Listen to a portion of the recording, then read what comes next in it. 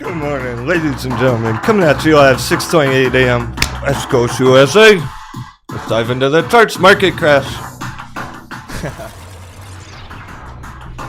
After a long weekend, let's fucking go. How we all doing today?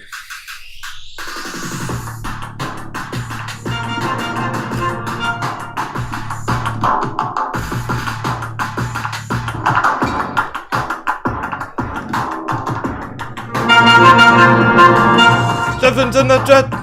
777.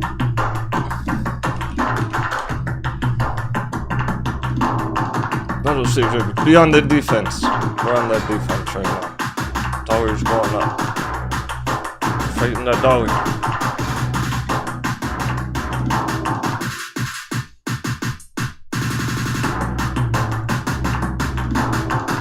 Bitcoin's fighting the dollar.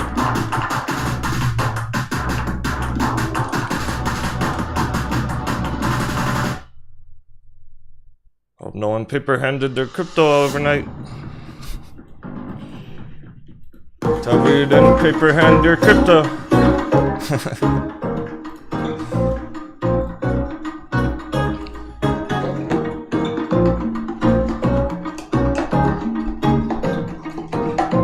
39,000 stop hunt.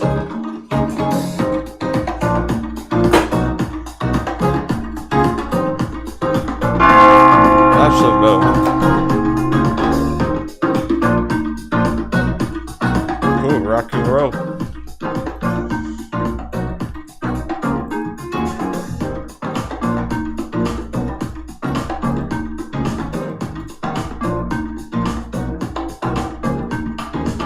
There's only one thing left to do, guys. Let's settle.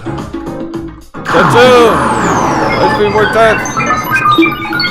For better, worse, for good, bad, for ugly. Up, down, all around.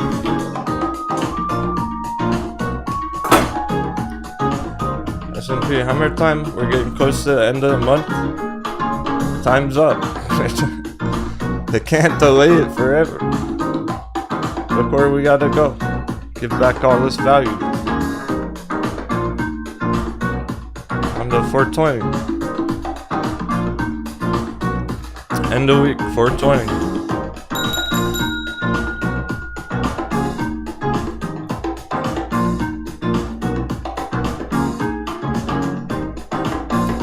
Where's David? David in the chat? 420, 24/7, 365. Duh. Obviously.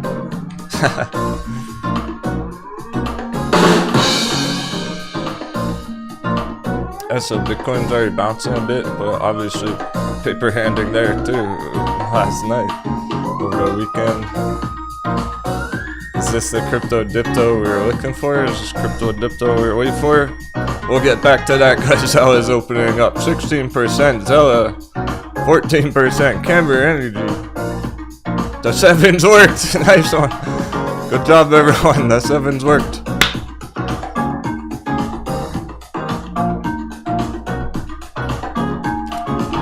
And some popcorn bounces. Camber Energy, 99 cents. Anything under $1 the entry. Oh, I guess last second to make an entry on Camber. If you wanted to. Early morning pillaging.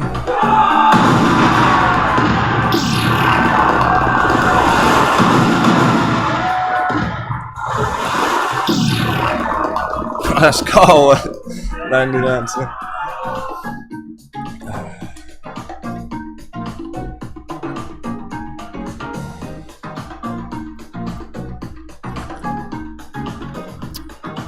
But I mean, just today, just while it's under there. Yeah, Camber Energy, Diego Pirate Buckets, CEI.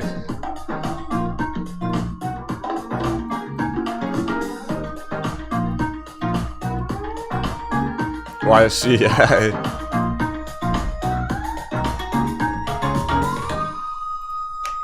Always remember that 10x bull run.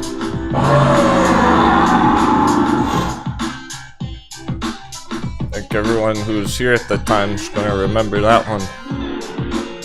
That was epic. It only took like a month. They went 12x in 1 month. Came all the way back down.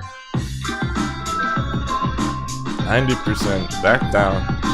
2 are buy box. That was re-entries. It's already bounced like 350%.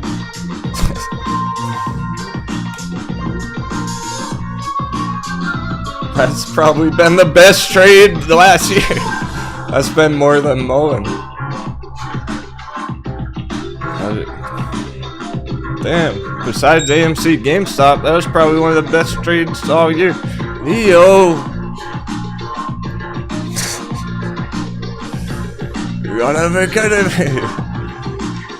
Zella's good to go. But Zella holders, fuck yeah. You gotta be kidding me about Neo. We were waiting for that last week and it took forever. Now it's going straight down. Of course.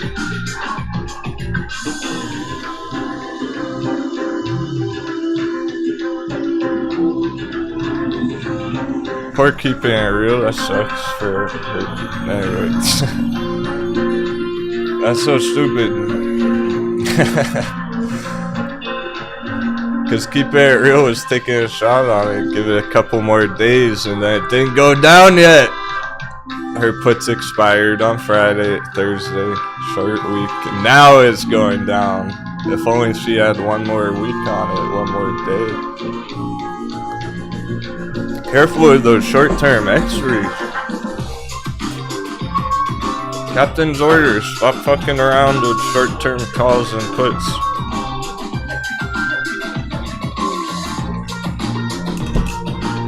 Not a good time for that to go short-term. Is it day trading paradise? I don't think so. Not day trading paradise right now. This is toughing it out through the market storm.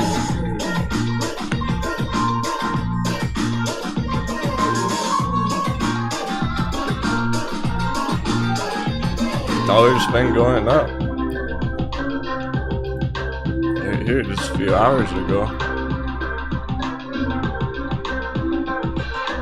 We're already technically breaking out on the dollar. We got a little breakout, support retest going on. Continuation upwards dollar. If not today, this week. Surely this week.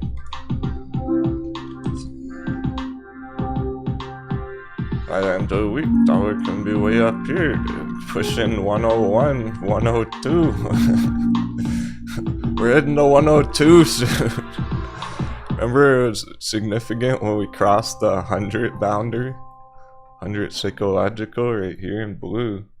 Now we're talking about 101, 102.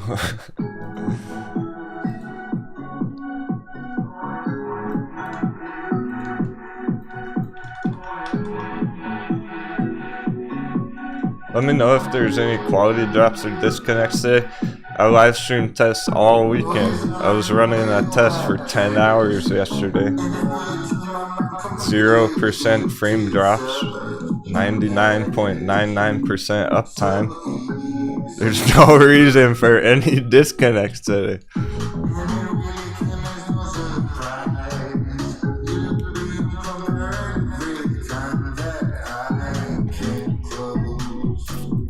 %, go, go, go.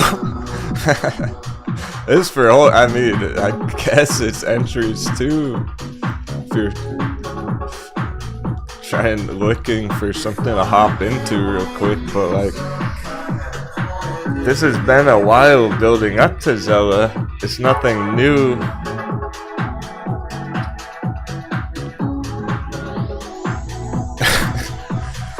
We've had stock markets accumulating it for months. East-West pack, fuck you. Get out of here. You got me for a second. You scared me for a second. Off my play. Pretended he disconnected. It's like, no way, right after I said that. Uchi Deshi's girlfriend just made a first entry on TCAT. Yeah, that's kind of what I'm saying about Zella is it's similar to TCAT, where we've had plenty of time to enter TCAT, enter Zella, accumulate, double dip, whatever. Lower your cost average. It's nothing new. It's just having a day. It's having its time to shine. So I mean, if you were gonna get in Zella right now, my question's why haven't you been accumulating for the past couple of weeks? Why didn't you get in here? Why are you changing your plan on whim all this?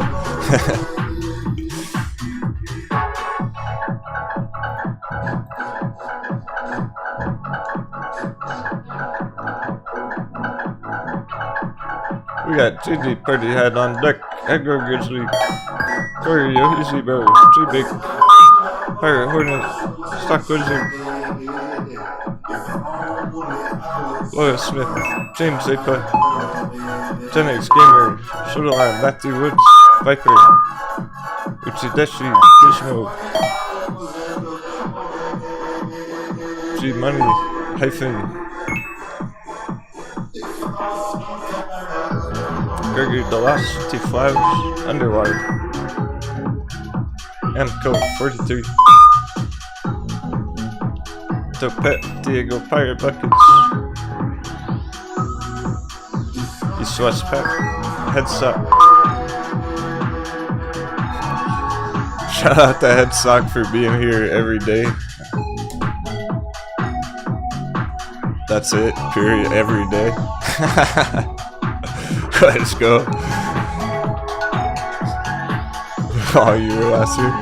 David Nicholson, Drake Mallard. Scallywag Ryan.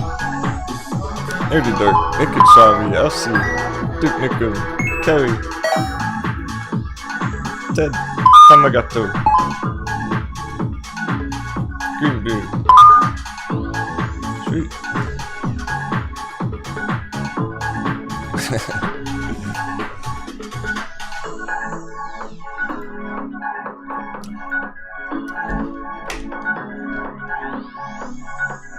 Keep that up, Headstock. You might just earn Admiral status. You might just get a promotion on it.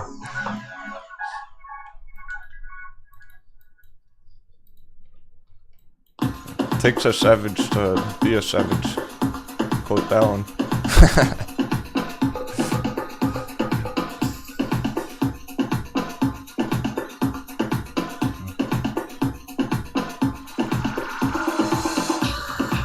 Right, like it takes one to know one.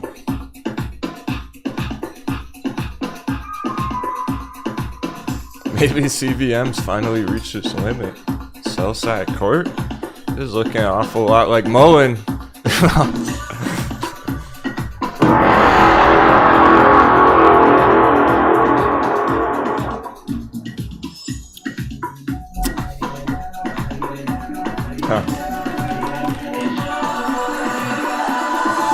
Yeah, what happened at TCAS back in the red?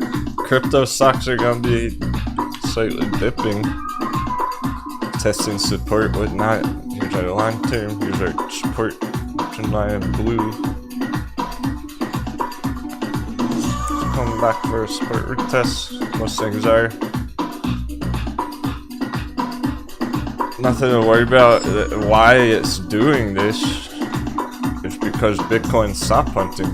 Bitcoin's 39,000.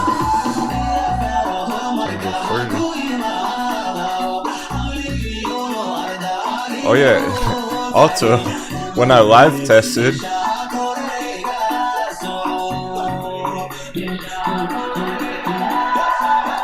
when I was testing for 10 hours yesterday, I pulled up hundreds of charts. I literally pulled up hundreds of charts all at the same time, and there's no problem. There's no issue. We're completely smooth. Charts aren't the problem. It's not my charts that's the problem. I can pull up as many charts and click around as fast as I want. It shouldn't affect anything. So we're good to go. I'm sure we're good to go today. The hedges were definitely attacking. I saw weird stuff going on last week. Not gonna talk about it too much.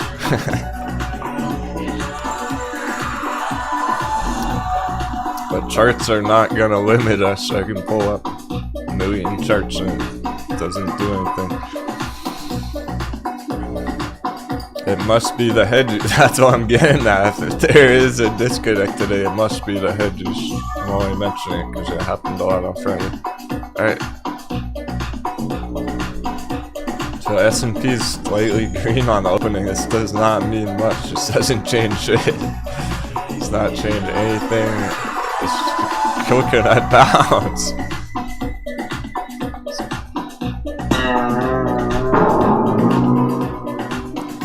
It's a coconut bounce. That's probably not even gonna hold up.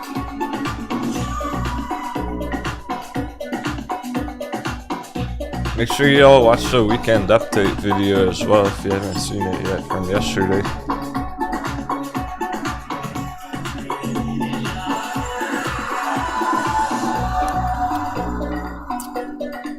It's not just TCAT that's gonna be dipping like this. It'll be Probably Sphere 3D. I think even MULN was down a bit. Well, let's mention MULN. See, here it is, Sphere 3D.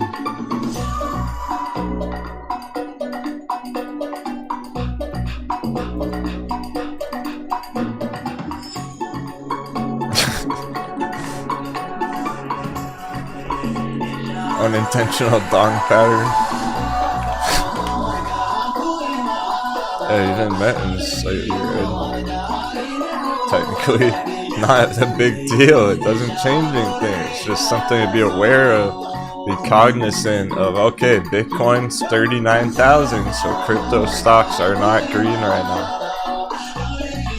That's all it really means right now. If Bitcoin bounces back over 40K right now, which it can, this trend line, boom, there we go.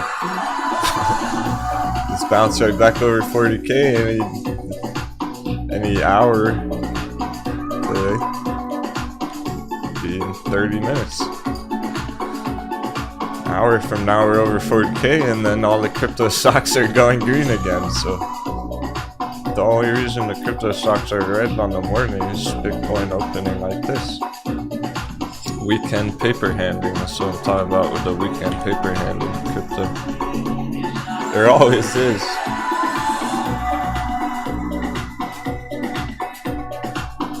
We hit 47777 up there. Looking gone. Interesting. What a coincidence.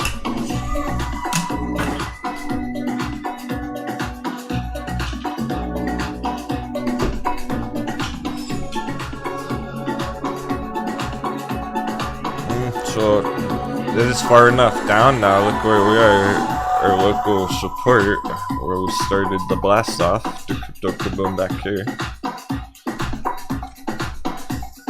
We retraced all the way back down. It's a trampoline. Some bounce spots. Will it bounce from here? We're not sure yet. We'll see, because we were at 39,000 last week too. We've been at 39,000 many times. 39,000 is not even that important. Forget 39, it's more 3, 4, 5. So it really matters down here. Are we gonna stay above 3, 4, 5? I suspect we will.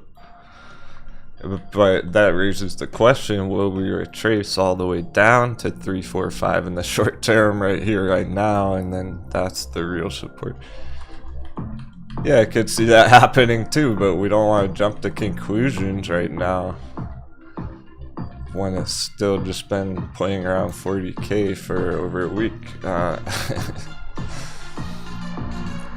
It's reasonable if you were going to be conservative, if you're going to take the safe route and you wanted to say, okay, I don't want to be risky about it, what's the most likely, reasonable, conservative thing that would happen? Go down to 3, 4, 5. Continue downwards while it's taking dollar damage. While the dollar's going up here, it's reasonable to suspect Bitcoin could go down some more. That would be totally normal.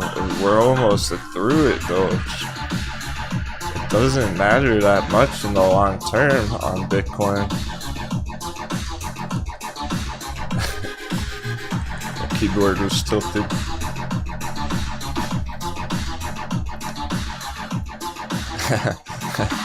I guess that's the one problem with having no keys on your keyboard.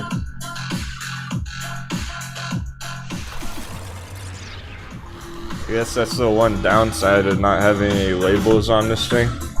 It was slightly crooked, so my hand position was off. Typed the right thing, but all the wrong keys.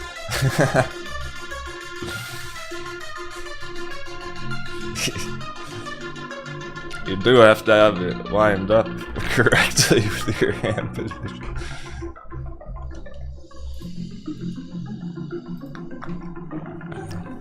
I call my keyboards upside down. It could be flipped upside down, I don't even know. So you start typing.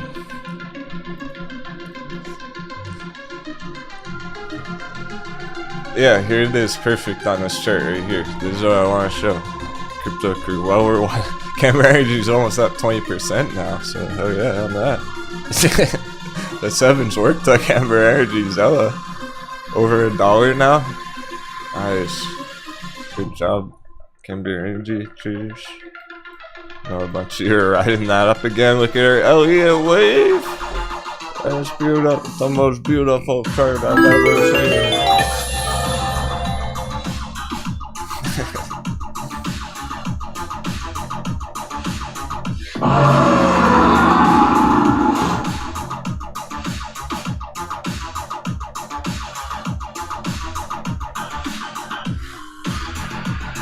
No dragon's breath.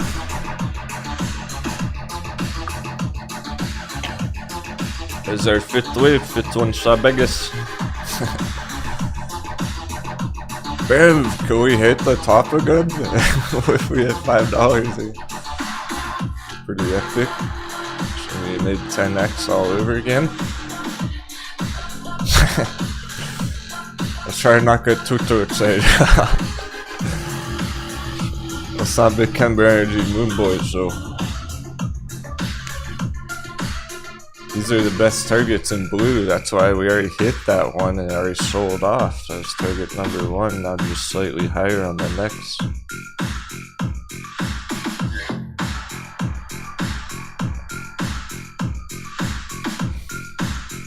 Slightly higher.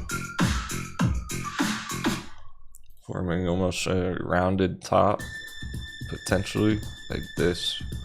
Could see that. So it's not for certain gonna be going to $5 here. You gotta take profits up here. Let me check the exact number. Take the money and run. Take the profits and run. Not worth it. I'll get back to crypto in a second.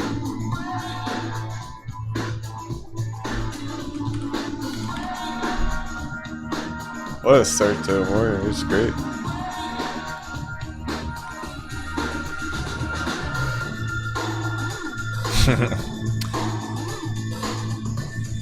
Two dubs, 277. Anything over that.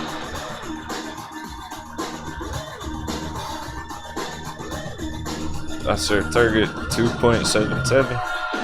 Anything over that, if you see that $3, $3.50, $4, take those fucking profits.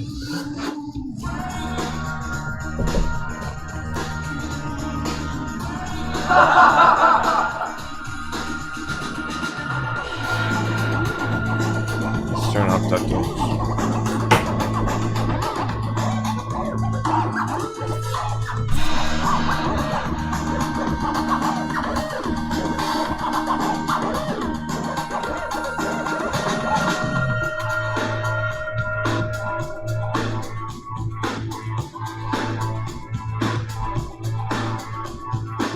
It is similar to mullen camera energy, it is. No one mentioned that, so I thought I would. There's talk about mullen, there's talk about camera energy. These are similar right now. Remember mullen exploded, and we day traded it, then it came back down and became a swing, a long-term hold. That's where camera energy is now, it's a swing. These swings, well, they become day trades when they get lit. When they start blasting off early in the morning like this, they become a day trade.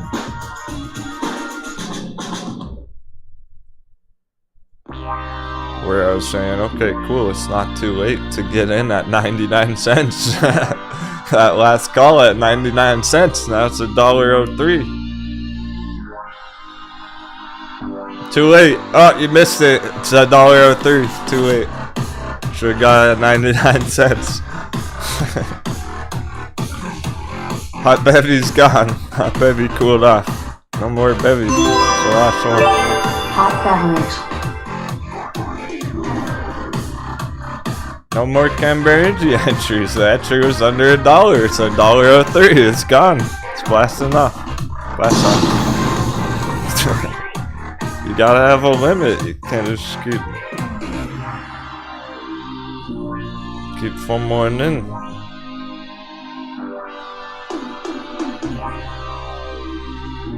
Alright, my limit's $1 and I'll accumulate under $1, but if it goes over $1, I'm not gonna buy it anymore.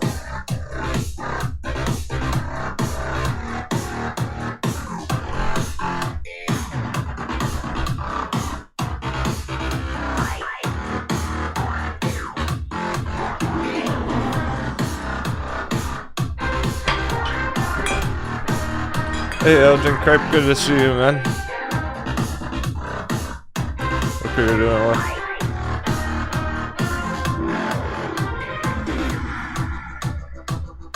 $104. Now it's another penny too late. You know the old saying? A penny a penny further up is another penny too late. Penny saved is a penny not to FOMO in.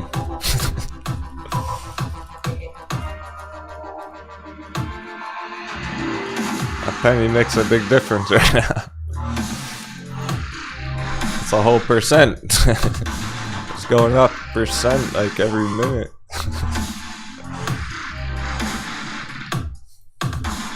So every minute you wait is another percent you have to pay, so fuck that. No more entries. Otherwise people get too excited. They see it keep going green all afternoon and they buy in later at like $1.50.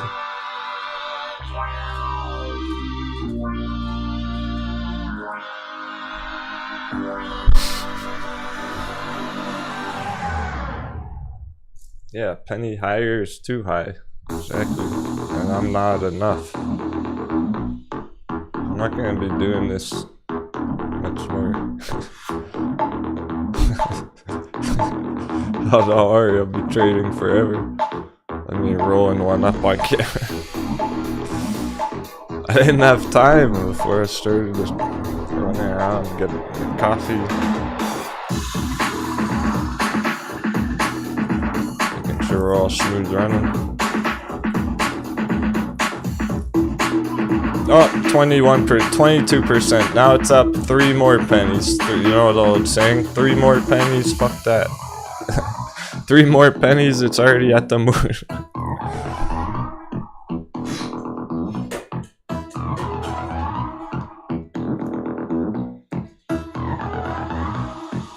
FOMO's gonna get what they got coming to them.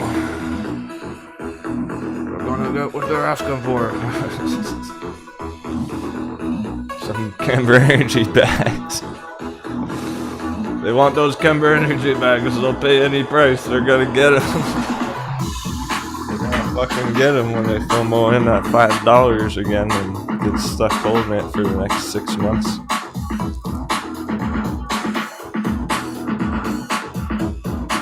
That's right, let's just kick back, enjoy the process, laugh our way to the bank.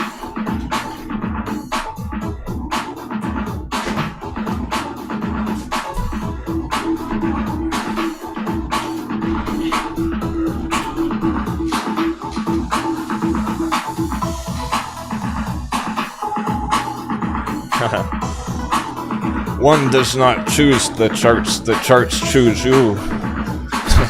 25%.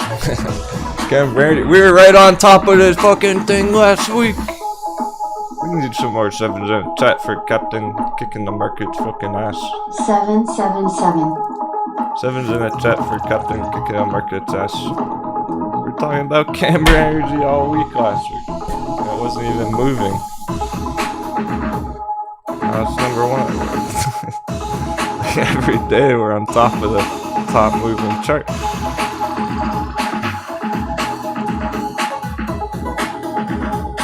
I got an idea for what could be hot this week too.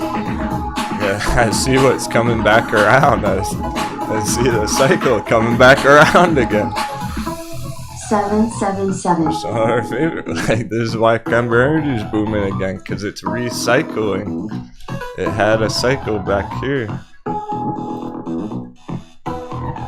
And I'm not talking about the 10x one.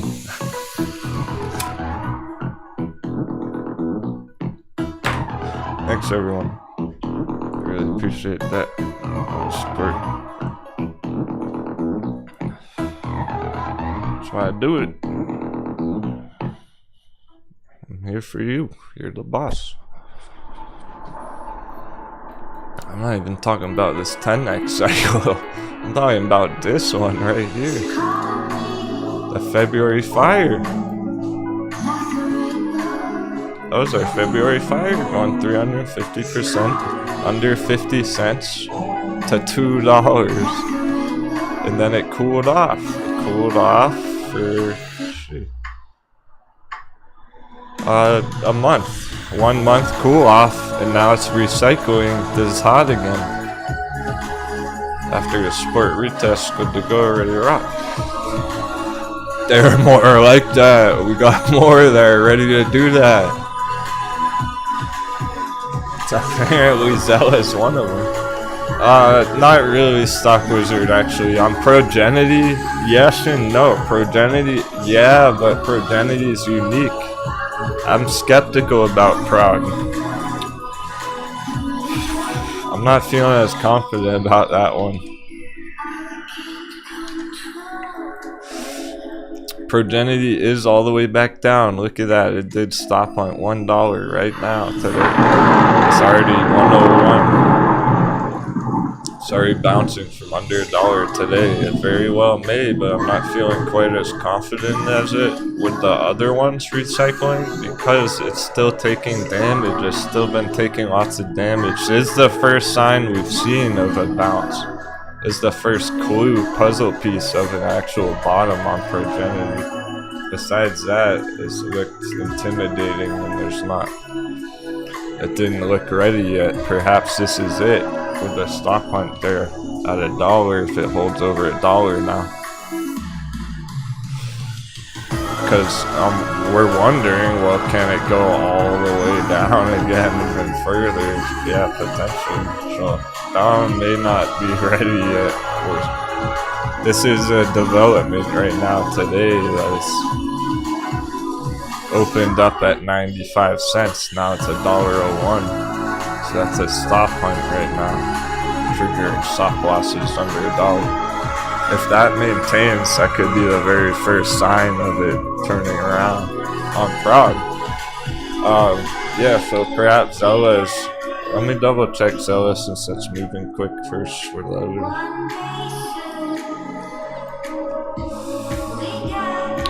This was January, so Zella was popping the new year. That was our last hot bevy. We had the double dip. This is what I mean by double dips, double dunks into our bevies.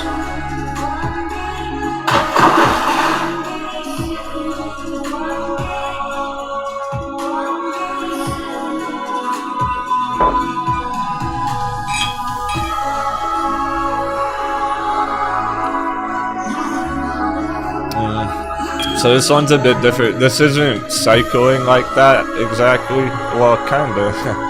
It's the timing, yeah, but this is more just hot bevy double dunk. Hot bevy double dunk on Zella. The ones that are cycling, some of them, I'll give you a sneak peek. Denver Energy, Cobble's almost ready. Red alert, gobble! Fucking hammer time. This thing's almost under $1. It's almost ready round 2. We've been watching this go down for months. People wanted to FOMO and gobble. That's why I bask in the glory, cause I saved people from getting fucked on Cobble. I remember up here, there's lots of chat and comments in the chat. People being like, I'm buying in Cobble at $2. And it's like, be careful, it's bearish, it's gonna go down. And they got out of it. But they never even got in it. It's no FOMO. It's like, I'll see you at $1. And here we are. I told you I'd see you at $1, Cobble. Just like Camber Energy. Here we are. It's 1:15. I gotta put an alert on it. It's getting so close, we might get that entry today.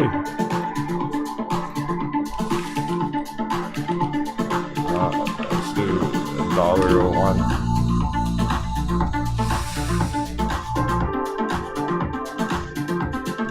So that'd be like Camber Energy under $1. These are some tips. These are tips and tricks trading. Still paper handlers on this. They're panic sellers. They're taking damage. They bought in here. They're selling for red. They're pushing it down. It's almost time for re-entries. Bulls are gonna be in control soon down here. Before they even know what hit them. So get ready for that if you like Cobble. If you played it last time, double dunk. These are the double dunks, so they're recycling Camber Energy, restarting this bullishness here for another round. Getting close to the turnaround. Camber Energy's already going.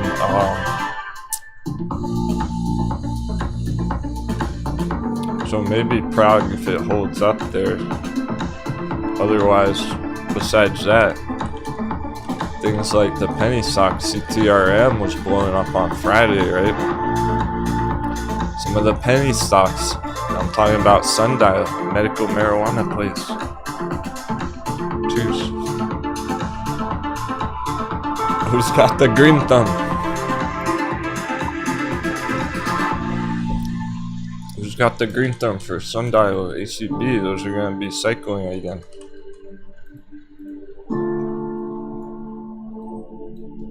$0.50 to strong support. 53 cents. Getting ready. Time for a bounce soon, honestly. Or a re-entry.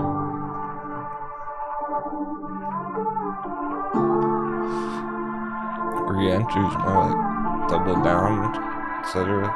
Bullish territory.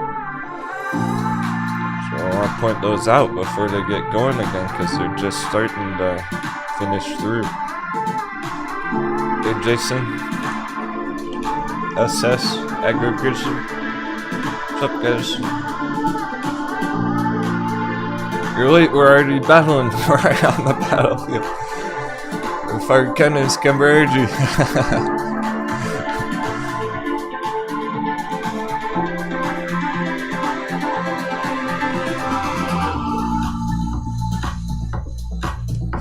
Yeah, bearish on S&P today, because we're bearish on it every day. Look, it's about to turn red. There was a coconut bounce already on the morning. It's not even holding up at all.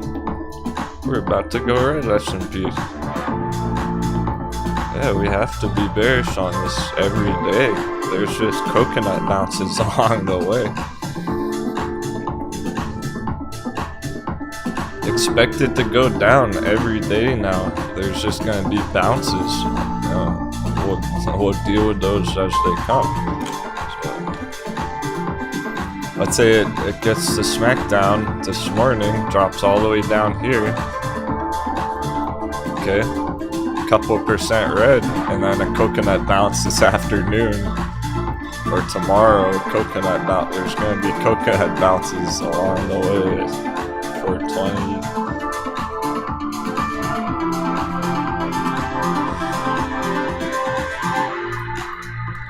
We're gonna have to deal with that for another month, like, but just stick to the plan, and we'll handle the coconut bounces one at a time. Just bearish as fuck, and then when it hits that support level, coconut bounce, and we'll just check the dollar, check everything, make sure it's all on track still. Deal with it for a few hours, for a day or an afternoon or whatnot, a little coconut bounce, and then get back to the market crash tomorrow. Down, down, down now. It's not fucking around, going down.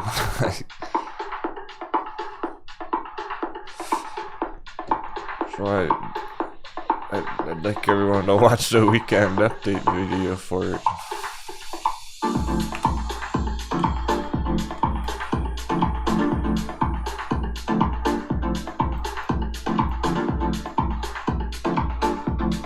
time. Time's up for that. Oh, that's the market crash bell. That's the long squeeze bell. Oh shit. My long squeeze watch is going off. That's on the other hand. Not my short squeeze watch, my long squeeze watch. Longs are getting squeezed. They have to close their longs, not their shorts. Their longs aren't profitable, so if they're forced out of it, they're losing money on their long trades. Long squeeze down. Back here. Too much leverage in the market. It's too much leverage. You know there is. It's gotta be. All the new traders on leverage and margin accounts and options contracts.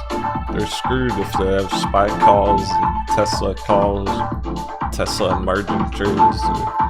They're over leveraged, been making money for 2 years, they're not even gonna know what hit them. They got lazy, they got complacent, thinking, oh, this thing's never gonna crash. Okay, the charts will prevail, we'll fucking see. We'll see about that. I would argue it's already been crashing for 6 months, 7 months.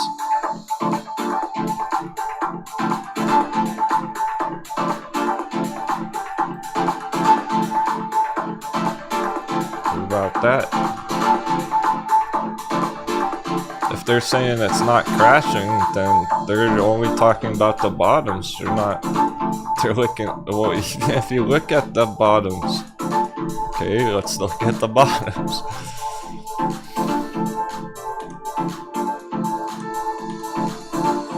Here's the bottoms.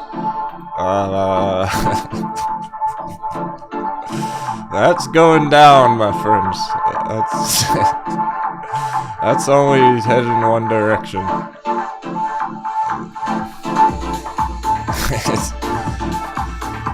So I'm not sure what they're even seeing. I want some of what they're smoking. Or no, they want some of what I'm smoking because they're not looking at it right. Even if you look at the bottoms, it is going down. A parallel channel downwards, descending channel. So next stop, bottom of the channel, right here. Looks similar to a lot of the retail mainstream companies like Amazon, Tesla, that coconut bounce to $1,000. So bottom of the channel here, top of the channel, from top to the bottom, from the bottom to the top, from the top to the bottom, from the bottom to the top. Do you see where I'm going? Just picking up, throwing down. Whoa, look at all those big brains in the chat.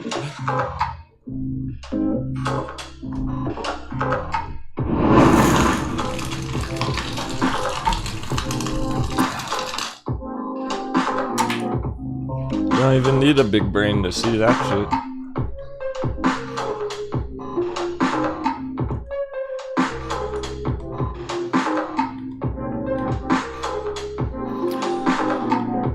That's the bottom. That's one way to draw it.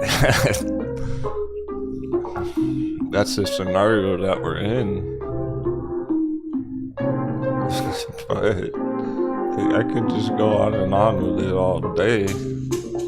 This is, let's call this a hard top right here. Hard resistance bear box.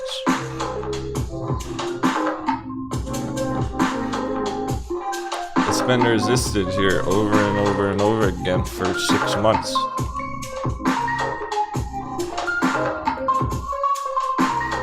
So, and then, okay, well, let's extend it, the blow off top, and then here's our real resistance, everything. It's the whole area, that's the top. And now it's falling through. It's all over. This was its chance. This was the coconut bounce. That was the chance to keep going. Rejected. Resisted.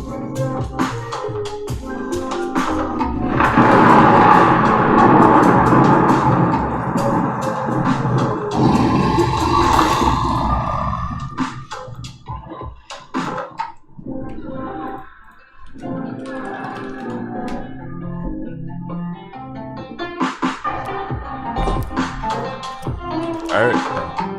So that's what's going on.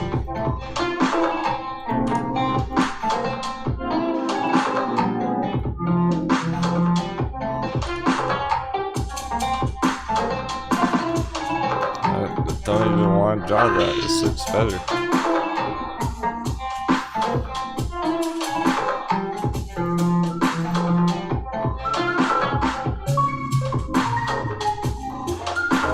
2 weekly candles bearish in a row. So the last 2 weeks. So we'll probably get a third one here and just drop back down to the low. Check our monthly. Here's our monthly. Almost at the bottoms here. The previous monthly candles.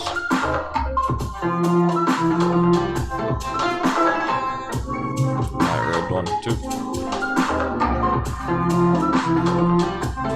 That's where we'll probably drop down this week because we're getting closer to the end of the month now. We have a week and a half left for the month, so drop down here soon. Drop down here by the end of the month. Start next month. Ugly. Another red candle.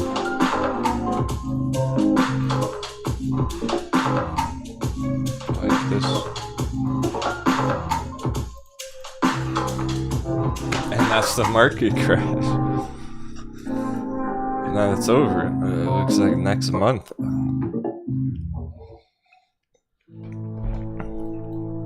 Check these candles, these monthlies. The last market crash 2020, it lasted 2 months. 2 months. Not 6, 7, 8, 9 months.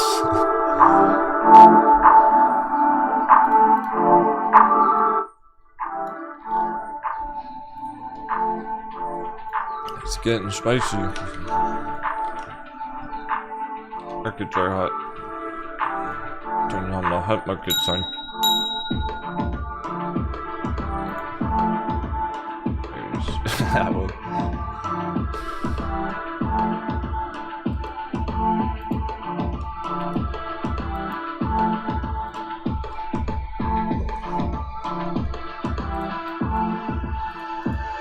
That's why we can expect it to go red every day for the next month.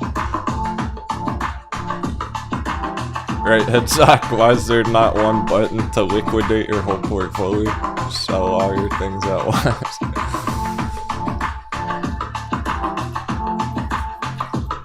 There should be, and then buy back in all at once too, for cheaper.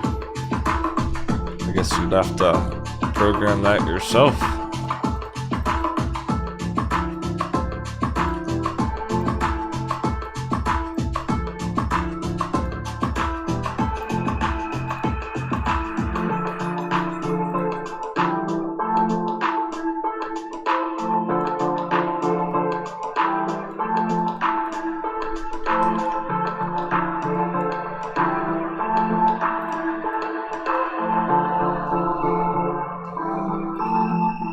Alright, dollar's starting to bounce. I'm gonna need more coffee. I chucked my coffee. Dollar's gonna bounce, and that means I need coffee before it gets too crazy. Camber Energy, good to go. Happy about that. 0.9999. Oh, here, good joke. Camber Energy, 0.99999. Oh, that's a dollar flat. 1.0000. That was a quick stop hunt. Damn. That was a quick dollar stop hunt.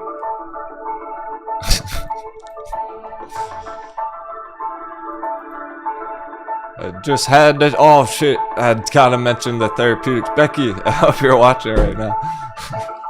Talking to her last night about this. I said Agile Therapeutics. The last thing she said was, I want to go place some orders on it before bed. It's up 10%. Agile, let's fucking go. Let's fucking go time. GRX round 2.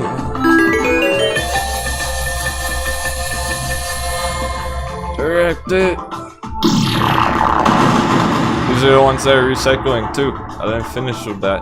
Not just Camber Energy, it's the therapeutics. It's AGRX, Hot Therapeutics. Double dunk. Not quite going yet, but it's all the way back down on Hot. Damn, and even Qualigen. Qualigen. Agile Qualigen. Green, major green alert. Yeah, I'm gonna refill the coffee. Let's have a coffee refill. Get those cannons ready. I'm gonna text Becky about that. Tell her, make sure, cause she's been so busy. I know everyone's really busy. I am too. She doesn't have any time for trading for the next couple of weeks. Trying to give her a tip about hot charts. Agile Collagen. There you go, guys. Happy trading.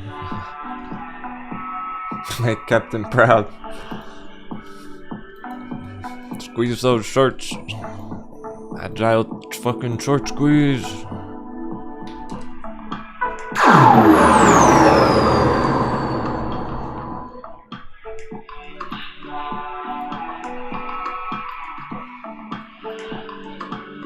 Even better if you already took profits on it last time.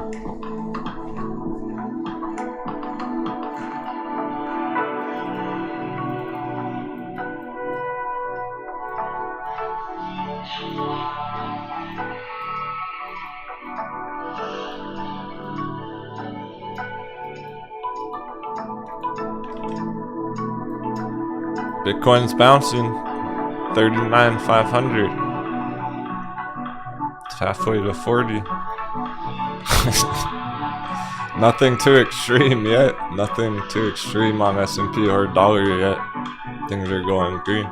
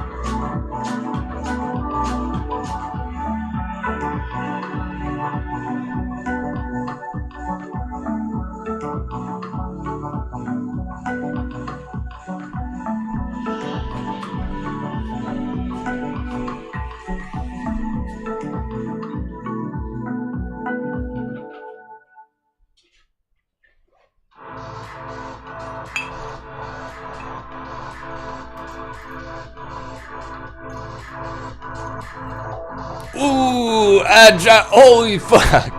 I came back to get my coffee cup. It's blowing up, guys. 17%.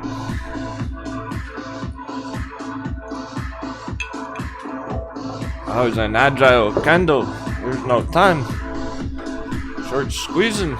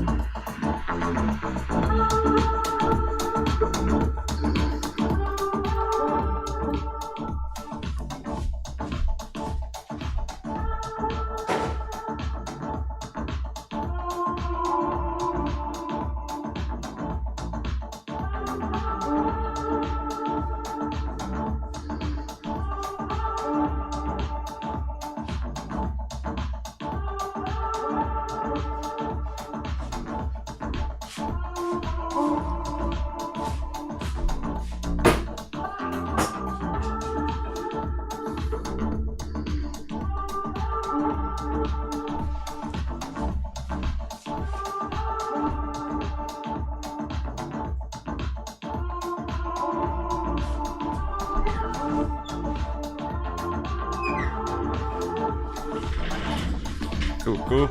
Jumping back into the chart. Welcome back, traders. Agile is perfect.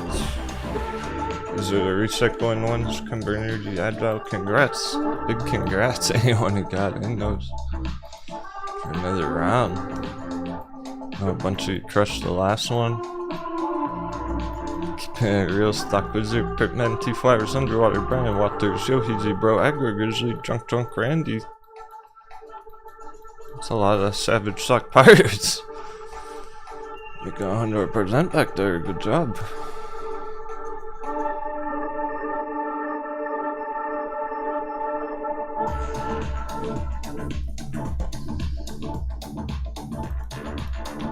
They're not waiting to get lucky, they're trusting the charts.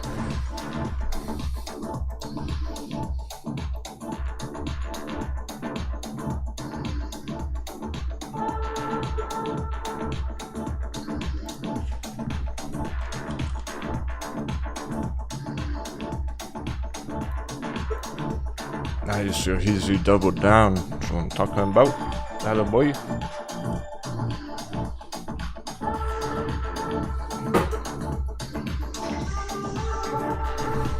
Someone's gotta squeeze those shorts, right?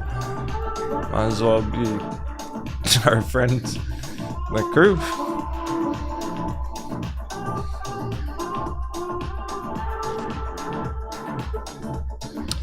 So for that S&P this morning, it's been opening green. We just gotta deal with it now. Dollar's starting to bounce. Dollar's going.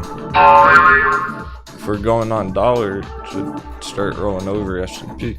Turn red soon.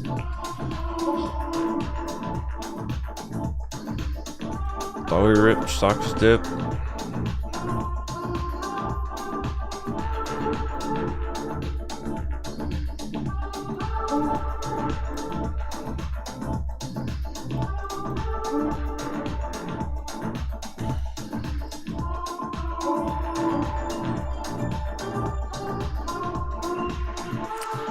So as soon as that's getting up to the top there, this should get back down toward the bottom. Here, go red. Just gotta tolerate for now, cause it's about the morning. It's not about the specific price. It's a green morning there, which is cool, cause we're getting green stocks, I guess, in like AGRX, Agile, and Camber Energy.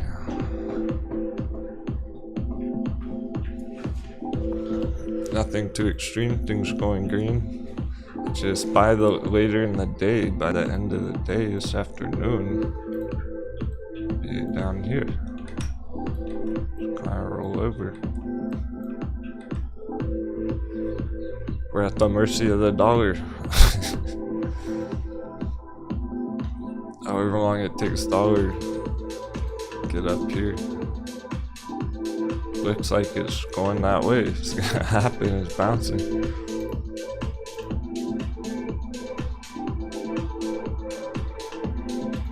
We gotta find something to take a booty coin bet on, because it's probably not gonna be dollar.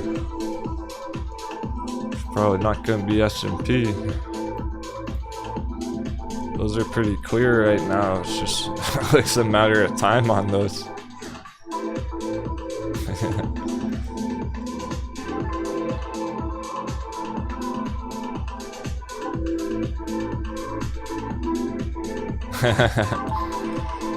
Stock says we're only about 1 year into our 4 years of Denwo Trading Academy. It took me longer to learn computers. Took me longer to learn this shit. A lot longer. Not even 4 years, more like 5. Or more. Probably 5.5. I guess I changed my degree.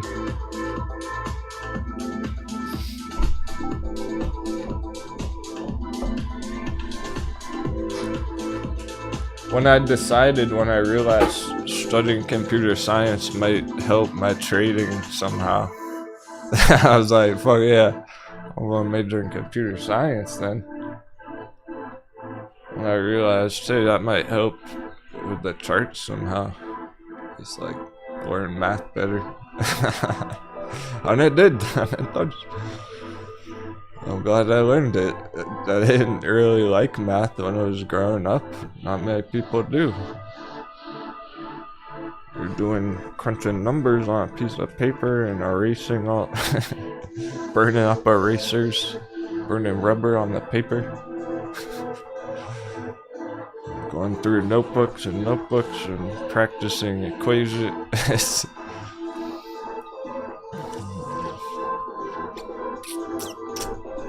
But then in some of my classes, the Fibonacci would come up. All of a sudden, Fibonacci sequence would come up. And on the test, it would be like, calculate the Fibonacci sequence, some formula. Well, math is pretty cool after all. Math is just the way that humans process patterns, process statistics. It's the only way that we know how to make sense of it. Is to put analytics to it, to put numbers on it, quantitative.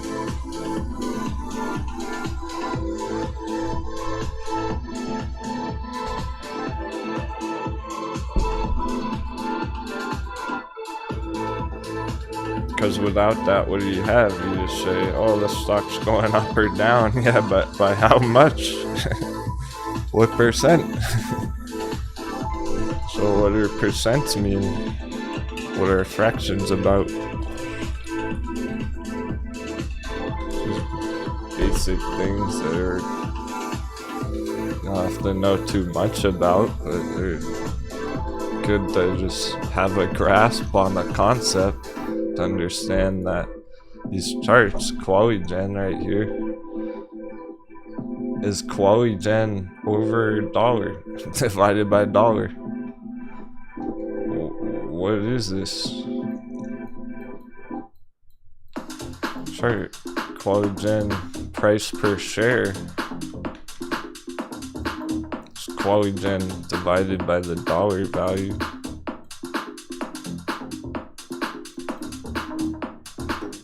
That's what this chart is. And we could do the same, and we've done it before, we've proven this before, where you can chart the same exact chart, QualiGen versus USDT, Tether, and altcoin, and it's the same chart, the same prices, because it's pegged to the dollar. Tethered to the dollar value. So Tether and the USD always stay 1-to-1, they're supposed to. So technically those are the same charts, except they're very different because one of them's charting a crypto, whereas one of them's charting the actual dollar, which is this basic one. This original one is always that. So when you look at AMC, it's AMC versus USD divided by USD. Gives you the share price.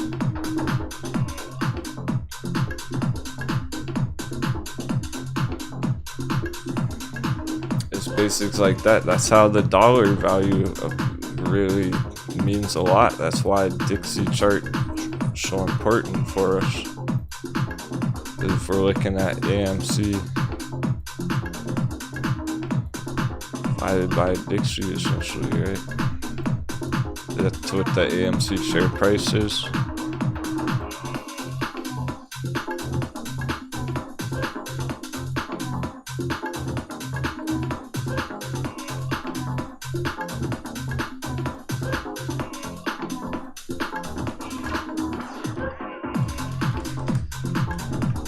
Then just understanding the fraction here, how does a fraction work like this, the basics.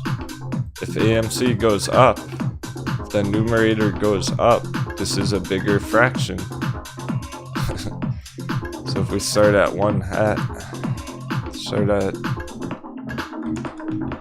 let's just start at 1, 2/2. This is 1. math lesson real quick.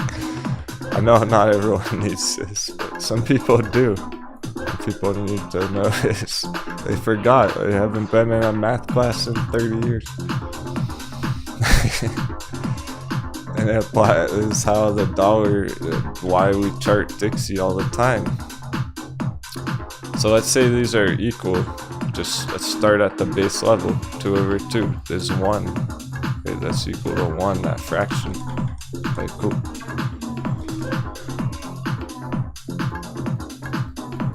Let's say AMC goes up.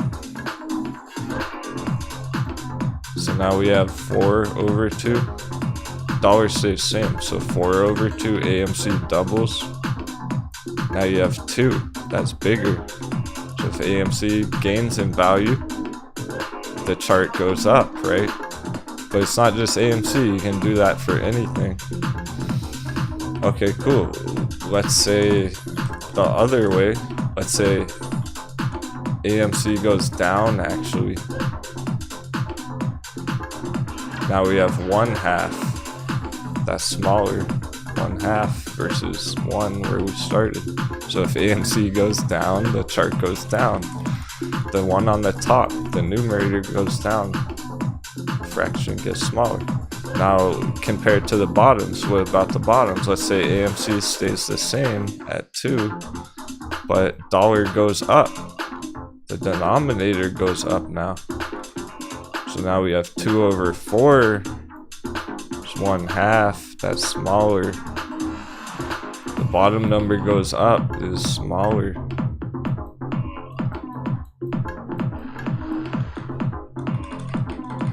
And what if the bottom goes down? And we have 2 over 1 equals 2. Is bigger. Dollar goes down, is bigger. Exactly. That's why we chart the Dixie. If the dollar goes down, the AMC chart goes up.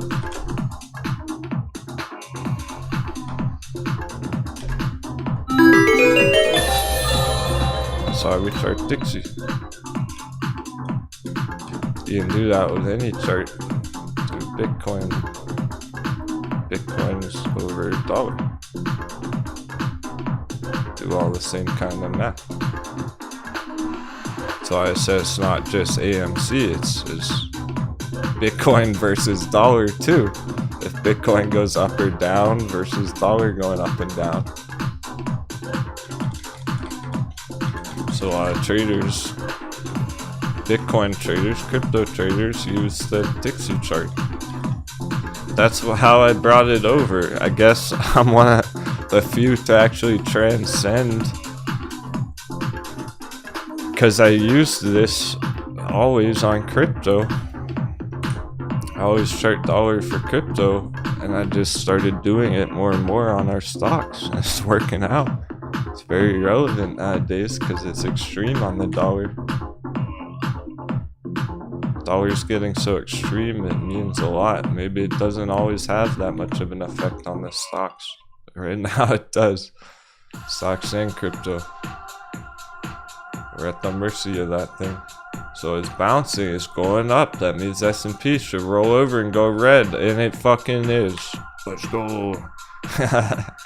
That's your proof right there. That's perfect. Nice little lesson. There you go. You're seeing it right here, rolling over, getting a red candle. It's the dollar's bouncing, breaking out. That's why on the math right there, the fraction.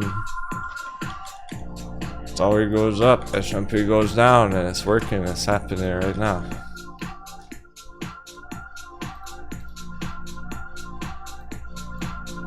Therefore, if it's working now, and it's been working, and it worked back here, it's been applicable all last year, really, we can expect that to continue as the dollar keeps going up. Stocks are going to take more damage. We're not done with the market crash. Dollar's clearly going up more. There's no sign of this being done for good yet. We get small dollar dip. It's like the S&P coconut bounces, and that's the whole point. You get a small dollar dippy, and the S&P has a small bounce. And then back to business. Yeah, I suppose we will, Elgin. That's a good idea. This is gonna be our vote today. Dollar's going for it. Alright, we're opening a vote.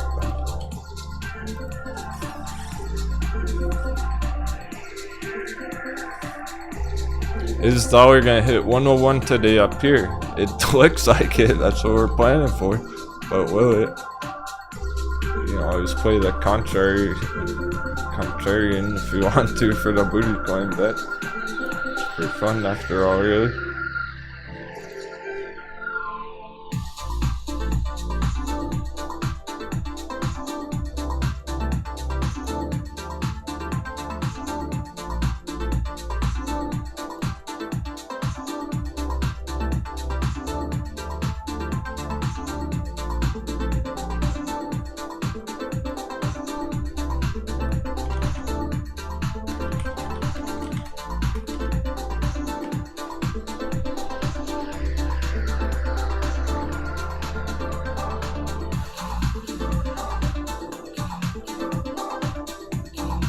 The duel's working. I just tested the duel for men.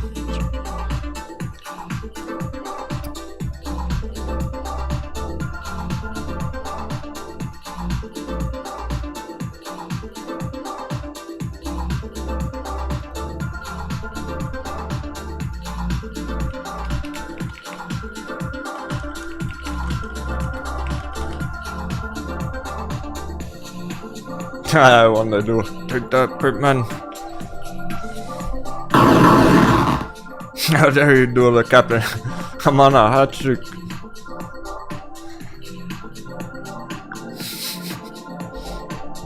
Someone beat me last time. Alright, crypto shoot.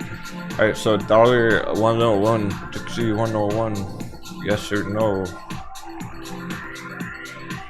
I'm not gonna leave the bet open for too long, so we're breaking out.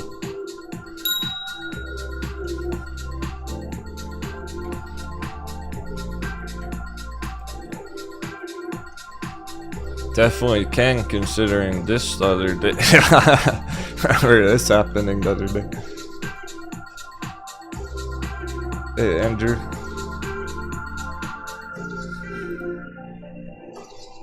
Get another move like that, it's going way over 101. It's certainly possible. Will it actually make it the full way? Will it slow down later? Chop around some more. Play some mind games perhaps early in the week. But that's kind of the thing is, okay, a long weekend. Lots of pressure built up on Friday. AD. The pressure's being unleashed. The beast is unleashed.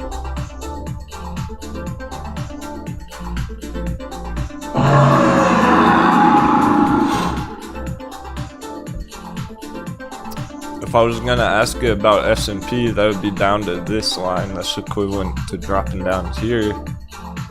435, 438. It'd be like 1% down S&P. Correlating with that, it might get spicy. No surprise if we drop 2.5% down to this line. Magic number 427.77.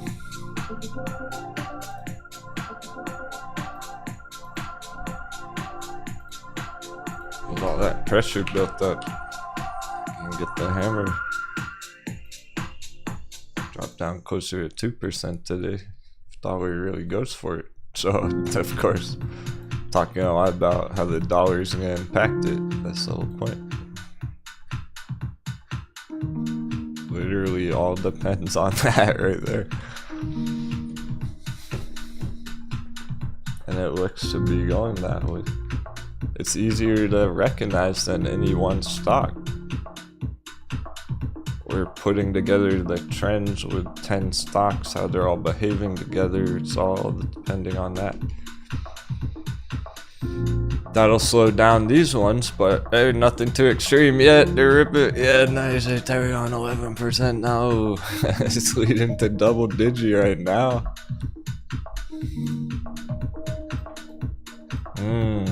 Springing off the breakout box.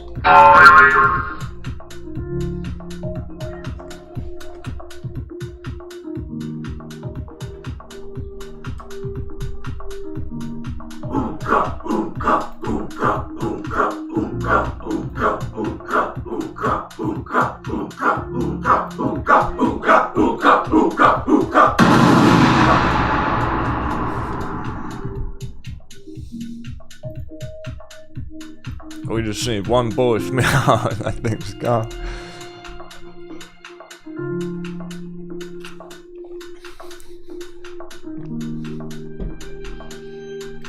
Beautiful. This may really be one of the most beautiful charts I've ever seen. I'm not kidding. It's only been going up every day. It really has not stopped the whole time.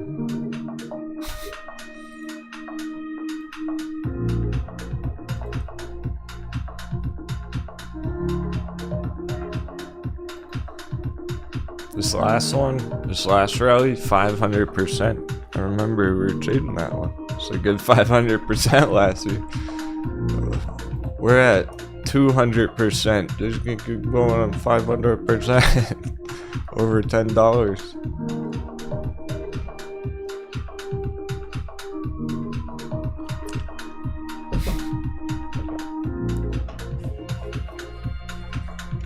Smooth sailing ahead. Let's see here, we're getting close to the Aterian Island. Whoa! Seeing lots of green. Lots of green. Where we're heading.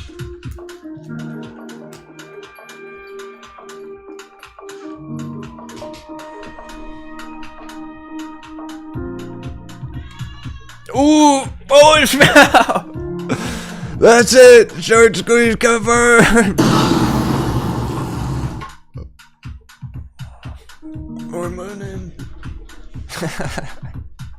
There's the bullish meow. The perfect setup. The trifecta. What more do we need? All in.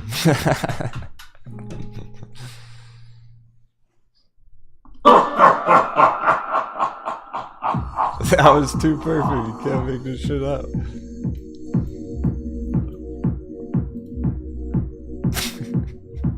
Thanks, Bullcat. You're the best.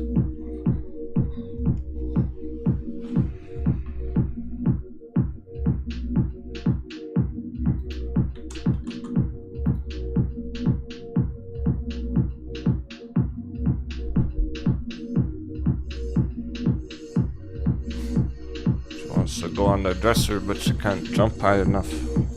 Put her over there. So she's been such a good kitty. We're out. Now she's gonna jump down there. Frisky kitty. We got frisky meows. This is big. $10. Oh. We're almost there. Got our alert ready.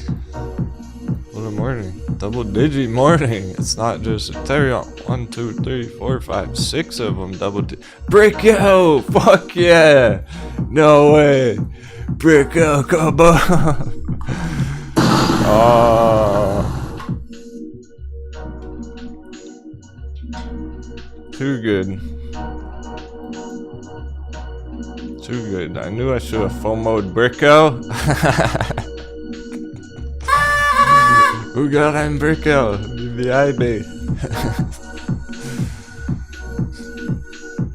Damn.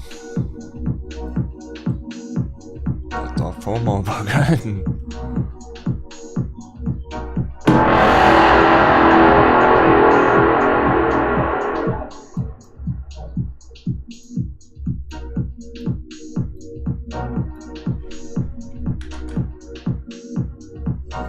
I don't know if you got in Bricko.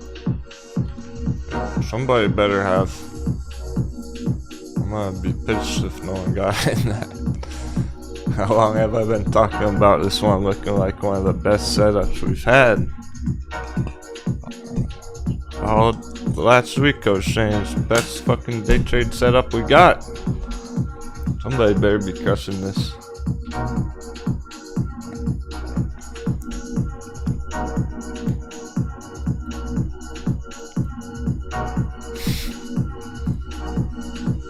Somebody better be crushing it. Tommy Lane has a small position. Oh, thank God. Thank goodness, Mario. My man. Jingan. Fuck yeah, dude. He's got a nice 2,000 shares.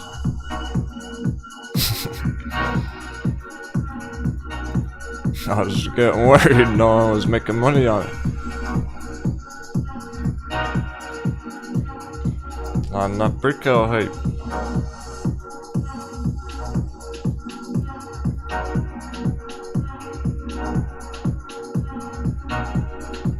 Mario deserves this one.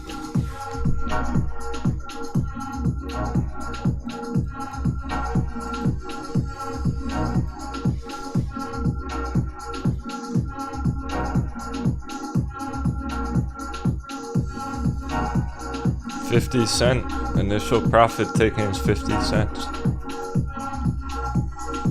At 31. So anything over 50 cents. Hopefully it'll be up 100% by then.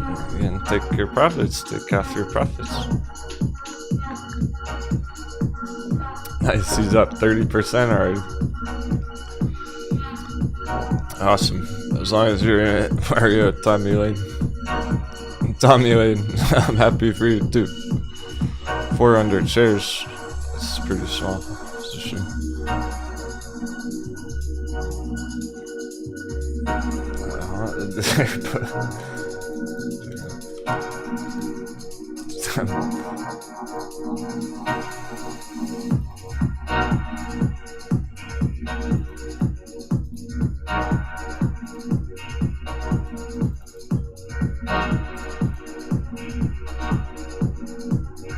Alright, cool. It's like $600 position.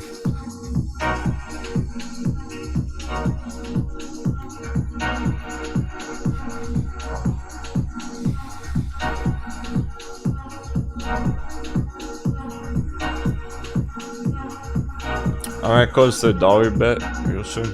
Last call on dollar bet.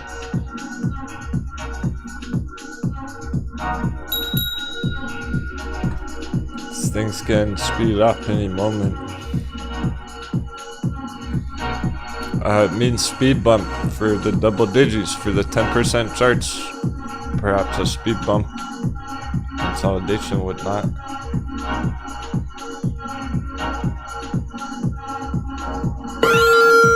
For all your efforts. Thanks, Cap. 777. Oh, awesome. I can make it today. Thanks for that, Sevens. Argues a long weekend.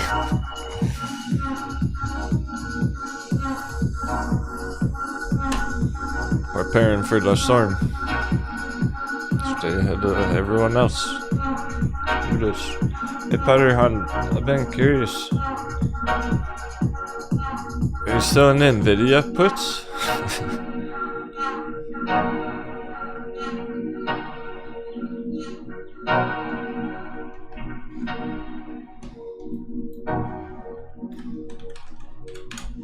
Nvidia's been hurting the worst out of almost anything. Viewing its true colors. I got out early. Yeah. Cause it's just getting good. This is where it's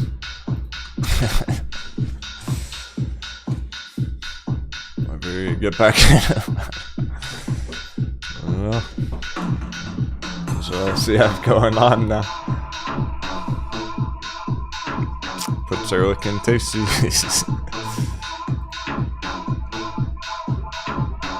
Hershey's puts going red. It's time, Hershey's. Get out of town. Off the plank. All-time high should go by. Fucker, jeez.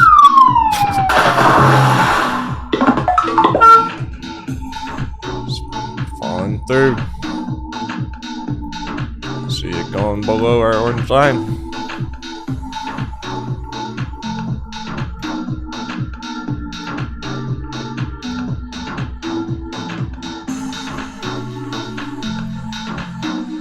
Off top.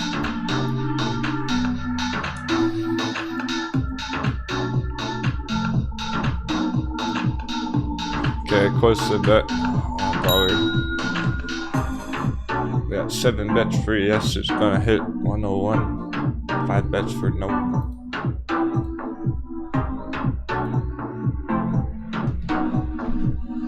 That's for end of day.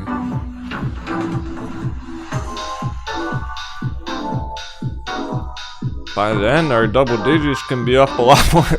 Camera energy might be up a lot more than that, but whoa, CVM 15%. We're looking at that on the opening. CVM. Let's get ready for another round. It's been a while. This one's been since last year.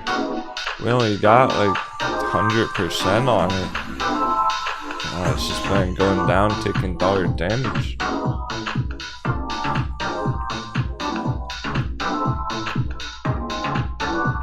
Sell-side corp's better than it's ever looked right now. Little CVM. It's actually a hot baby. It's up 15% right now. Go back to November, December up here. Over $10.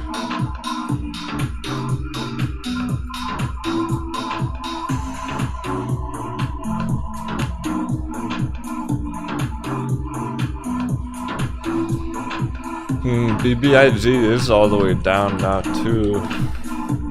It is bullish from down here at the 777 target.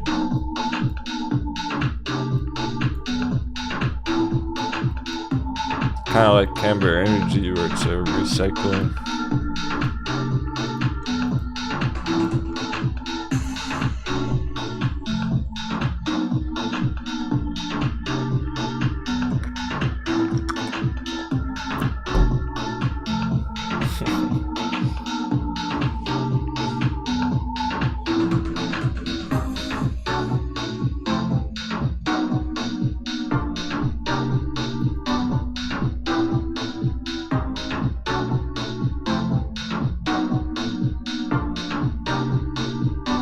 VXX turning green over 25. Yeah, so BBIG has bigger long-term potential, but for now, magic number. Just snipe it for now.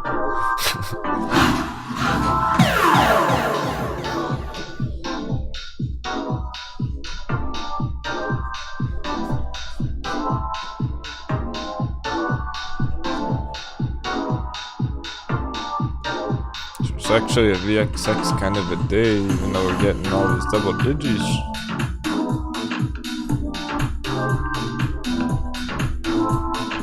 How about on bottomless, we taking any damage?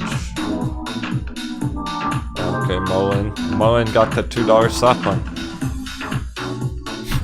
So there's always a possibility.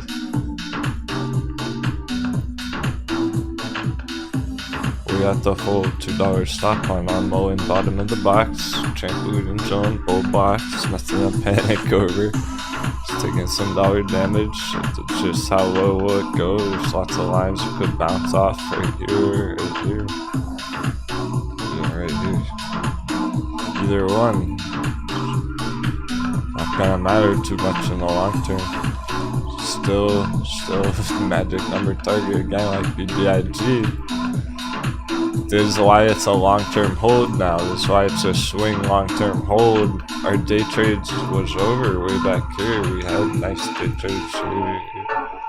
Now it's just stay calm, hold strong. I woke up this morning feeling Need to remind everyone it's time to stay calm, hold strong.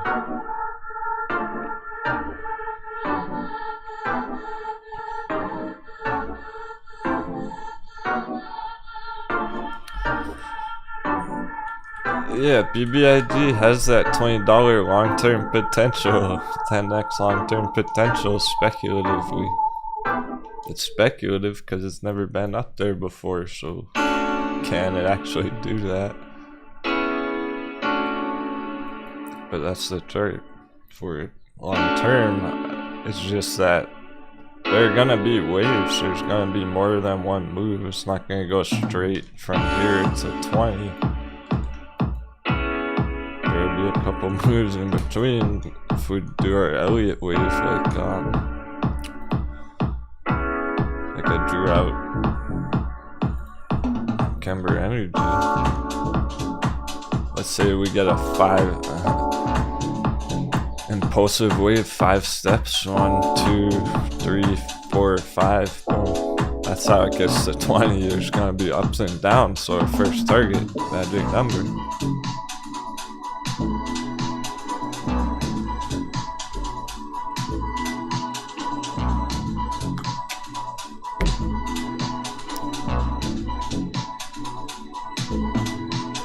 Focus on those quick 100, 200% moves. Get a win, lock in a victory. Take the money and run.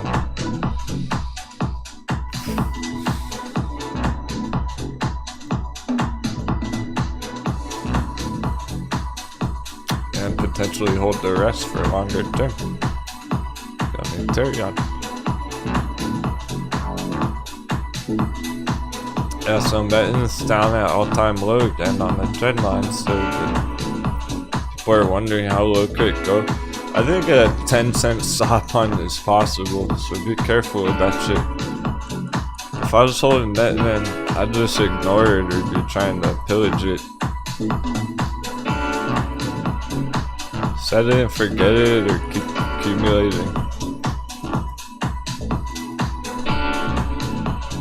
Because really, we're just trying to prepare for the end of the year on these ones, the crypto stocks. TCAT end of year, Metten end of year, Sphere 3D end of year. Don't freak out about what they've been doing in the last month or 2, or 3, or even 6. It's all just building up for crypto kaboom later in the year. But they've been having all that news going on, all the news on Metten, which kinda causing lots of emotional trades on it, lots of ups, lots of downs. Keep in mind this pop. Remember when we opened the morning up 30% on it just a few days ago?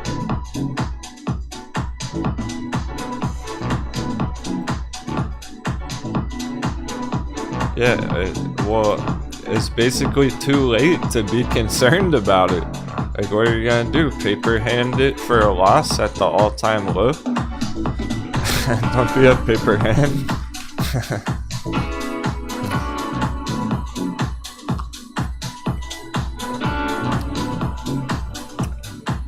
I figure all the Metten holders are committed at this point. It's if you haven't given up on it yet, don't give on it now. Like, because these are the worst times to give up at the all-time low. It's had all that news, very volatile. Bitcoin had a stop hunt today. Bitcoin's red today, so you know, like TCAT and Sphere 3D are dipping. Look at this, TCAT. Sphere 3D, look at Sphere 3D taking some damage. The crypto chart, they're taking damage. Metten too. Metten's just not ready in terms of the timing. Try not to worry too much about the exact price of it. I know it's down a lot from like 30 cents, but that's why it's always been high risk, high reward China stock. Like, just gotta stick to the plan. We're halfway through. Like, our plan's being put to the test, and you're not gonna know if I don't follow through it, shoot through to the end of it.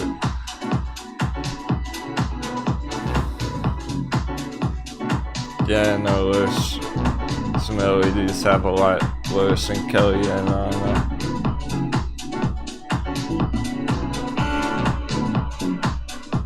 But I also remember when you were all up like 150%, and everyone was stoked about Metin.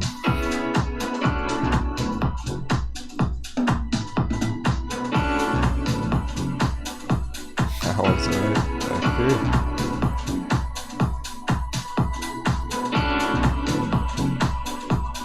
Remember how exciting that it was when it was going green. It's just not time for that right now. Crypto's been wishy-washy. Metin's getting to the limit. All the news.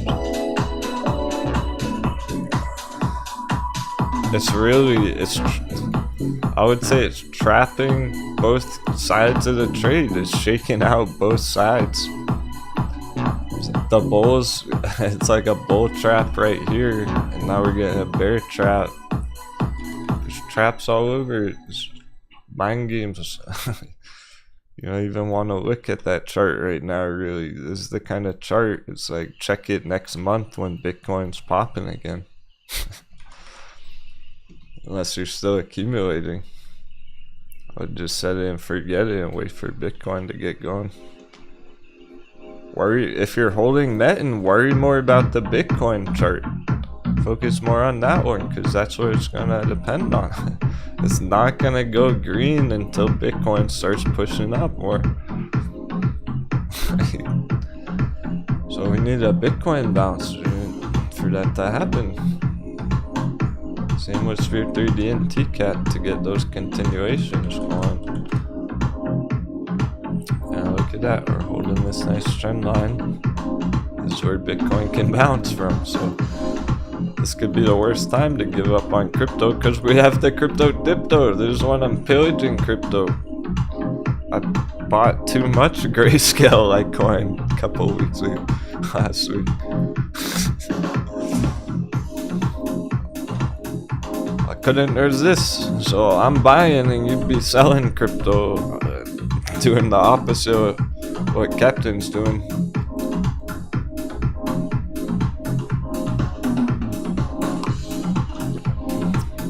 It's not just about Metin, just selling any of your crypto stocks or your altcoins. I'm buying.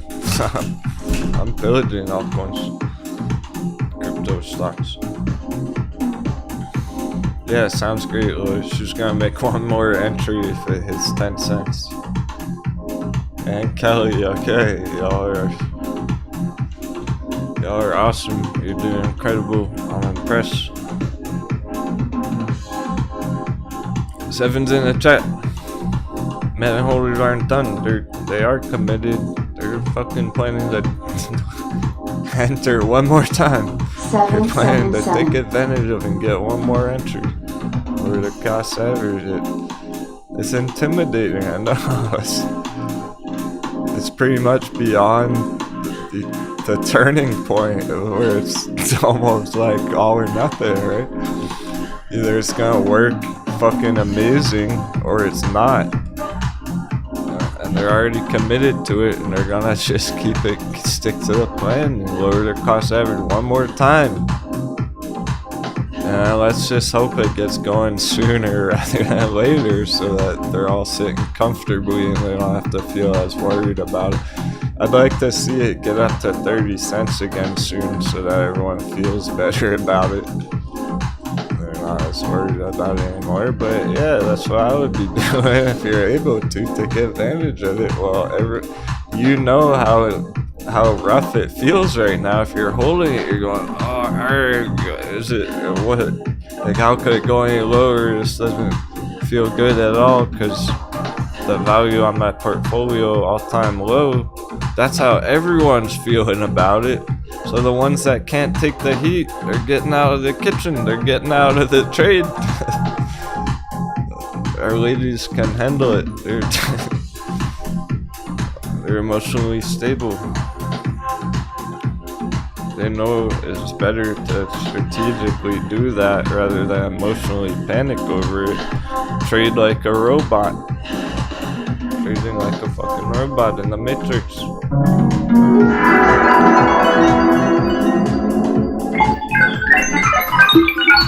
Trade less like an emotional monkey. Trade less like an emotional ape. And trade more like a robot, a calculated strategic robot.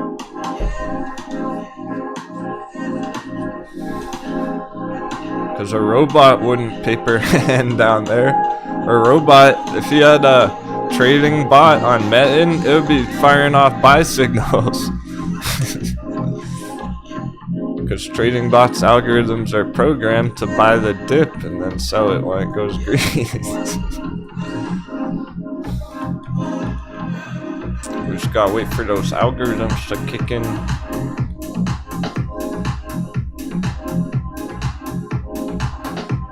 Yeah, there's lots of reason to be hopeful over it still. Exactly.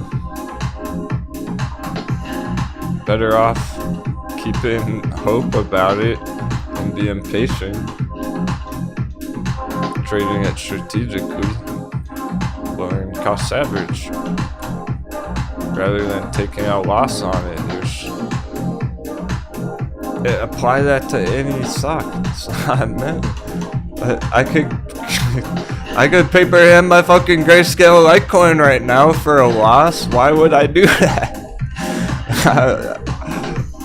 There's no way, no how I'm gonna do that. If anything, I'm gonna buy more grayscale Litecoin. Let's fucking go. You think Captain's about to paper hand pussy his grayscale Litecoin? I didn't know paper hand pussy. If I was holding net and I'd be doubling down that shit.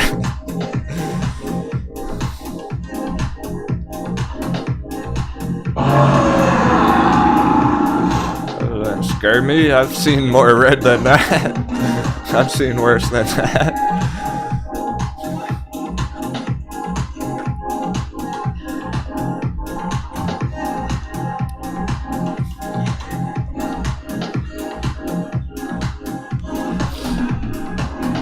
I've held worse red than that and then recovered through patience.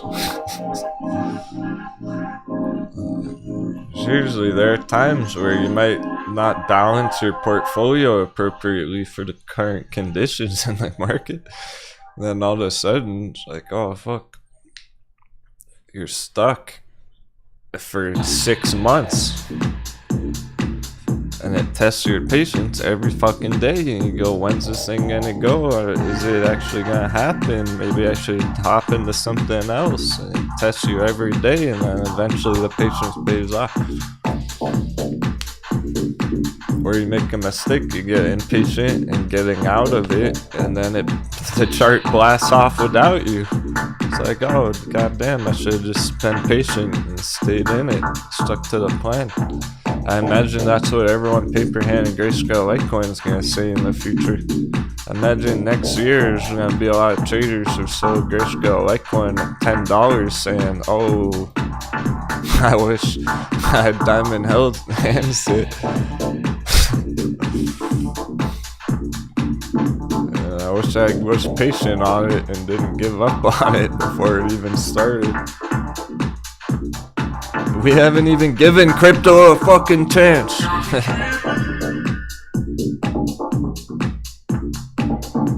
You haven't given crypto stocks a chance because Bitcoin hasn't done shit for all year.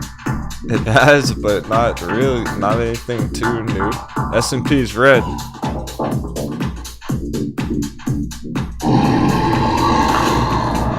Bring the pain.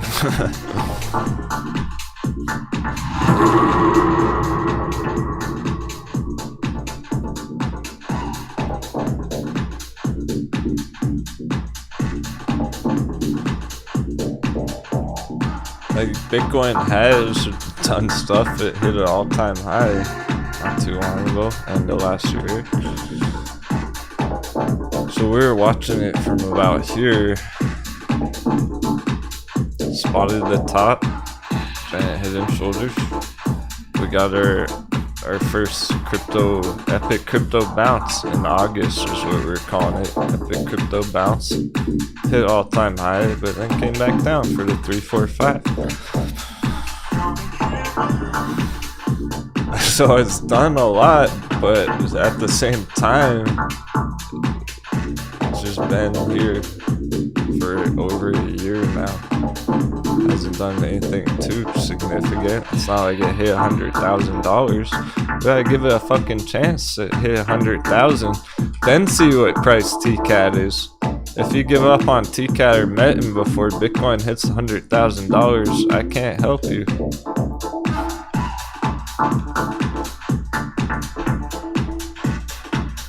Seven, seven, seven.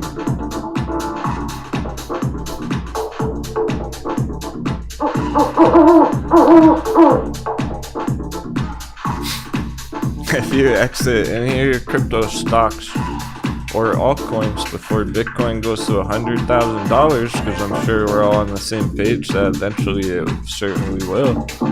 It's a matter of time. How could you possibly give up on your crypto before it goes up there?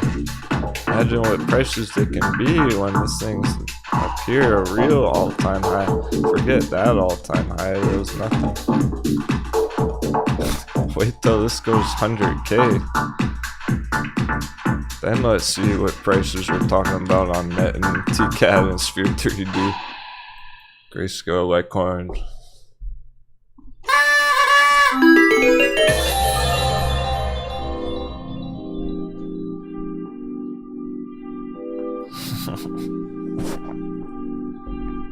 Hey, cheers, STV's weenus. Good smoking some OG from Kansas City, Missouri, Denwo. And both guys are the very, very best stock and crypto expert on YouTube. Cheers, man. You're riding with the best of them. You're part of the team now.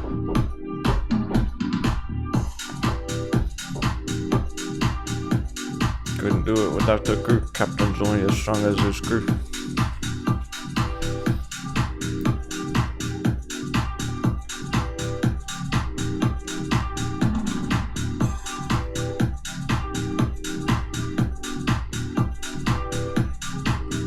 I wouldn't be able to keep up with all the news, especially the due diligence and the news coming out all the time.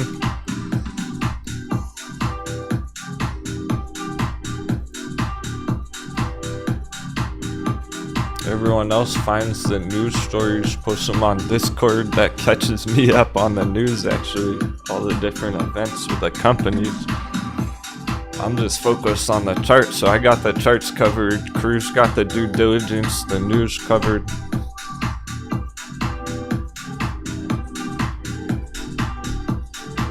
With our powers combined, the sky's the limit. We don't have to waste time watching mainstream media every night.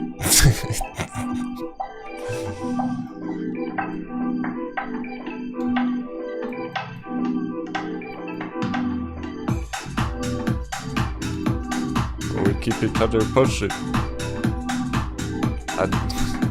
Keep it posted. I have a bunch of active breakout alerts. Nothing's triggered right now. Oh, last night something did trigger.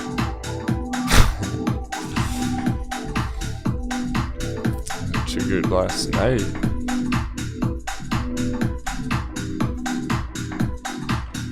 Nano.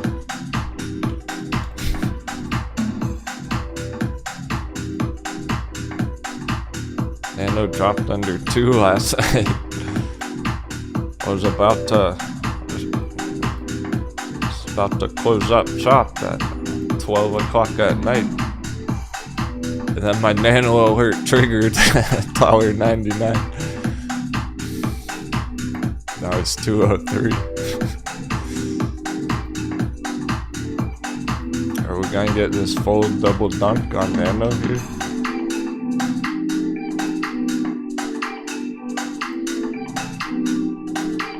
That was the last development in our alerts.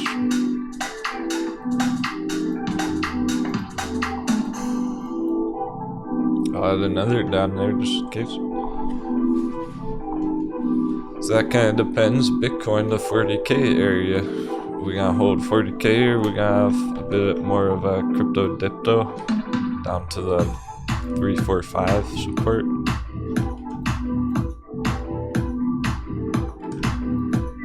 trending up.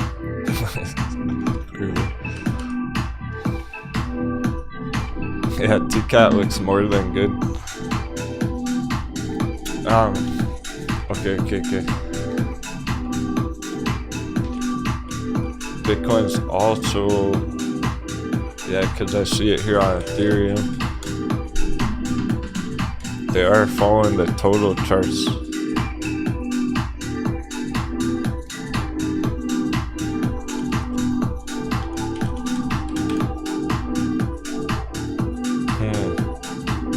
We're right on the line right now. So this is what Bitcoin's doing based off the total crypto market cap chart. It's actually bullish years. We get a bounce from over 40k. Look, it's not really gonna go green when the things are so intense and the market's crashing and dollars pumping, but we'll probably maintain pretty well on crypto here, at least maintain decently. And if it doesn't, if it falls below this green line, that's crypto dipto, that's hot bevy action.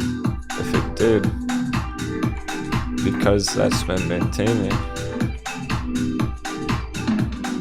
So we'll anticipate it just maintaining, get some more accumulation consolidation while the market's struggling, the S&P and dollar. And then when things settle down, start ripping again, really blast off, go to $100,000 Bitcoin.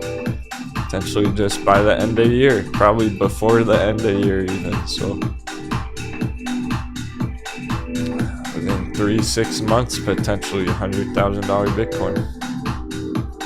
If this continues to hold the trend here. We just got some more extended accumulation for now between the green and yellow trend lines. Pretty clear.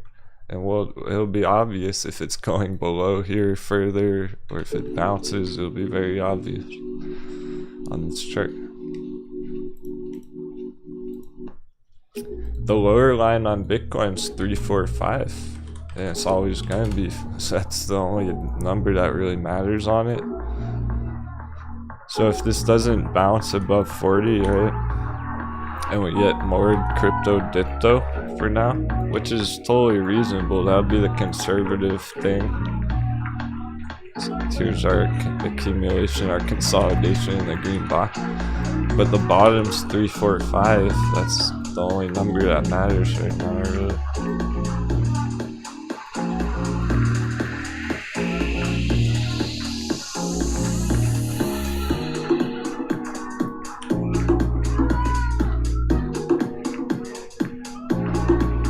If it bounces from there, all time high, like that's all we need. That would seal the deal. If we did dip down here and then bounce, that's bullish as fuck. But yeah, maybe just some consolidation for another month seems reasonable. We'll play it one step at a time. While it's over 345, good to go, nothing to worry about. No hesitation, accumulation on the good altcoins, like Nano, Dash around 100. Of course, Grayscale Litecoin. So we gotta be patient on our crypto stocks and our altcoins until Bitcoin's through here, getting up 50,000 area, going over 50,000. Then TCAT met in Sphere 3D, blasting off. Right now, this is what we've been doing on it for 3 months. All year, January, February, and March.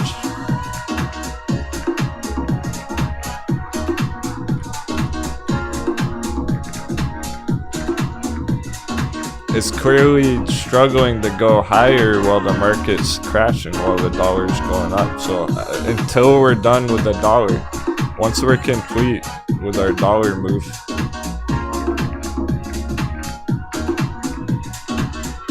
once dollar gets up here, closer to 102, not 101, 102.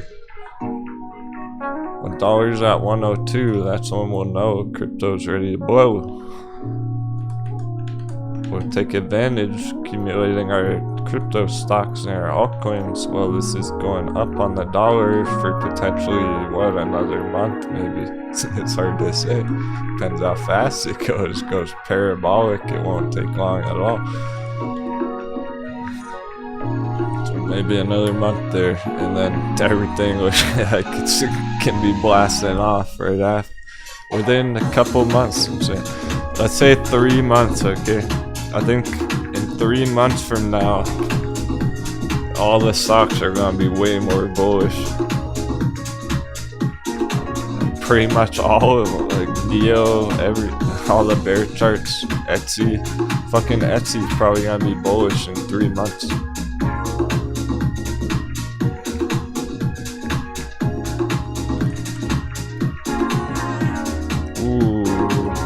Etsy puts, who's still in Etsy?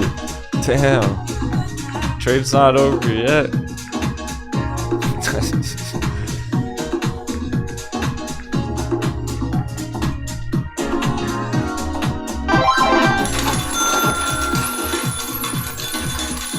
Etsy Bay, the original Bay.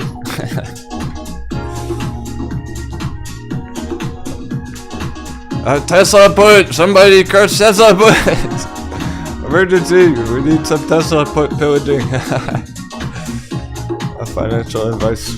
Just a joke. Except it's not a joke.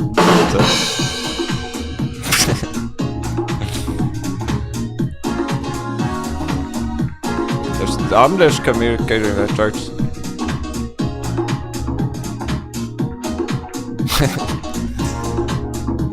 Tesla says, hey, look at me. Nice and attractive over here, right under $1,000.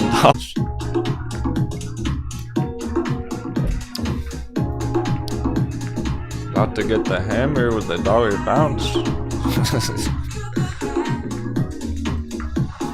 This is when day trading puts. Damn, I wish everyone who had those puts expiring last week on stuff, it was too soon. This is the week for puts.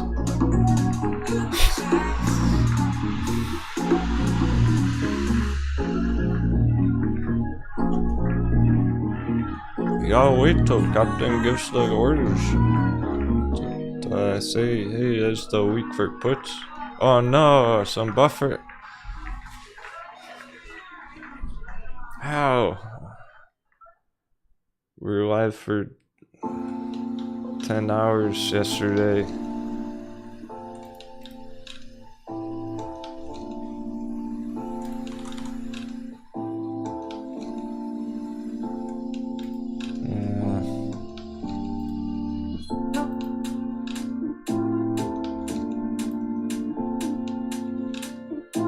That we got a drop. It had a drop. What? Arg. I think we're back. Whoa. Yeah, something's freaking out with my connect. Guys, that's so weird.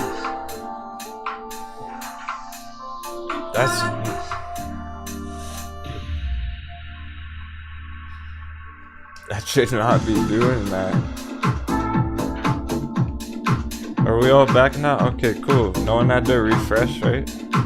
As long as no one had to refresh, so we didn't okay, perfect. It did drop some frames, that's fucking weird. And the bitrate went all insane for a minute. That's what I noticed about it, everything. Okay, look, I have a picture to show you. This is very strange. Yeah, I test streamed for 10 hours yesterday. And it didn't happen, it was all good. It might have disconnected Twitch. No, it's back on Twitch too. Huh. Okay, well I'm glad. Thanks for letting me know, everyone. I'm glad nothing weird happened. Now that y'all understand charts, look at the graph on this shit. I just saw an anomaly on it that's very odd. Now I'm gonna have to double check it, but that makes no sense because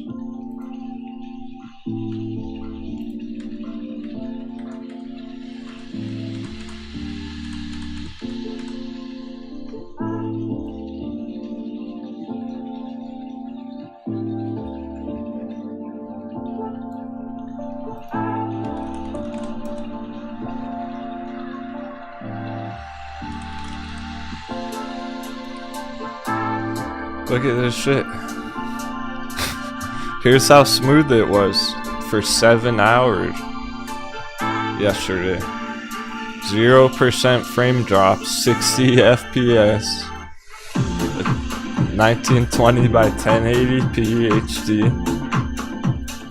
Look how consistent it was, and then this. And I'm like, what the fuck is that? How did that happen? Right?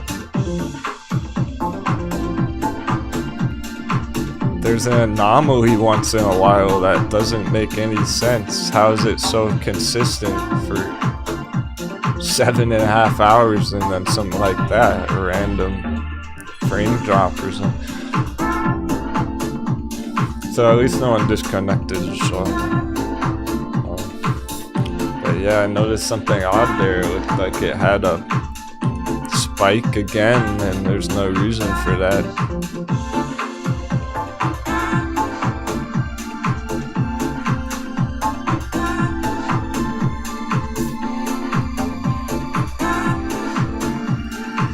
Moving on, just wanted to know because I'm really sorting it all out. CVM 40%. Meanwhile,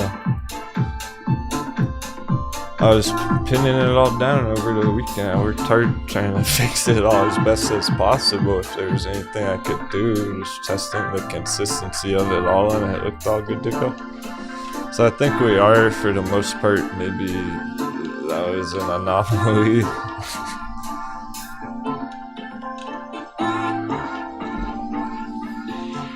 Mario, yeah, just on Twitch. I was just streaming some charts on Twitch and private double stream, whatever. All day yesterday. I was testing the music, everything, the normal setup, and that's what happened. So I think we're good where no one should disconnect, but maybe once in a while it will lag for a second or two. So we're getting it. We're hammering it out. I think it's getting better and better. Happy no one had to really refresh, disconnect.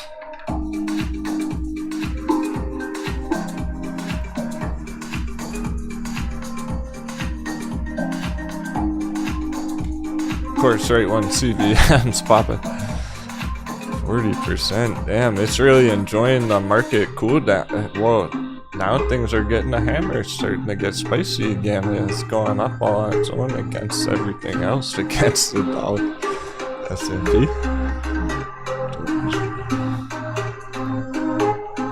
CVM don't care. Whoa! Nice, we got a resub 43.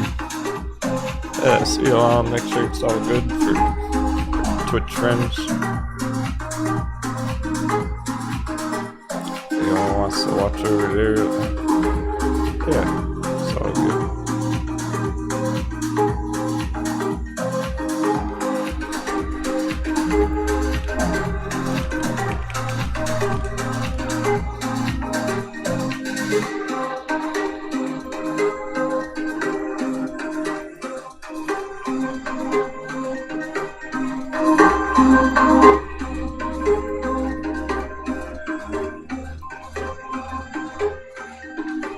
Cool, so hopefully we don't have to worry about that much anymore.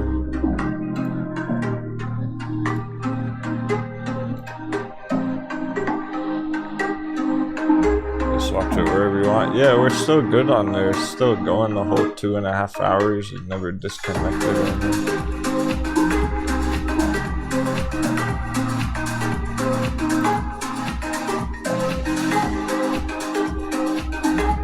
session 2.5 hours. There was no disconnect. No disconnect, just a bit of lag was all. Alright, cool. Good to know. Oh fuck, Robert said he did. Well, it's still the same link and everything. If that just happens once in a rare while, it's no big deal. CVM 50%. As long as it's not every hour, right? So just hope it doesn't happen again. 7's in the chat. 777. Worked hard. Should be all good. We gotta focus on our charts, not get distracted by stupid server issues. 50%. What is it going for 100? If we get enough 7s, that might be the target actually on CV.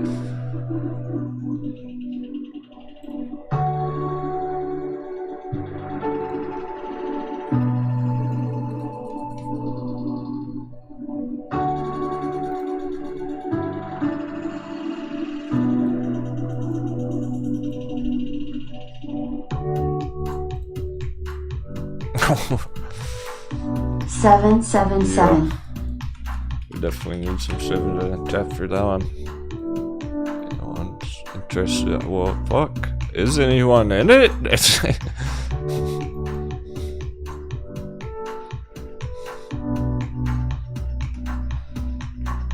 Happened so fast, there wasn't hardly any time for people to place orders. I don't know if anyone's even in it anymore after last year.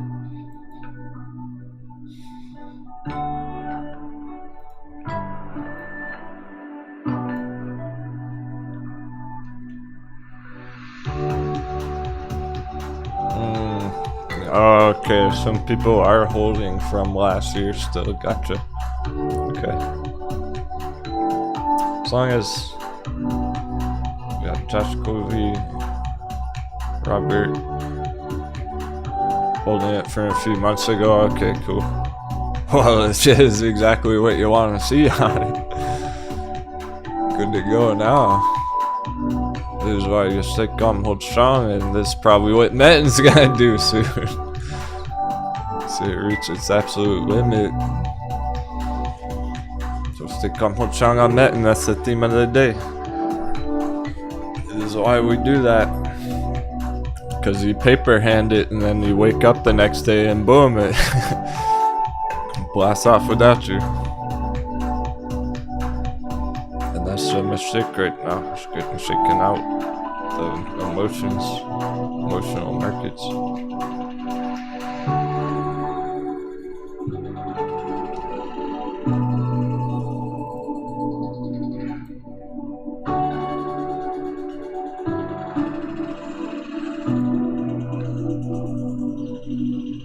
But yeah, as long as there's some holders on it, I'll make sure to keep it posted on the chart.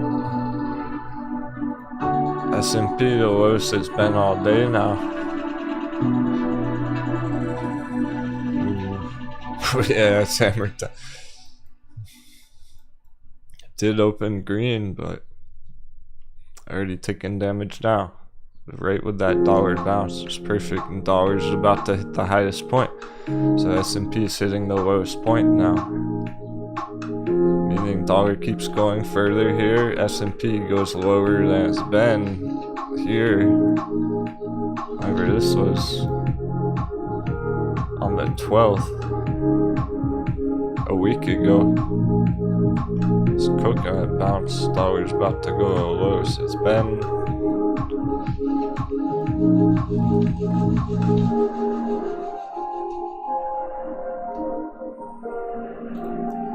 S&P is about to go to the lowest it's been, excuse me. Yeah, said the dollar's about to go to the highest it's been. Inversely.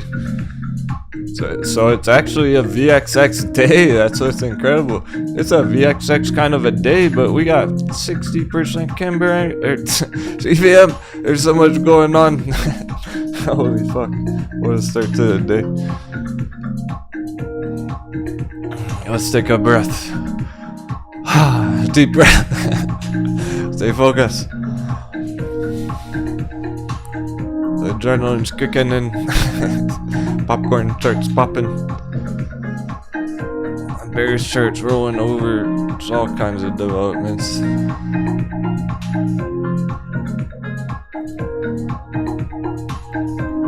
These will hit a speed bump along the way. Certainly, now that it's up 60%, there'll be some profit takers. What a start though. Gold breakout box, hot heavy bounce.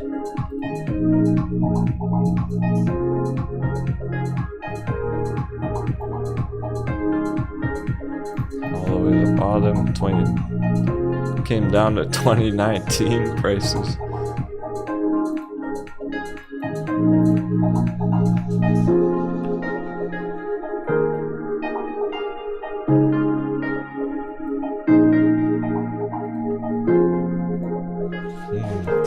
To the top. Some 10x potential. Explains why it's going up so quick. 61%. Damn. It's not stopping at all.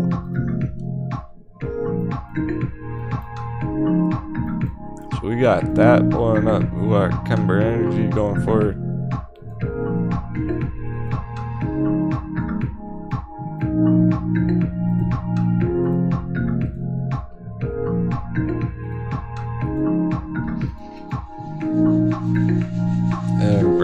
BBI, and even Zella, and Ethereum. There's more, but wait, there's more. Green Pro's bouncing. Holy fuck. Green Pro priming up. It's gonna show the red noobs that they made a mistake by paper handing their Green Pro. I mean, how could anyone paper hand something named Green Pro? It's right in the name.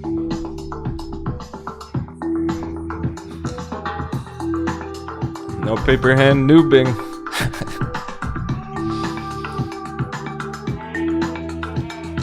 Ah, pickles. Yeah.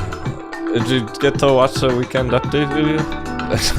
I wish I could check any other charts, but CVM's up 69%.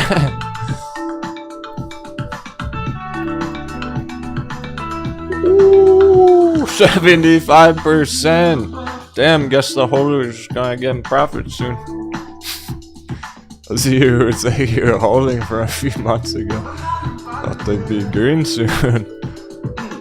That's double down. Those are our double dunks down here. And while they're hot, because then this happens. 75%. It's a trippy ditchy day. Y'all sent it. So what happens when you boss sevens in the chat all morning?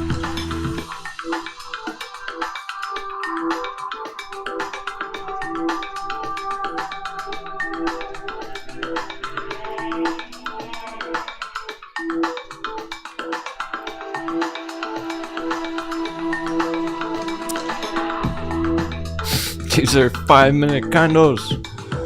Okay, good. Let's stop so we're gonna look at a different chart. Wow. Impressive bullish action. The S&P being red right now. Hot babies. Hot baby bull run.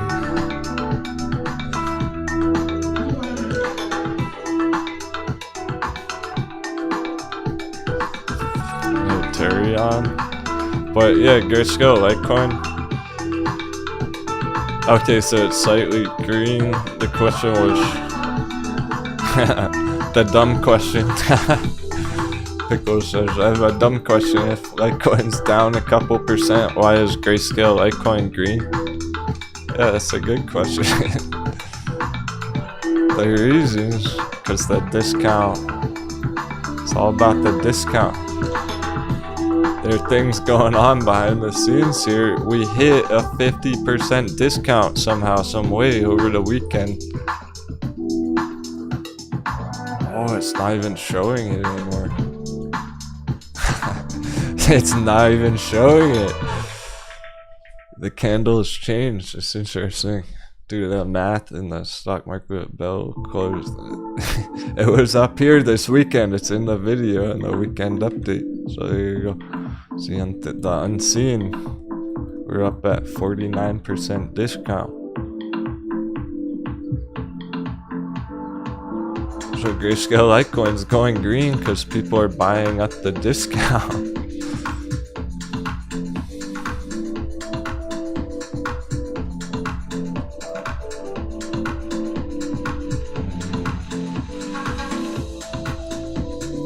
This was down here at the bottom of the box this weekend. It's not anymore. You don't know it if you saw it at the time.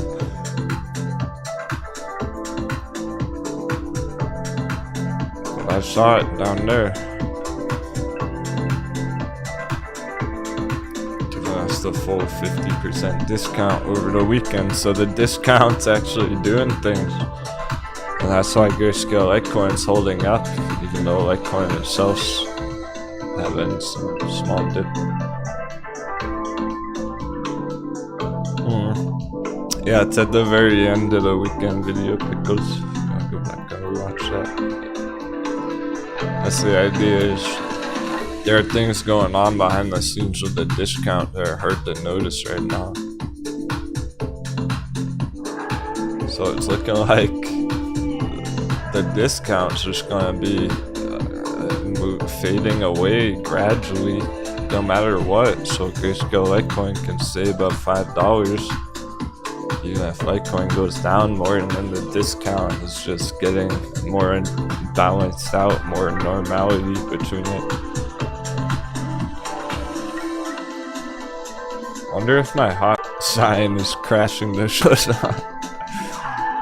I've been turning on that market hot sign a lot. Maybe that's causing some problems. The market's too hot.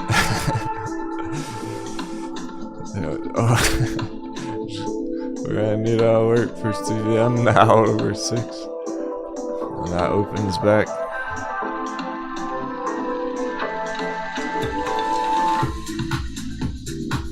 Yeah, so we can feel nice and... Oh, what? Now literally getting hit again. Whoa.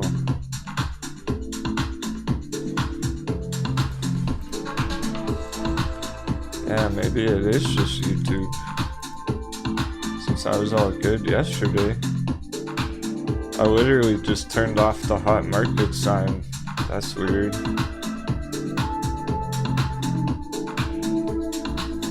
I'm gonna delete that hot market sign just in case. That's a weird coincidence. CVM just hit the alert. The hedgies must be watching.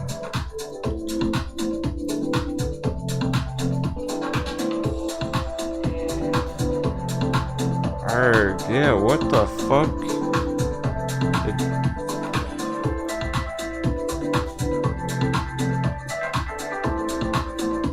It dropped. It got a spike. Cracking attack.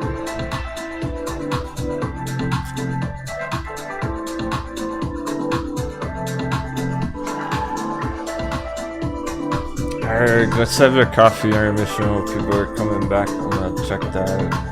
We're back, but it's lagging. I don't know.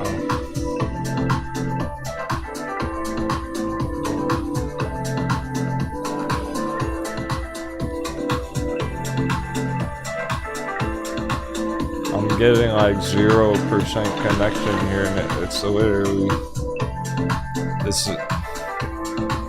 It was good for 7 hours yesterday. It must be YouTube, right?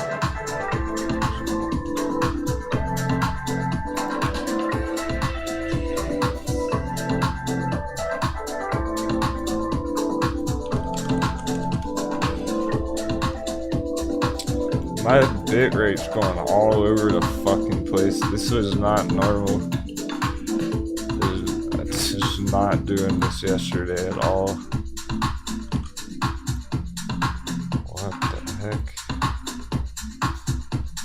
Ethereum. Yeah, it's an anomaly, that shit. I'm wondering if it is YouTube, because all of a sudden it's getting these weird fucking spikes. What is this? How can it be so smooth and then it goes to 0 and then it goes up to 20,000? It goes down and then goes up huge both ways. It doesn't. That wasn't happening yesterday.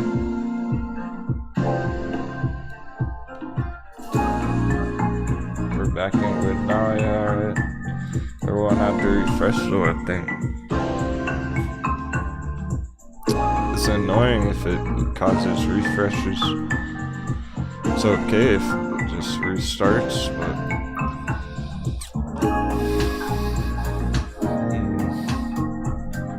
just trying to understand how it could have been so smooth for fucking 7.5 hours yesterday. And then that weird spikes like that today. I'm literally, just in case, that seemed like a weird coincidence right when I turned off the hot market sign. Just in fucking case, I'm gonna delete that completely. I really don't think that's the right thing to do with it, but I just deleted it.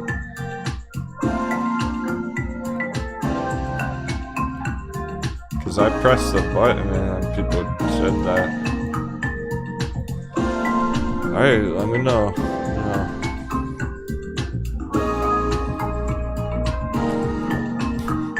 I was really hoping today would be the end of it.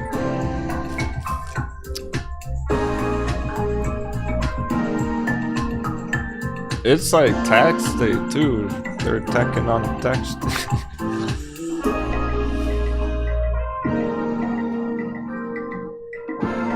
Nah, Robert. Yeah, it's a good guess.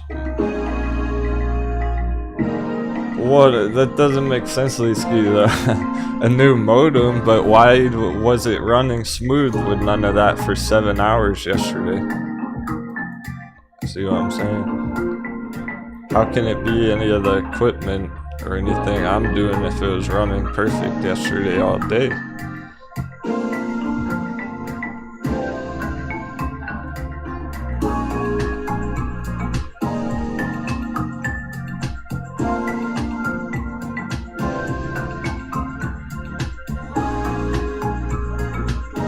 So what that's showing is the data to the stream, to the servers. Getting a weird spike once in a while like that, and then, I don't know, maybe it is just YouTube servers. Because it seems to happen a lot Monday morning, beginning of the week, if they're testing stuff too. See, I don't even want to talk about it though, so let's just take a 2-minute break, whatever. I'll make some more coffee. To get in the way.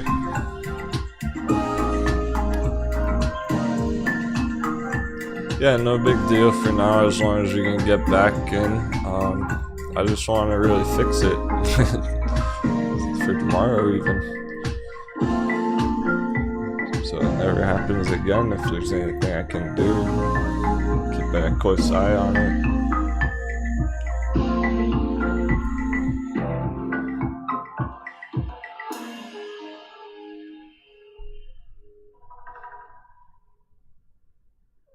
Because there's definitely a couple other things I could try if I have to take drastic measures.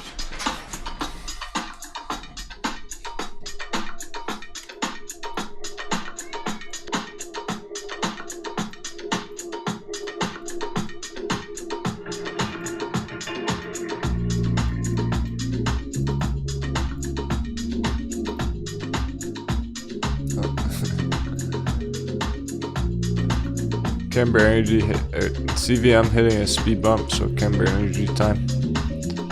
So 2 months bullish right now, and Agile Therapeutics.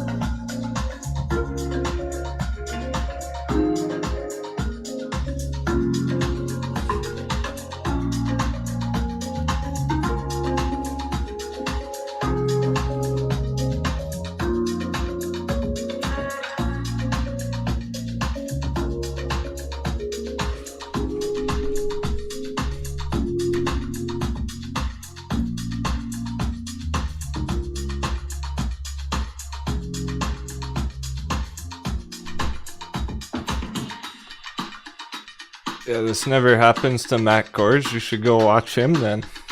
That's probably because he's not fucking live right now. Dude's only live streaming for like an hour a day. That's why it doesn't happen to him.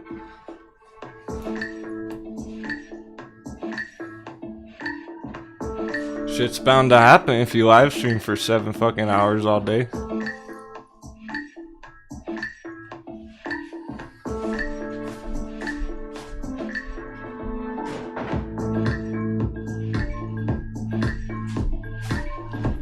We can always just go stream on YouTube for the members only, by the way.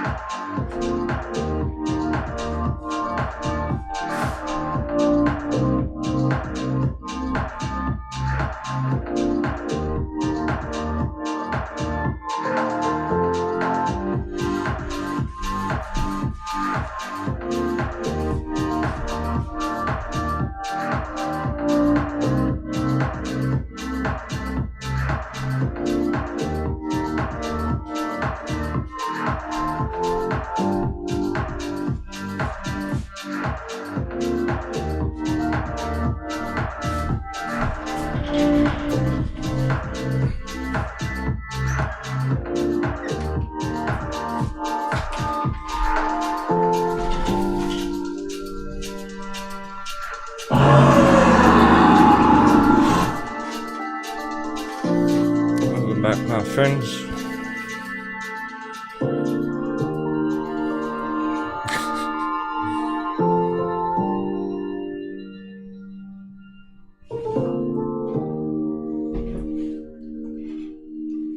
Focus on the positive. Besides, I'm streaming so much it's basically a new show every hour, every coffee break. We're kind of restarting. It's basically 7 different shows throughout the day. People are always tuning in, tuning out. I'll try and fix it tomorrow. I'm gonna focus on the positive for now. Deal with it. I'm just ignoring it. If it happens again, tough luck. You're gonna have to refresh. Sorry, whiskey. Because now I know how Chris Rock felt. He front hand slapped him, didn't he? It wasn't a backhand. Front hand. I know, bro. I know. It's nothing personal. It's a sensitive topic. You know? Just a little timeout. A visit to the brig.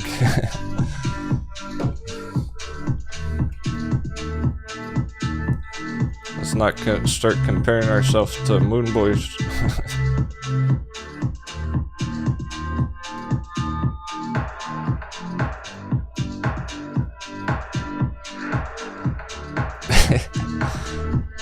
Yeah, Batman and Robin me.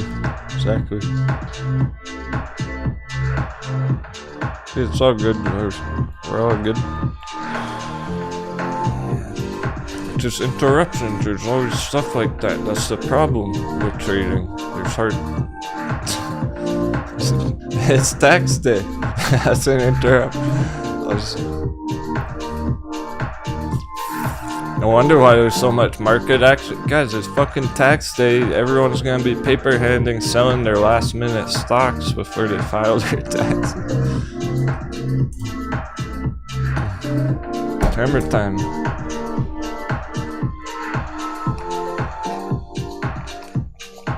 Cheers, Dopet, man. Hey, Dopet. Is that address on? Well, I'll email you about it.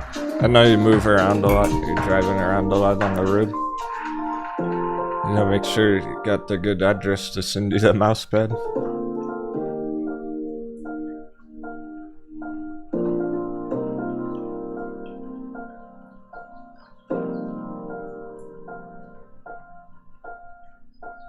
How looking more? What is it still going? 10-cent stop hunt.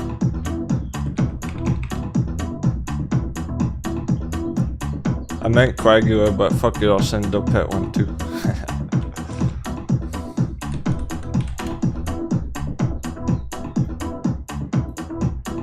Cause he always cracks me up. Yeah, you can. Yeah, congrats, dude. Yeah, I mixed up your name for a second, but I'll send you a bear mouse pad, bro. A hammer pad. Cause you crack me up in the chat all the time. I made a mistake. I'm happy to do that for you too.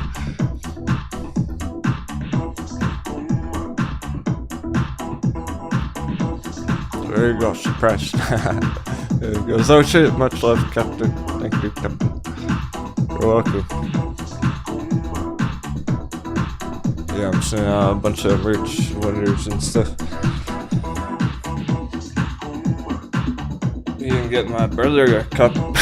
get my brother a cup, because he was like, oh, if you get me a cup, I'd be drinking out of it every day. Oh, I gotta get my cup now.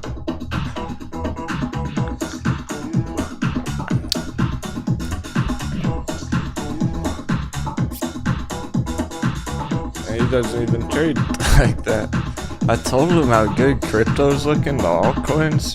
He's interested, but I don't know if he's gonna pull the trigger, guys. I go through it with my friends and family too. They don't care enough to follow through with it and actually put money on it. They'll just be like, oh yeah, crypto, nice. I want to get in, and they don't. Like, well, now's your chance. I'm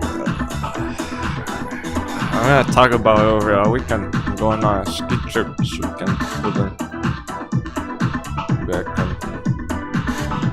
Getting excited about some of the altcoins vechain. He missed out on it last time. I was telling him a couple years ago.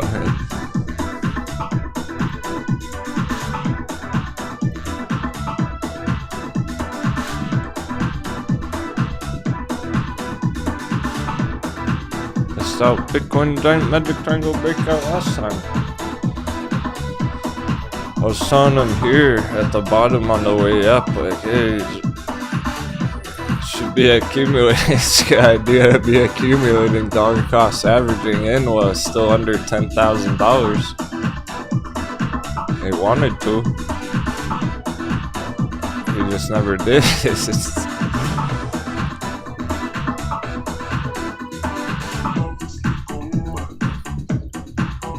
like, hey, these altcoins, got good entries on the altcoins. He's like, oh sweet, I want to get in on that, but will you? Yeah, actually. Probably not. It's just the reality of it.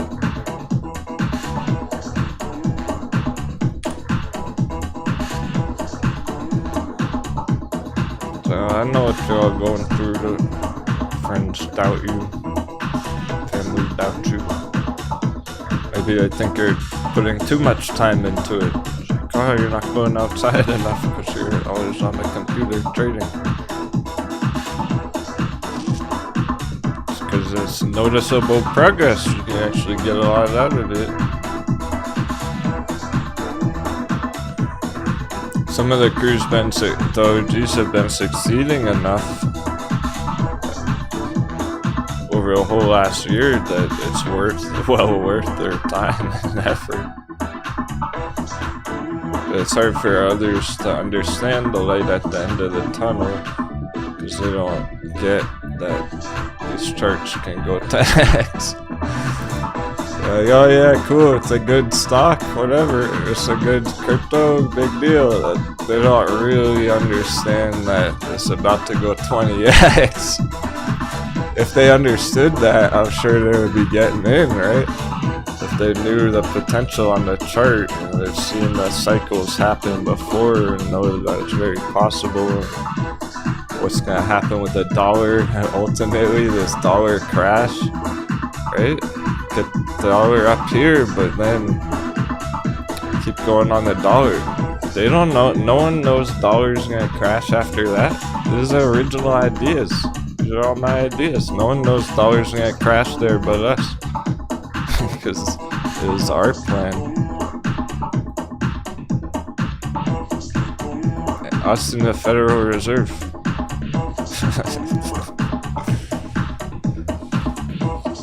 Ring ring, who's that? Federal Reserve? Dollar's gonna crash after it hits 103? Got it. Perfect. So we just got some more accumulation then while it finishes it off, and then no one even ready for that dollar crash but the bulls who've been loading up diamond hands hot bevy bull run.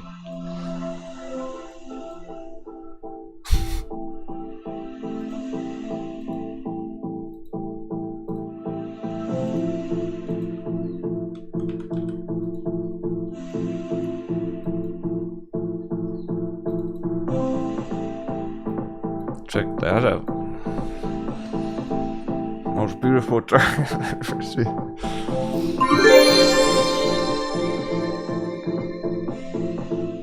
Surely, we're still in the middle of that situation.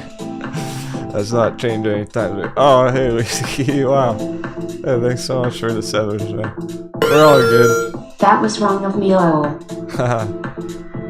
Thanks a lot for apologizing. That takes a big man. A little handshake on it. Pirates handshake.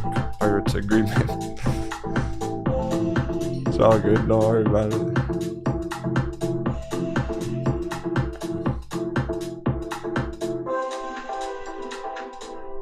Glad that we worked it out. Made me feel cool again.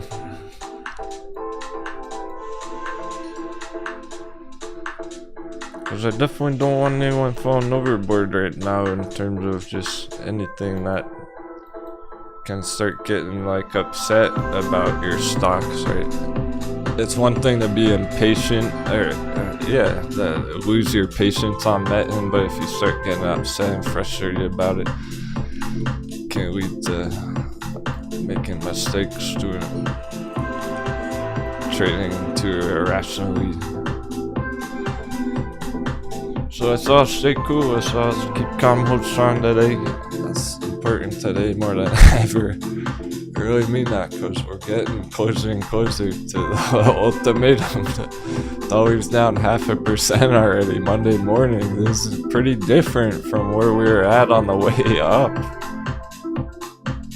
It's like every day we were opening green back here on the way up. A month ago. That was a whole month ago. Now it's just now. So there really is a light at the end of the tunnel. We're just finally getting it over with after we've been watching it talked out for 7 months. We just gotta get to this last top on our dollar right up there. We're right here after all a year. This is last year on dollar. We started the YouTube show, the trading community here. All we've ever seen on the show together as a crew is dollar pumping. That's why it's been so hard for new traders over the last year.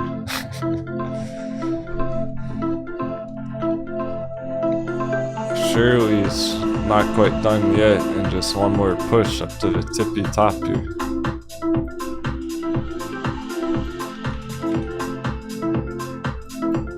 And after that, dollar crash, bull run. So that's what we're preparing for. I wouldn't give up on any hot bevies, any crypto, till we get that dollar crash. So everything's gonna turn around up there. And it might be just as soon as next month. Keeps going that's why it keeps going parabolic like this.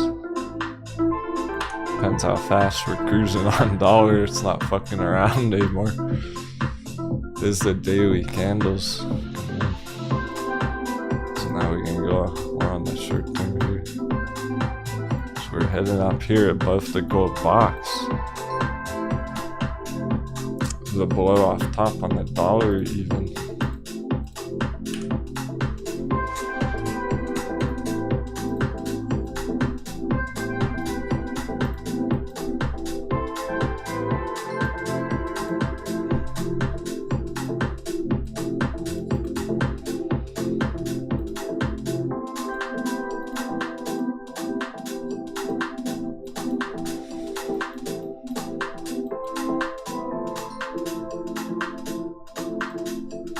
That's what we're preparing for. That's why we're accumulating hot babies.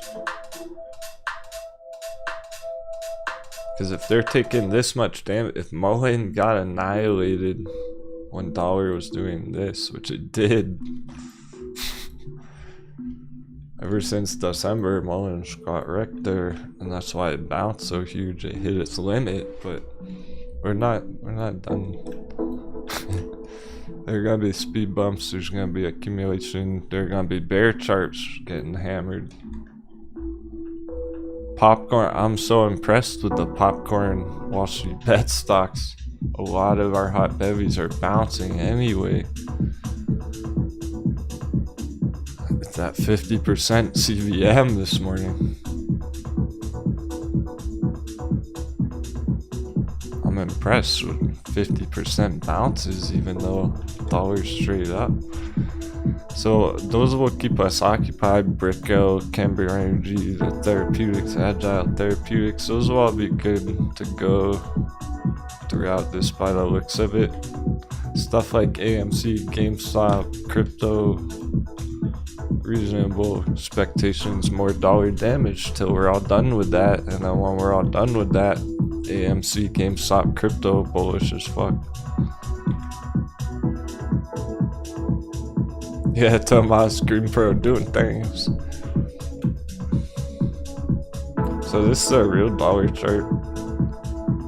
To get any green while dollar's doing this, impressive. Hang in there, guys. You got through this. You can get through this. A little bit more. Another month. Another 2 months. Be trending down soon. That's the light at the end of the tunnel.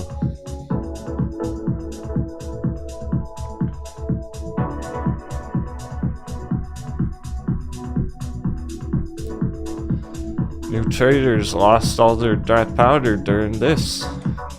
They took too much damage during all this and they paper handed. They took it, they locked in those losses. They're not diamond handsing still. They're gonna miss this, which really matters.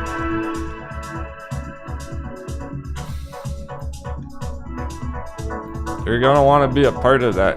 Everyone's gonna want to be a part of that. It'll be the best time to be in the markets for the last 2 or 3 years.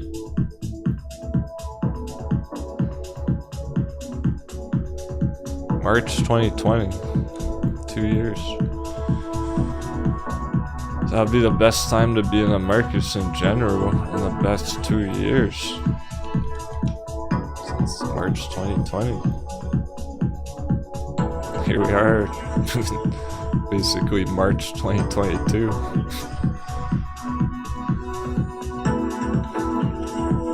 That's when things are more forgiving. It'll be more forgiving. Day trader's paradise, lots of targets being hit, less hot bevies. Less hot bevies, so get them while they're hot.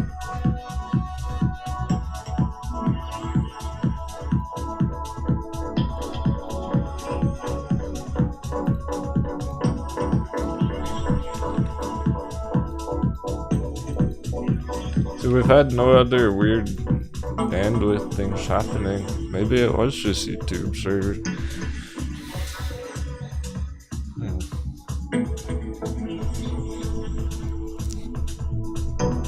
Brickell pushing up, upwards and onwards. Brickell, no slow down, no speed bump.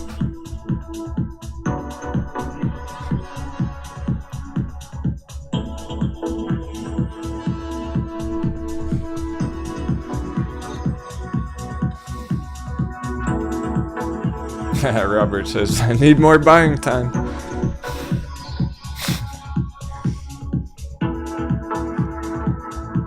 Oh, Stock Wizard getting loading up more mullen. Okay, let me check mullen again.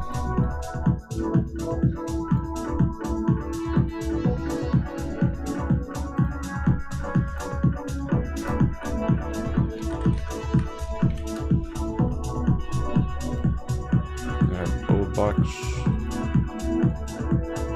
just below.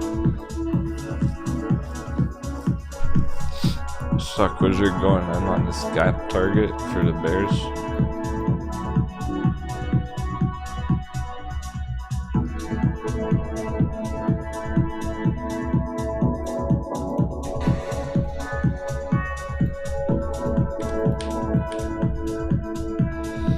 Yeah, all this is that $2 stop hunt for now.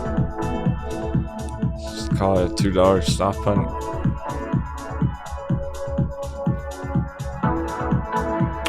No sign of it going lower yet. It could drop a ways lower still, it really could. No no surprise if it does. But it's all about the long term at this point. If it drops on the short term, it's not going to be a big deal. Still got that giant target on the long term. There's where, well, exactly, you're seeing it in the chat right now. There's where traders who made good swings on Mullen would be re-entering under 2. Creating support again. Bulls are in control. Okay, so we're fine on Mullen for now.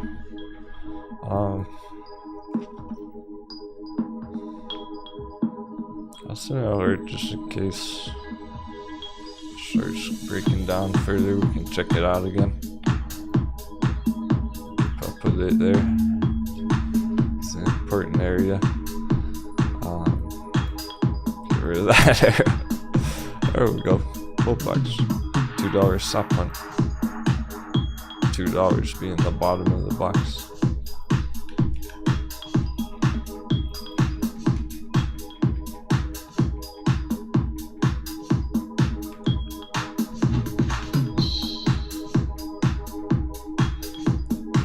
That was always a possibility from back here all along. And it got nice bounces from the bull box, so there's lots of buying power here, buying pressure. Took some dollar damage. Maybe it's all priced in now, ready to recover. You just can't expect it to go to green right now with the hammering in action.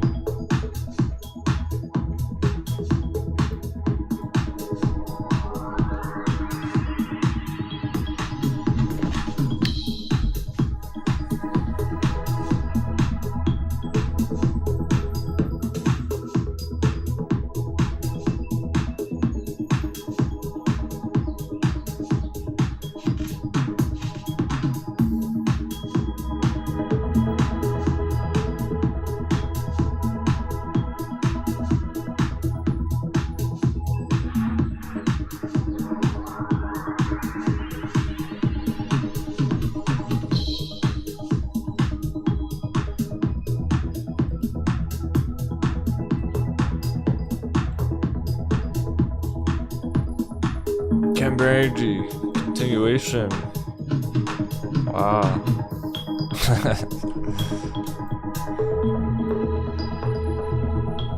It's time, short squeeze.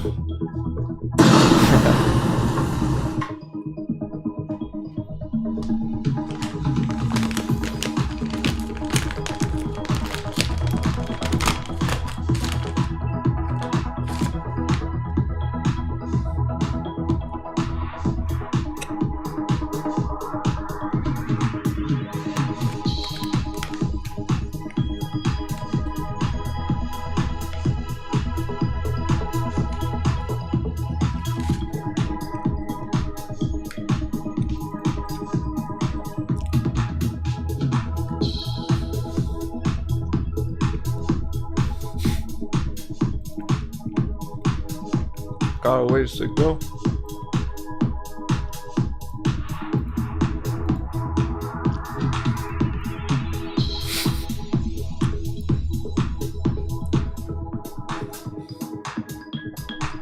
According to the indicator.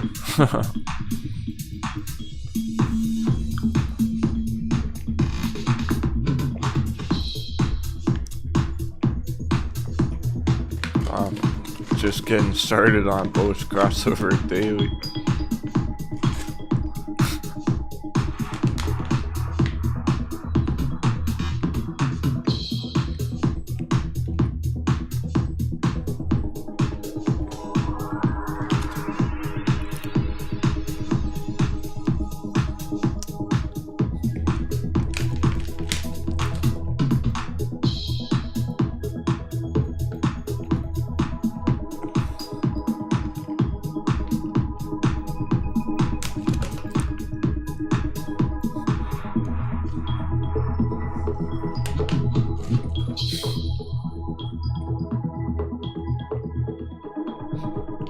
We're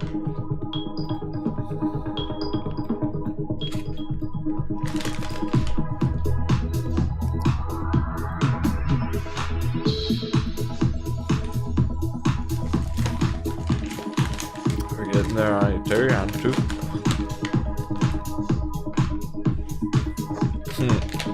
Hey Gary, holding VXX heating up. It's a VXX day. Okay, bouncing over 25 a bit. VXX right now. It's through 25, so it has potential.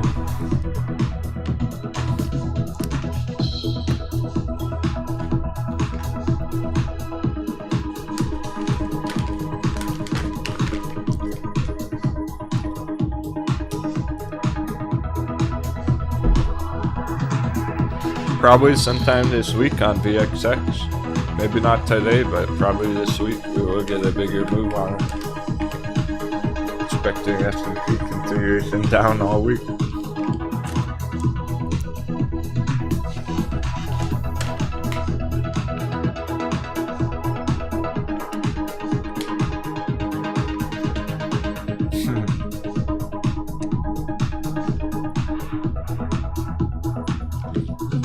Yeah, definitely Uchi Deshi. Says, I'm so proud of how I repositioned mostly out of GME for this opportunity, pirate things. I know he's still holding some GameStop, but he's not all in it anymore. He had a ton in it. Tens of thousands of dollars.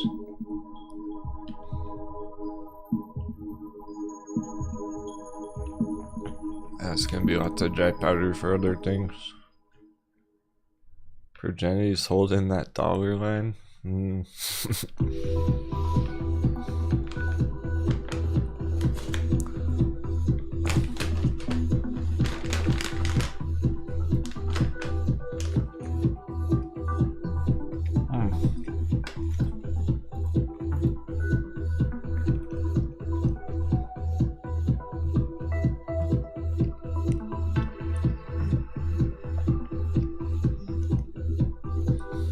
Some slight damage, power bridge, Metacrine, but they're basically just back where they were yesterday or last week.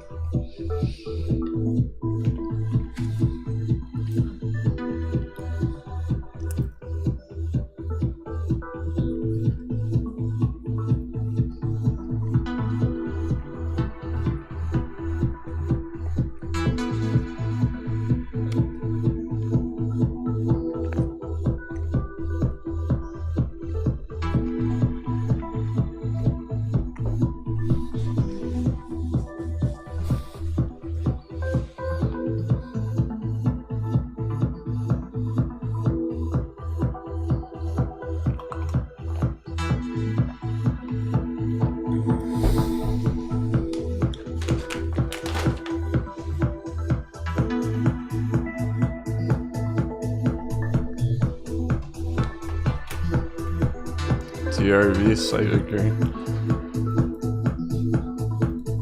Bearish real estate.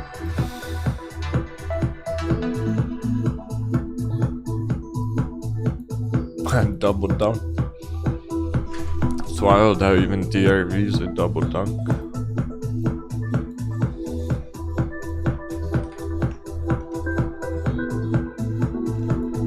Great Panther Mining, green. Hedging against S&P. Gold, silver, oil hedging against S&P.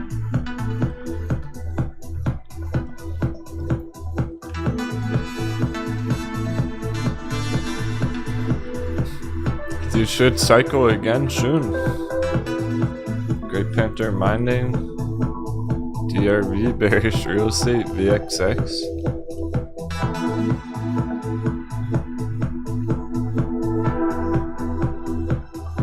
Here's what oil stocks are doing.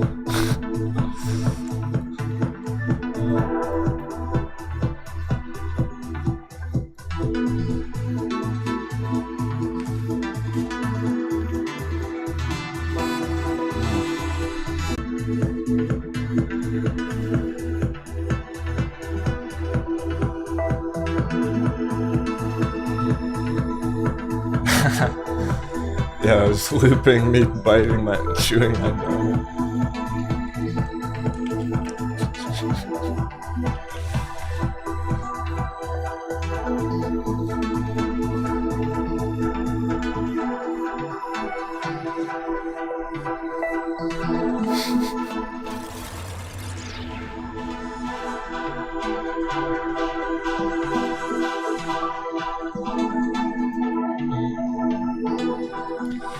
I saw that happening, guys. Yeah, I noticed. Just looping me eating my donut. I looked over and was doing it again, so I took that as an opportunity to change a quick setting. I'm hoping that helps. Since I have a better idea what happened this morning. If it starts lagging, it should adjust the quality and make it run smooth, not disconnect. We'll see. So I actually restarted it myself that time when it got fucked up.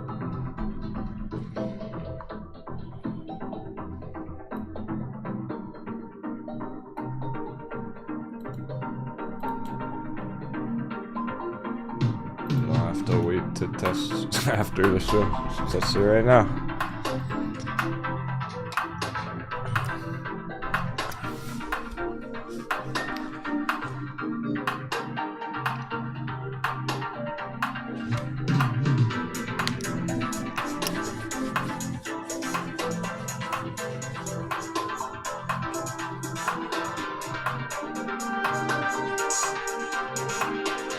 Yeah, we're back live for you guys.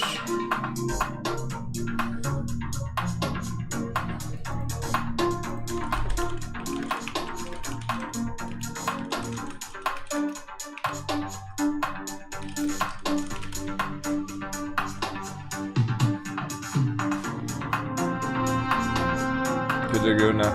So it all, it was clear that the fucking the bitrate had those crazy spikes earlier, right? So I just limited the bitrate, kind of made it more stable. See if that helps.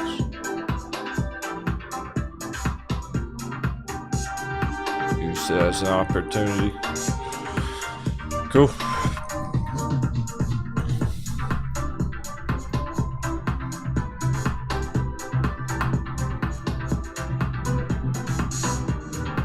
I'm just glad I don't have to repost it every time you start it completely. That's all you're going. that's right. This cup's gonna have me buying powdered donuts every week now. They're quick and easy to eat like it. It's a sacrifice I make for the show. I would do that by choice. I have to do things like that to be consistently here every morning and just eat something quick. It's not about me eating. Well, maybe it could be. Maybe I should start cooking on camera. Put a hot press, a panini press. Make some sandwiches right there. Yeah, easy now. The chat's better. It's strange, right? But I'm feeling good about it. Let's get around to 7 in the chat. I'm feeling good now. We're not gonna disconnect. 777. That was the last one.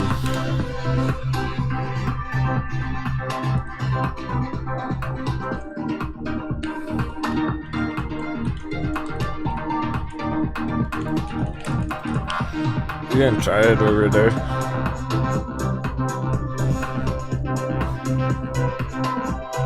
So link in the chat, both are good. Whichever you prefer.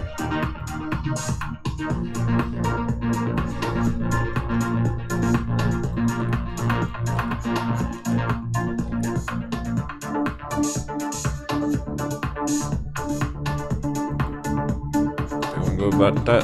Feeling good about the church. Feeling good about the team. Probably gonna have to add this therapeutics to our watch list. There, it's up 30% today, my goodness.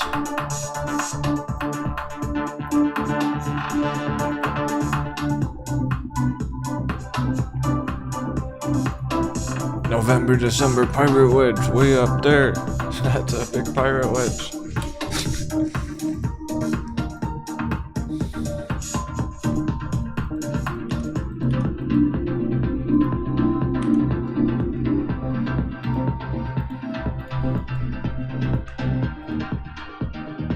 It has therapeutics in the name, even better.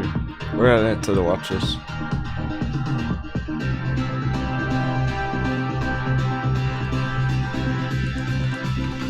Nice scouting that out, Hornet.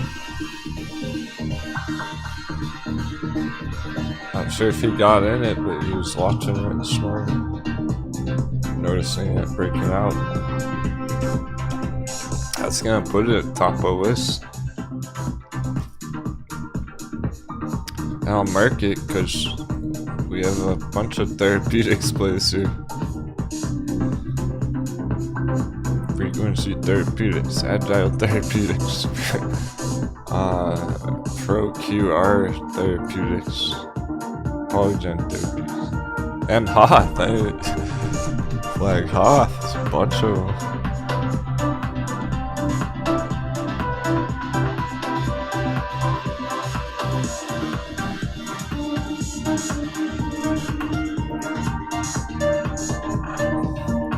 We probably even have one or two more on the list down there somewhere.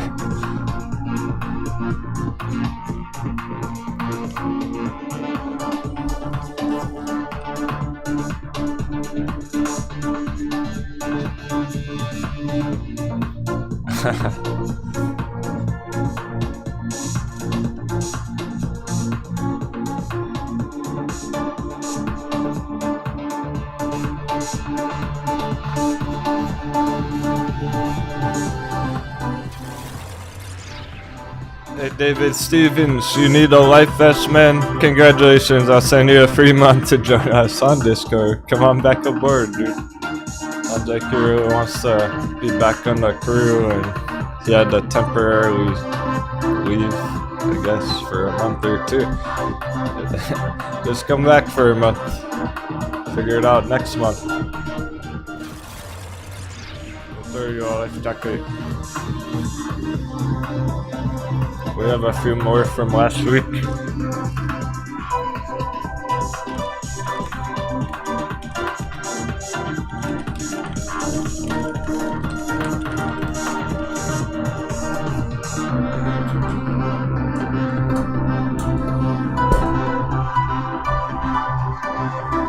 I'm keeping all the VIP winners in there till the end of the month.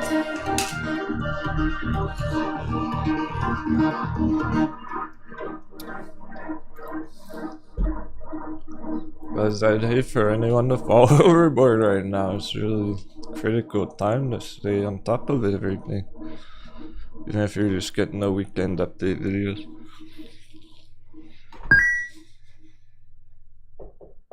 You can't watch the live as much. It's okay. Still keep up with it on Discord.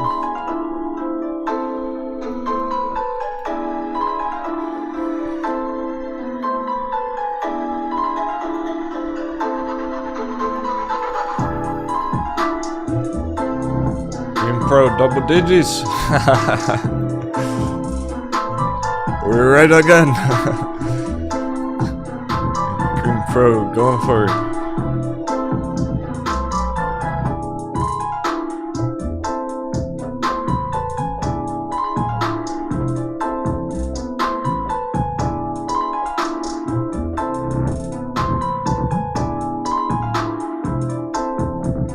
Crush a big trade, then join Discord.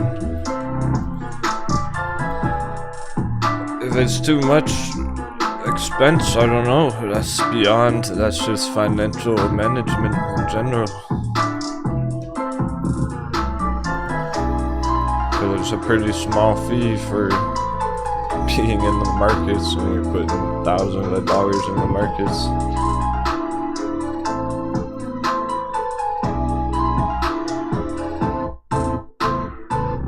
Good idea to get every advantage you can.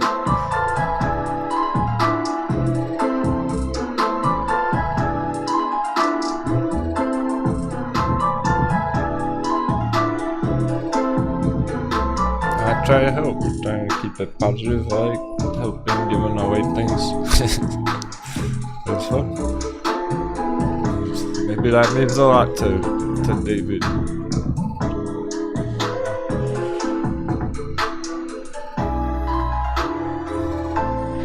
It usually means all the difference. You know, maybe they get back on their feet and when they're crushing it next month already, and they're good to go. So I just need to lend a hand. Okay, over a tough month, that's okay. Let me know. For it, that goes for anyone. Let me know. Here we are. Can't let everyone in for free. That's not how the show's designed. Then I would have to have commercials and sponsorships. I don't want to do that shit. Community funded, that's the admission fee. Nice emojis in that chat. Hype in the chat.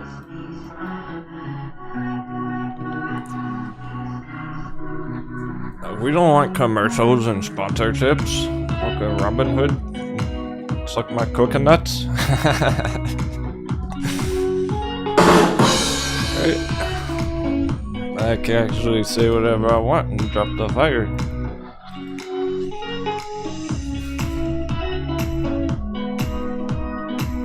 Otherwise, I just let everyone in for free. You know, it's that's why the live show's free on YouTube all the time.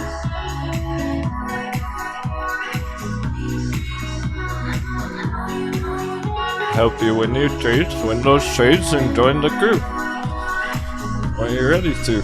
Get your win first. I'd rather you win first. You get a nice 500%, and then you have enough dry powder to join the crew without being a big deal.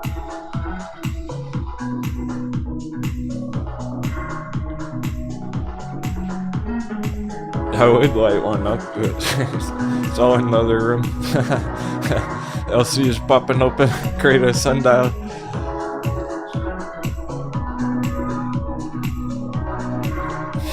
Swabby. Because if I ever need a life vest, it'll probably be after the Vegas trip with the crew. It's pretty badass. If you and the crew are planning to go party in Vegas for a weekend, and I might join them. Real friends. It's almost like we're more than friends, no homo.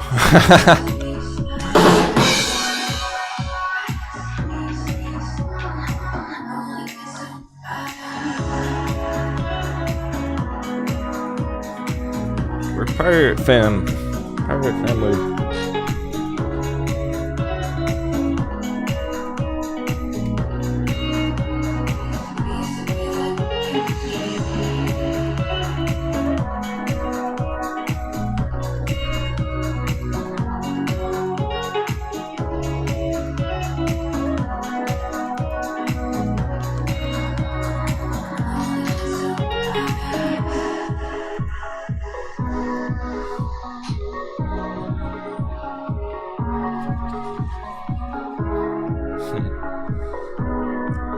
Cheers, M4 Life.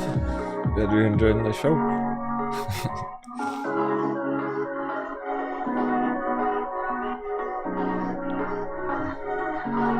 It's a good day. Middle of the market crash, and we're having a good day today. That's what trading's all about. We're making trading fun again. That's good shit. If you take the panic and the confusion out of it all, you're just left with the fun and the strategy. Fun to strategize. Game theory. PvP. Player versus player.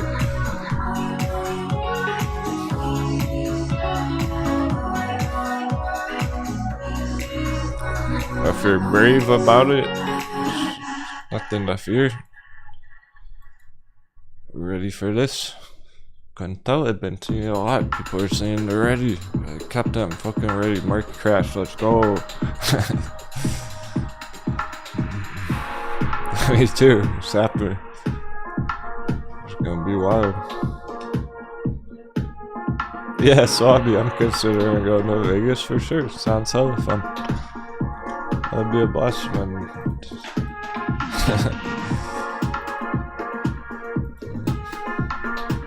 I'm just not gonna commit to it yet.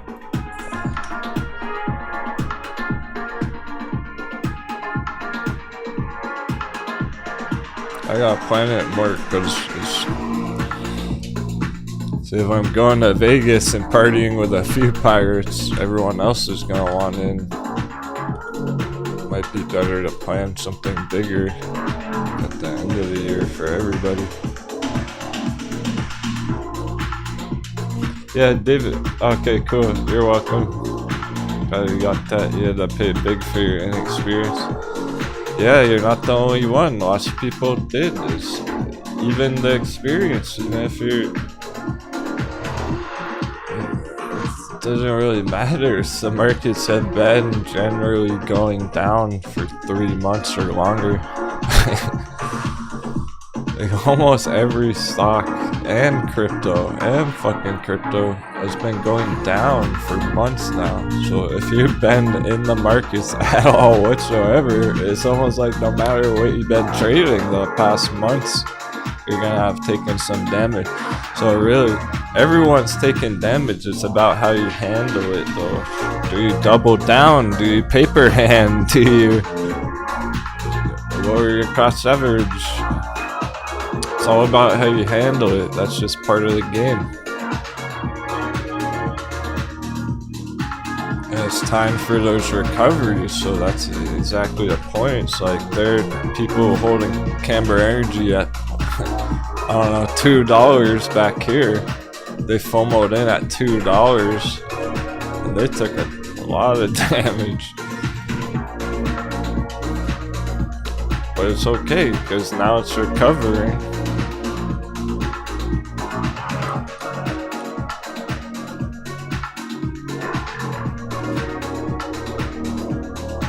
So it's about how they handle that. If they paper handed, if they FOMO'd in at $2 and they panic sold at 67 cents, that's a mistake. Look at it going now. And now they're sitting there like, what the fuck? I should have stayed patient. They probably exited it and FOMO'd into BBIG. Stick to the plan. We're surfing no waves, getting through the market crash. This is impressive start. I really am impressed that it's doing this well during the market crash. So that's pretty fucking cool. Stuff to be excited about. Even though it's been the slowest market crash, it's been the best one too, because we're still getting top heavy bounces every day, really. And there's nothing too extreme right now. Even though S&P is red, it's pretty much 0% right now. It's nothing too extreme. Dollar, nothing too extreme yet. It's starting to. We're getting towards afternoon. Yeah, bearish lunch hour. It's starting to.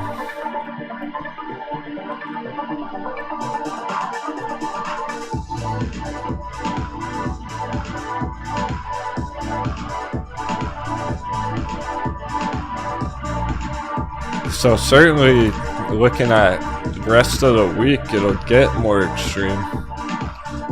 How far will it go today?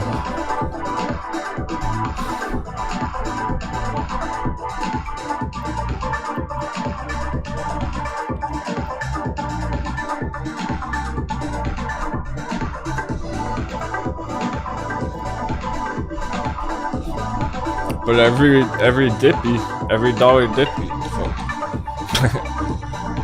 Every dollar dippy, even just right here, we're getting blasts off.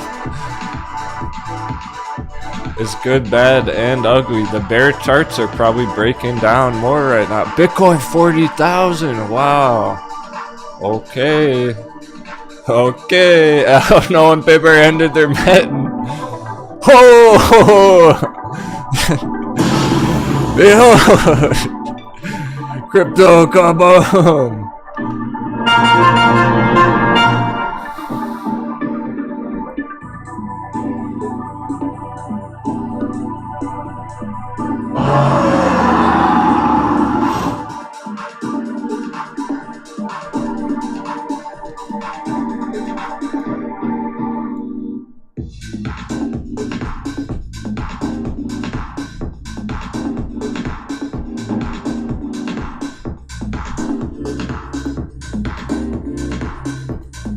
That's the Bitcoin bounce we've been waiting for.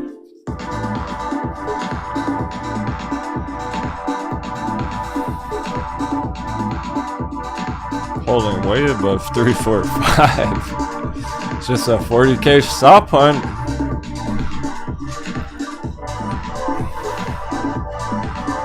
Success complete. Fucking complete. Wow. Doing the opposite of S&P. Go crypto, go!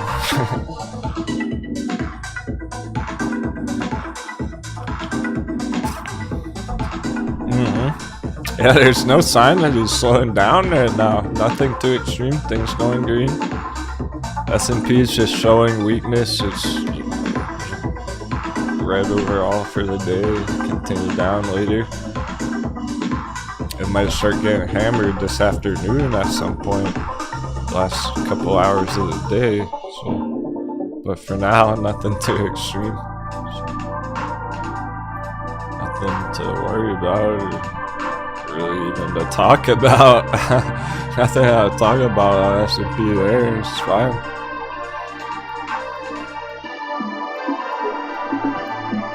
Gives the dollar some more time to go up. I'm impressed. Bitcoin busting 40k.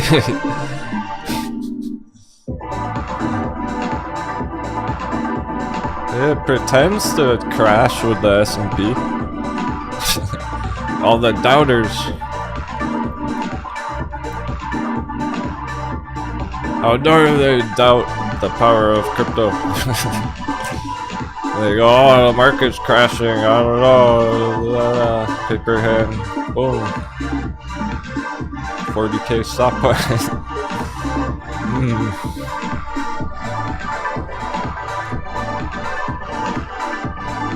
All of a sudden, altcoins.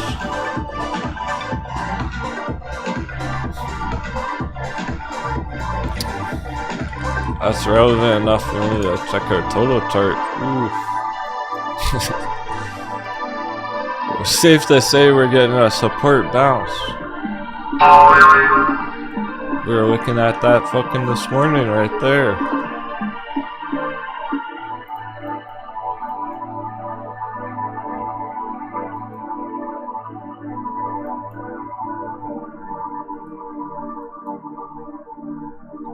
This is for long-term success. Setting you all up for later. Not gonna get ripped off crypto overnight. That's not the point. The people who think that are the ones who never make it there. Oh, Ethereum, all in.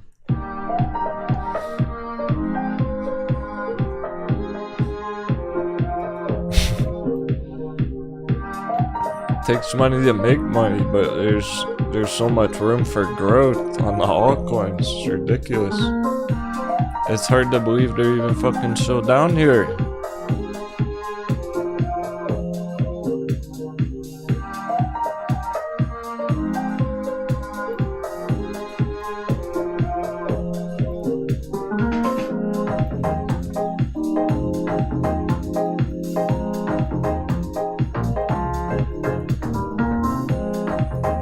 Balancer, good representation of the altcoins like the past 2 years, really. Nice bull runs, 2 years.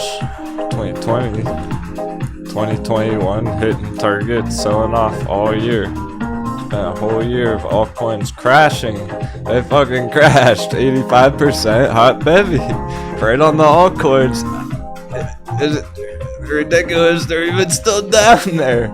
That we even still have that kind of a hot bevy on the altcoins right now. They're not gonna stay there forever. Balancer was $75 last year. It's down at $10.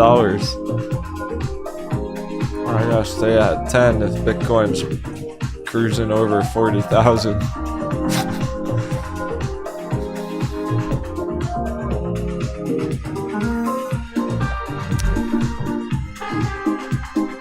Jasmine can go all the way right back up to where it was here. November, December is almost a, I almost want to call it just a giant pirate wedge to get back to November, December, but that's 30x targets we're talking. That's one fucking huge pirate wedge.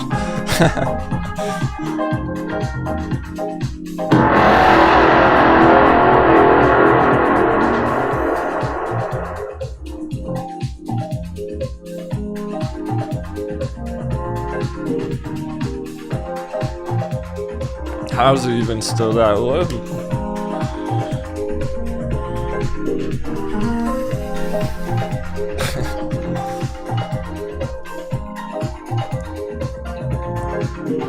Any of these altcoins, we pull them up, they crash from last year already. Vechain, how about Vechain? 30 cents last year. 85% hot baby on Vechain. The only surprise is that it's this low still. That we even have more accumulation on it. It's a really good thing. Because look at when it hit the same price here. Look when it dipped down here. It did not stay down there. Bounced right back up 150% instantly. On a giant wick. Not a candle bar, it's just wicked down. Bounced 150% the same fucking day. The fact that it hasn't bounced 100, well, wait a second. It has though. It has already bounced 150%. See what I'm saying? Like, they've already blasted off. It's already gone up over 100% last week. The fact that it's even a double dip at 5 cents right now.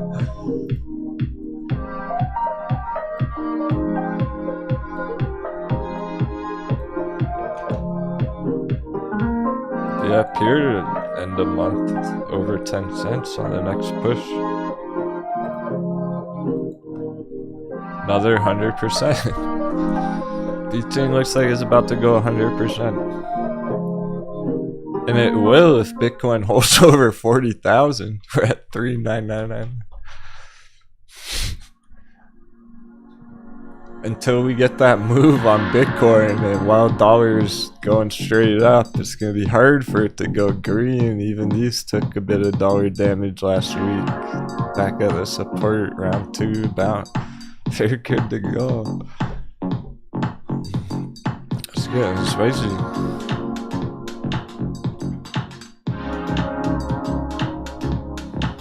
Because they look bullish as fuck after crashing 85% hot baby last year. And it's like the best it's ever looked right now on Vechain. That's making me feel more and more confident about those entries.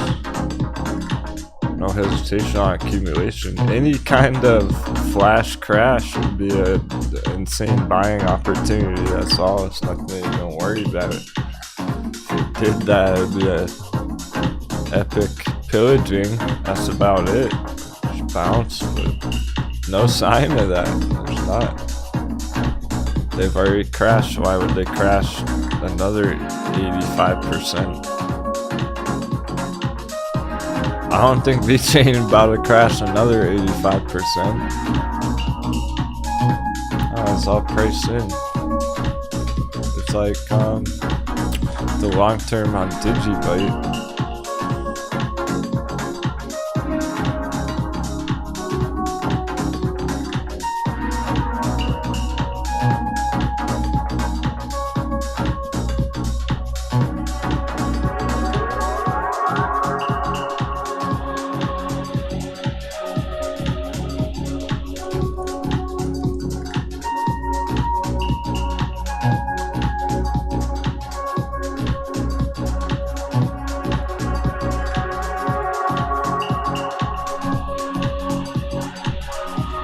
That goes back 2015.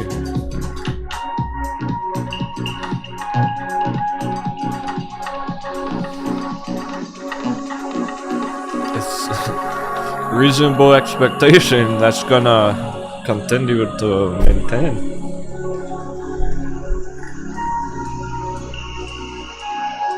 Therefore, this is good entries going long-term support. Looking for a bounce soon, and they've already been doing it. That's the thing, they've already bounced 100%. 200% Digibyte bounce. It's already starting. Yeah, another 200%. Another 200%. It's getting started. Crypto's bouncing a lot.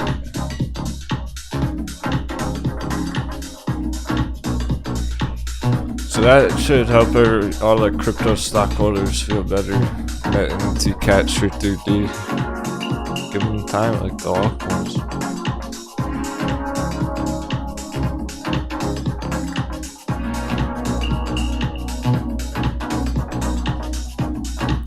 Perhaps more green pro, aterian, agile by end of the day.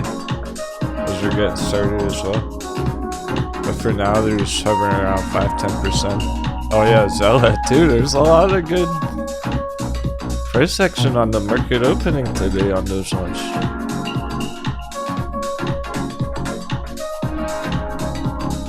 Even though it's VXX kind of a day. Nothing too extreme, so they're running while they can. Okay, bottom of the list. We only have one. Wait. Let's check. Okay, there's a couple. Yeah, where'd Megan go?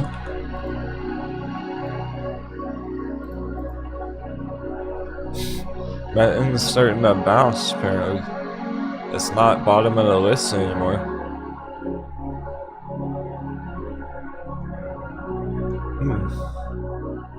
These are shifting. There's hardly any double digits on the red side, so maybe MULN will bounce too. It's like Metin's starting to hold. Okay. That's a good start. It's interesting.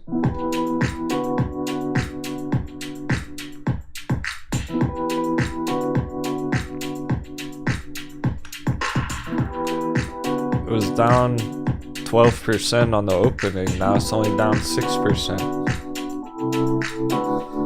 Starting to recover on that already.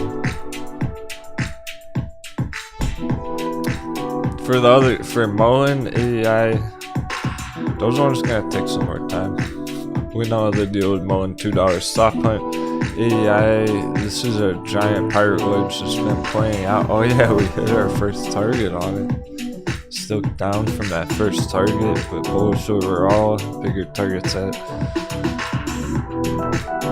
That's kind of a unique scenario on AEI right now. YVR is a double dunk on Liquid Media Group YVR though. These are the double dunks.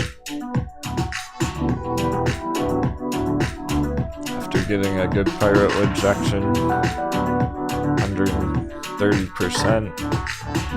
Back down at the bottom. Round 2. Pretty common with our church soundies.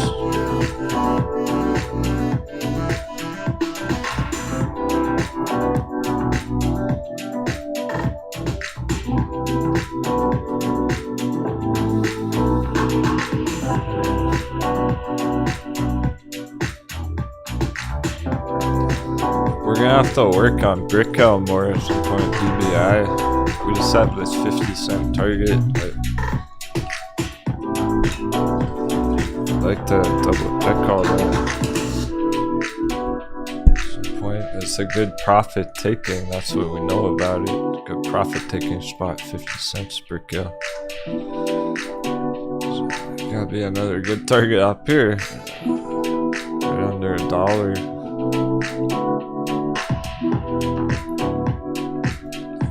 There, 80 cents.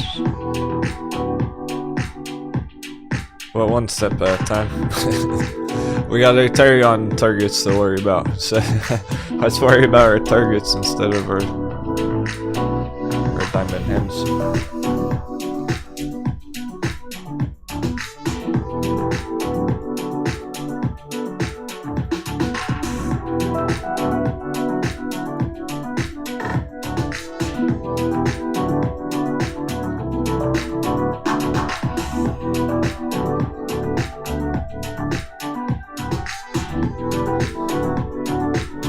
Yeah, Frederick. Good question. ACB. I'm sure it's in maintaining. It's right in the middle of our hot bevy.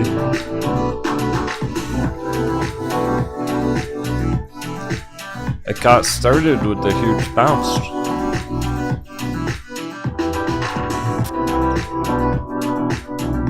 Primed and ready to go. We just gotta be more patient on it. Waiting for the medical marijuana place to cycle back around. They're not moving much lately. Sundial's similar to Rig, even all of those ones look similar on the short term.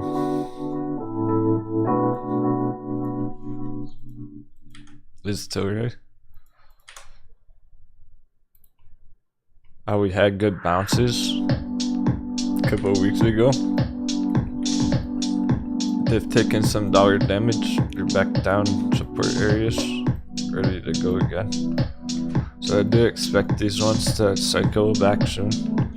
And then the electric vehicle plays too. And then stuff like MULN Centro coming back soon too.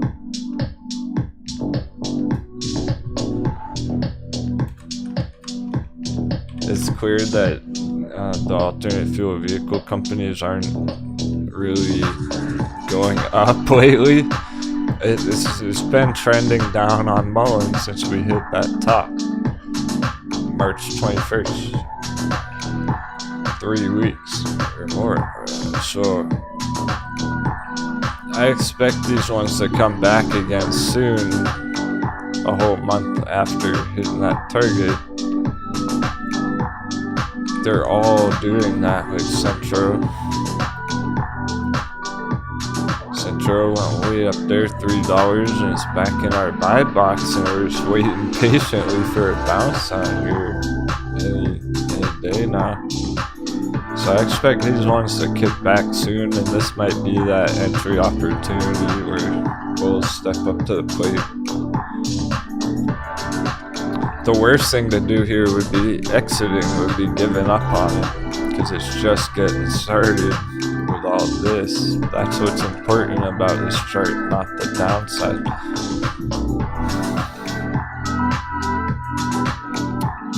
So yeah, I suspect medical marijuana plays and alternate fuel vehicle plays to return good health in the near future.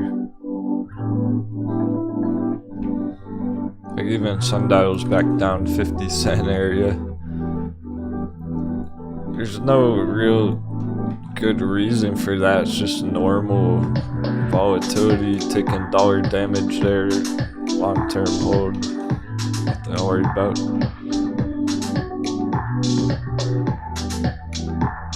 They're actually something to get excited about, because they're bottoming out, trying to bounce again soon. The Aterian's hitting 10% again, just going for it. Cool.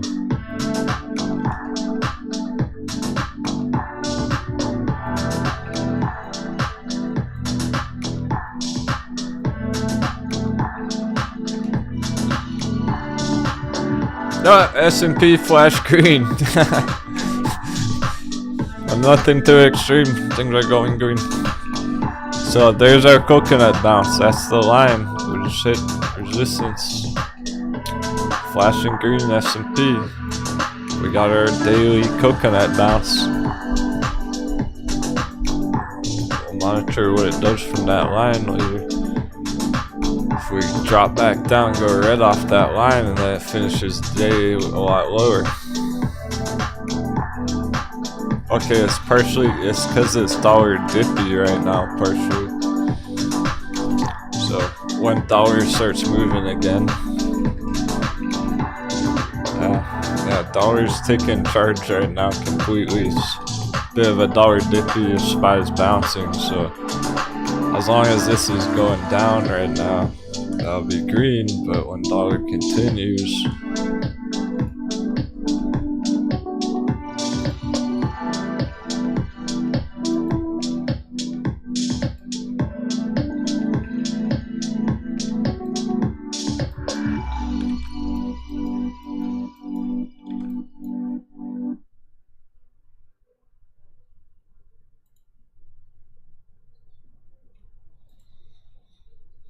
nice. Rocket fuel engage, bunch of double digits.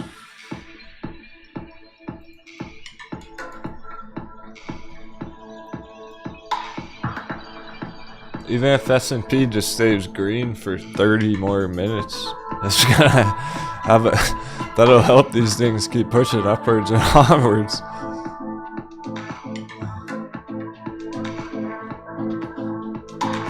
Every minute that the market's not crashing, these things are kind of continuing upwards little by little. Sure enough. Is that what is getting that bounce? Are we bouncing on Jella here from this morning? And the Ethereum's pushing through 10%.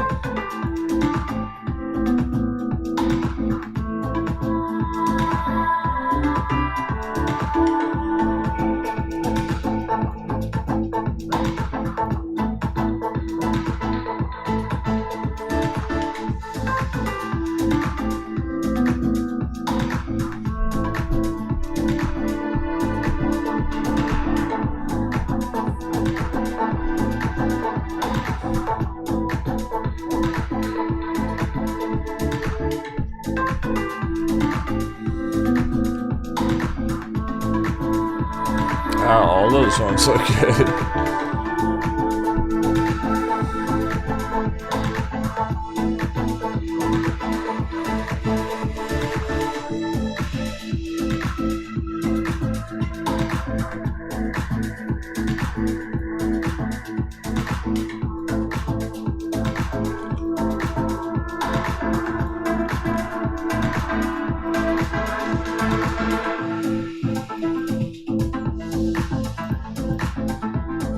I hope y'all crush it. We're gonna have a quick coffee refill. Happy trading, smooth sailing ahead. Be back in a couple minutes.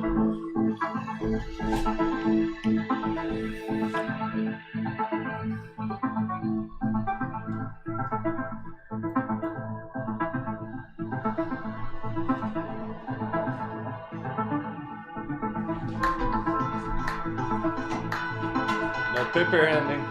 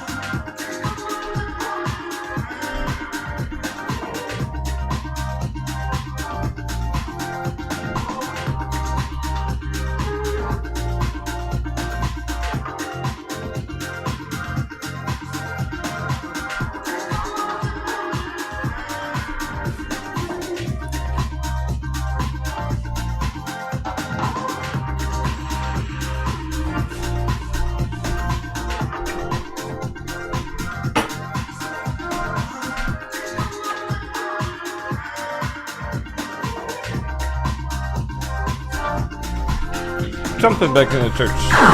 Let's be warp drive. Welcome back, triggers.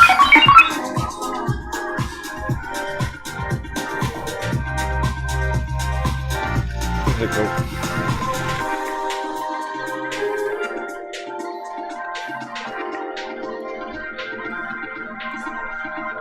I'm feeling good. I've been paper handing while it's gone.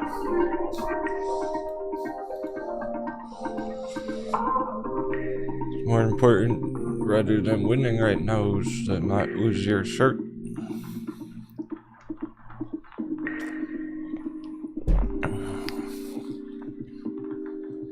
Part of winning is not losing.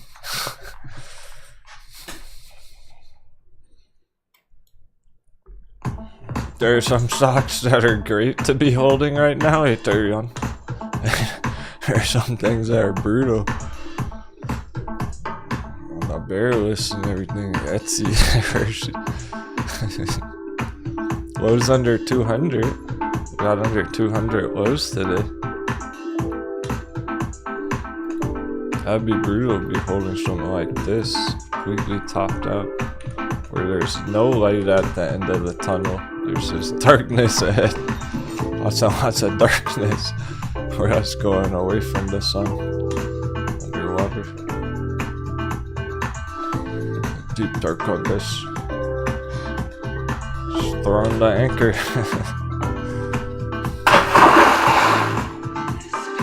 Looks like there's been no disconnect since we restarted. I'm happy about that. It's just good to go.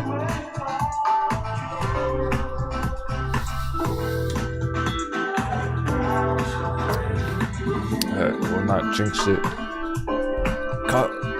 Kaval 15% bounce. Whoa, Kaval having a coconut bounce.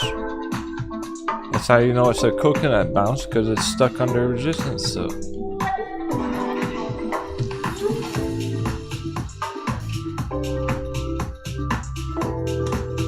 Never won under $1. Yeah. I'm expecting it to do that. We need more dollar going upwards. Dollar continuation upwards for that.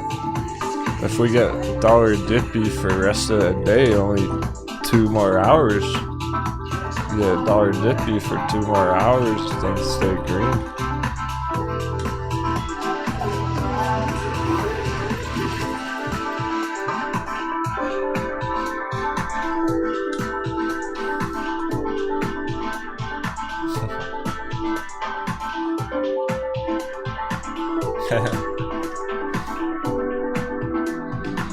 Yeah, T-Flyer is right in the name. Google puts.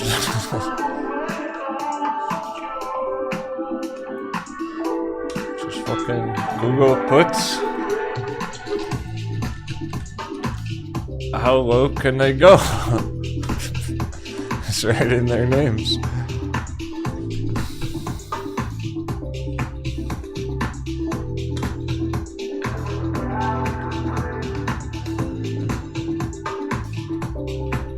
So yeah, Nvidia is about to drop down, Lowe's about to drop down.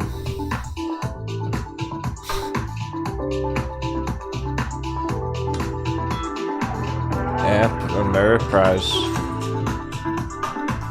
Hershey's, of course.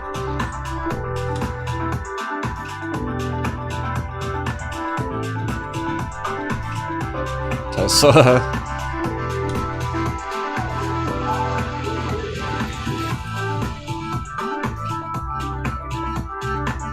Still playing games, $1,000. It's hard to imagine who would be buying it for $1,000. That's expensive for one share.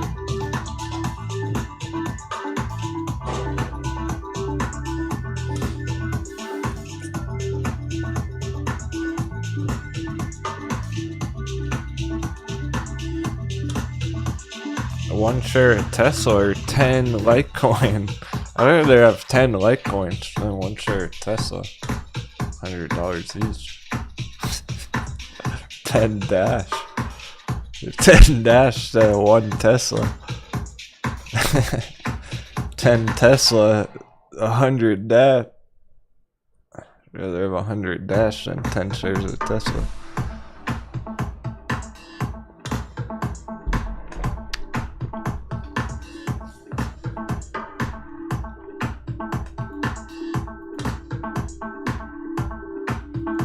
Bitcoin's still holding 40. Well, I guess S&P's still green too. Pretty much everything's green.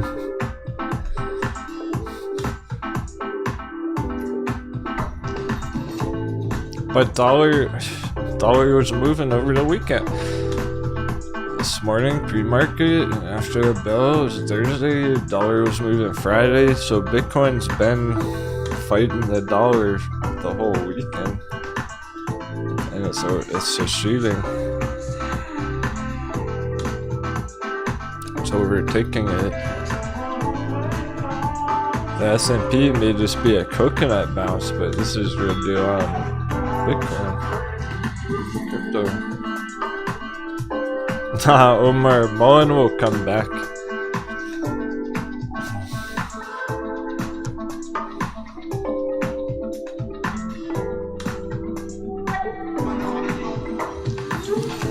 Mullen's dead for the FOMO, for the coconuts who FOMO'd in at $4.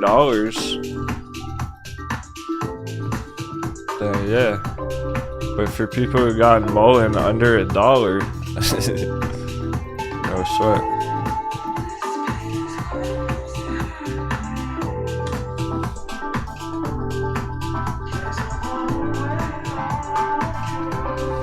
It's all perspective.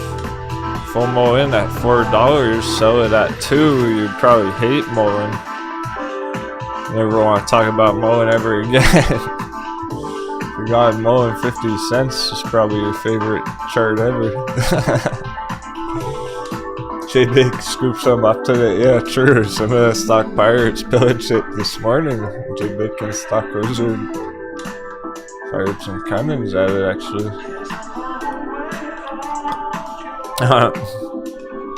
And stock wants to see it back at $1. That's not likely. Drop that low. Now for now, it's just $2 stop hunt. Bounce right back to bull box. Let's see if it can bounce back from this stop hunt. Maybe even finish the day over $2. It's going green at $1.90.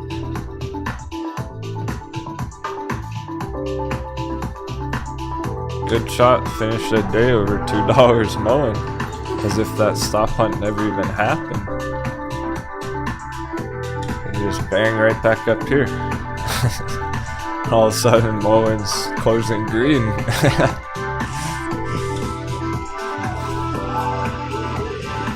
Down like 17% on the opening. It can close green by the end of the day, so yeah, I wouldn't give up on that. This was always a possibility, $2 stop hunt on it. I'm surprised with how extreme things are getting.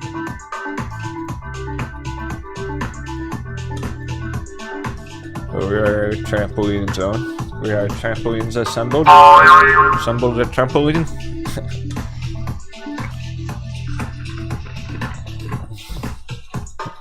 T Flowers wants to make a quick day trade on it. You could try. Yeah, the setup's there to give it a shot, but you know, you're talking about it over the next couple hours. If we get dollar bounce and Redbeard, arg. We got Greenbeard, we got Redbeard, we got Denbeard. All the beards. Cousin Kirk, let's go.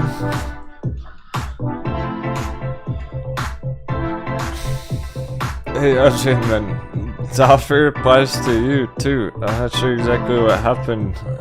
I mean, we talked before, but if you want to pop back on Discord for the end of the month, let me know. I'd hate for anyone to fall overboard right now.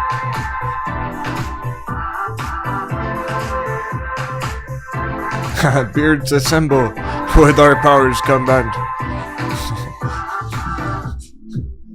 all the colors of the rainbow.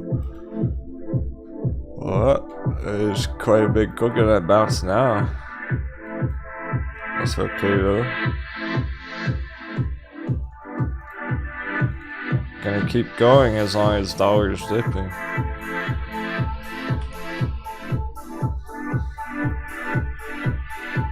So that's our next resistance.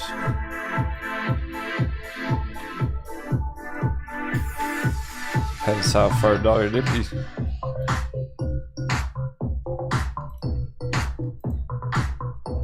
This.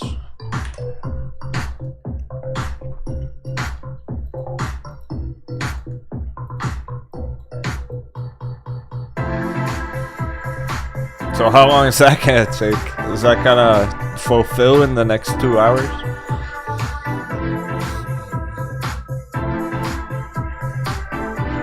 Is that gonna take 2 days? The next couple of days. Timing is really difficult, really. It always is, but more so than ever because of all the wishy-washy, the flippy-floppy.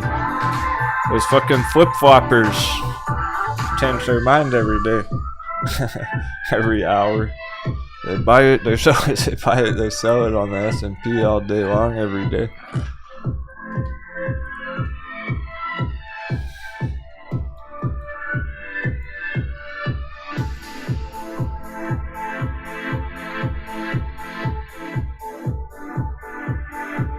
Ultimately, we gotta trust our indicators. Trust the bullishness on MULN here. Don't doubt the bullishness of these charts. We saw what they can do. We saw the potential. If this was the first real wave here, well, I should jot out like Candy Energy. For the cool. Yeah, I think my beard got even thicker during the last year.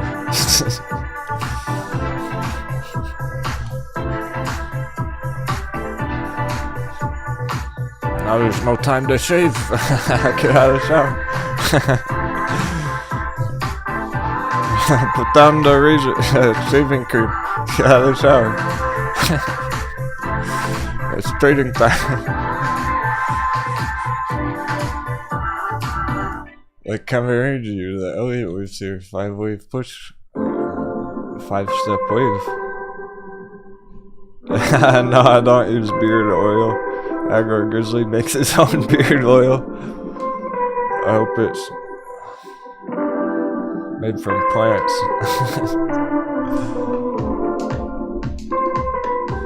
I hope it's organic from nature, not from your bedroom. We all make our own beard oil.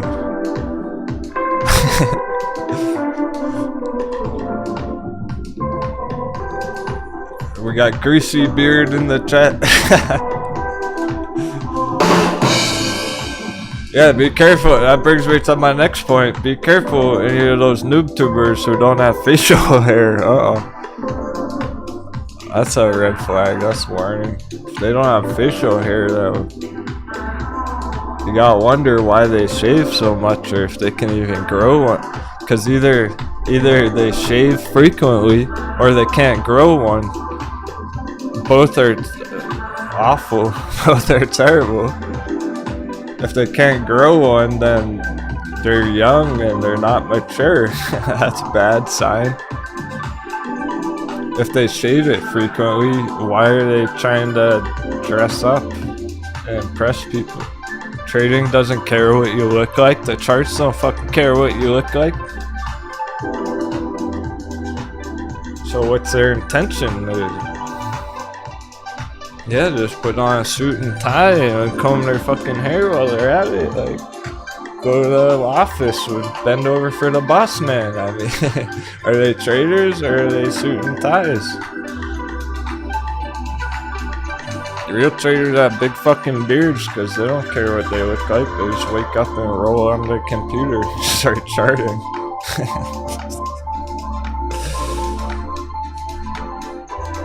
They got crazy hair. They got Super Saiyan hair. Super Saiyan.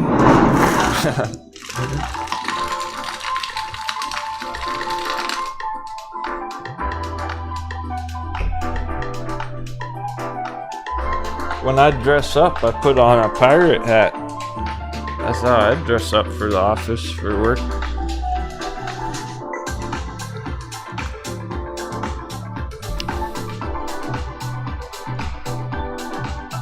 Real traders don't care about that shit. Care too much about the charts, so worry about what they look like.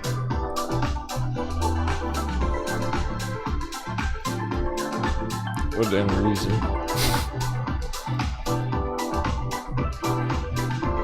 I care too much about Ethereum going 12% this morning to shave.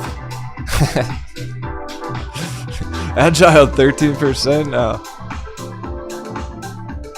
Ooh. Extra bounce, extra juice for the squeeze.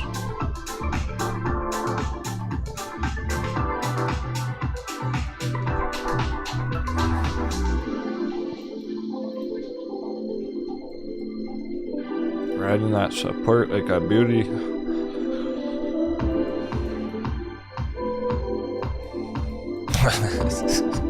Hot stock pirates crushing it.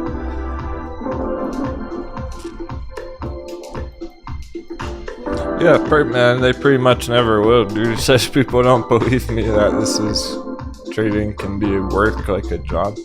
Yeah, because you gotta put in the fucking time and effort. Sure, there's a lot of work not working.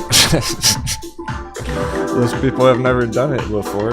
And then also, they never will, because let's say you make $1 million, right? Let's say you make $1 million on your crypto. They'll be like, wow, good job, you got really lucky on that one. They're not gonna understand that you just had the diamond hands and be savage about it. Nice gem miner winning a Aterian, congrats. Yeah, it's good to go. Been having 10% days like every day. We don't need it to go 100% all in one day on Ethereum. Just have another 10% day tomorrow, another 10% day the next day. Always upwards, smooth sailing. Is our initial profit taken up there? Yeah, I'm happy about that one. A bunch of people were able to win Ethereum, Agile Therapeutics. We needed some more scalps or nice swing wins. Because we are stuck diamond handsing a lot of things. Ride, nickel, even TCAD bouncing, but diamond hands stuck. So many things we're having to be patient on. Diamond hands, at least we got these bangers in the meanwhile. Keep us nice and occupied. There's still plenty of action, good, bad, and ugly, so lots of opportunities even during the craziest times lately. The whole last month's been very intense, but there's been epic trades. So that's all good if y'all want to keep practicing these swing trades and everything, stacking up some treasure while we're riding out the rest of the market crash. But yeah, meanwhile, we'll have to be super patient with our hot babies, because not all of them have started to bounce. Like Virgin Galactic, who knows when that'll get going really. It's clearly a great entry. $9.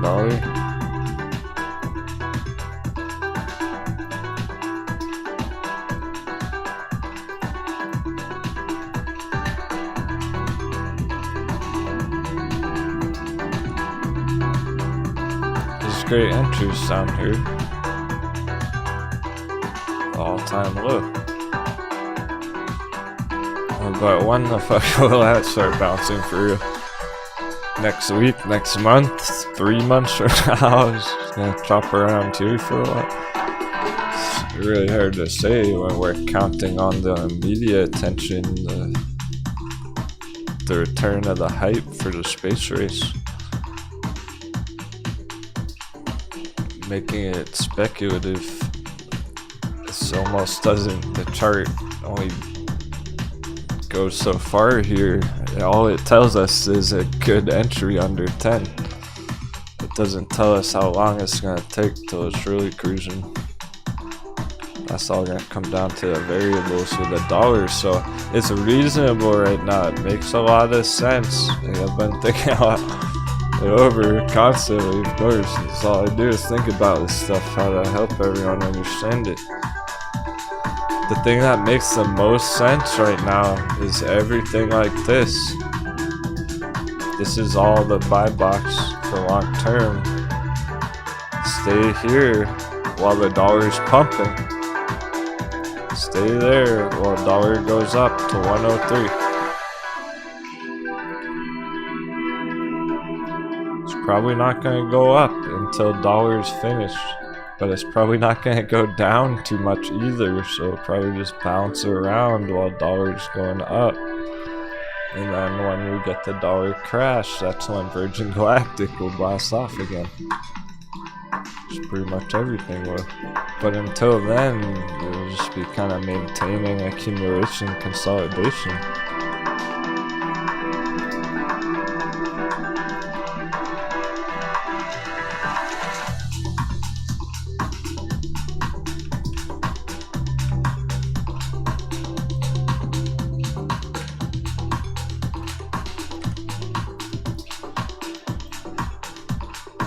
So we'll clear $10 when we get the dollar crash on Virgin Galactic. Till then, bounce around there, and that's totally fine. But test our patience with it, because it gets this low, and you kind of hope it would bounce like this, and it would already be bouncing, going nice profits. They're back here. No, it's more it's more consolidation for now. It's not that kind of a hot bevy. It's more like this. Well, here's the projection, so check out this projection. Gives you an idea of what it could look like for the next couple of months. So just working its way up the green box here. That lines up perfectly, that first breakout. So that's how it would all start. We get this first bounce push through the blue trend line resistance right here.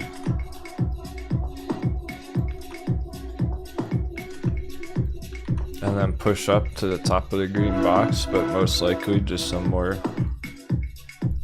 consolidation anyway. Perhaps another month until we really clear through. So that's what we're waiting for. That'll happen when dollar's crashing. So however long it takes for dollar to complete is how long these are gonna be in accumulation.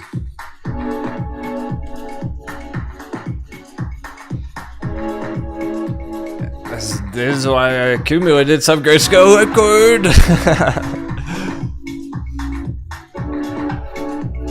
7's in the chat. 777. Let's get our hype back in the chat. We need around the 7s. For all the hot dude, for that whole concept. Fucking go. Puts you ahead of 99% of traders. It's all setting us up for the rest of the year. We're not trying to make money on this overnight. We're trying to accumulate as much as possible to make real treasure later this year.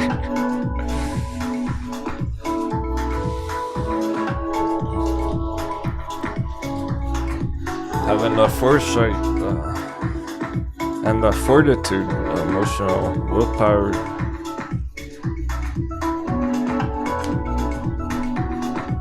God, I wonder how many traders paper-handed Grayscale Litecoin already.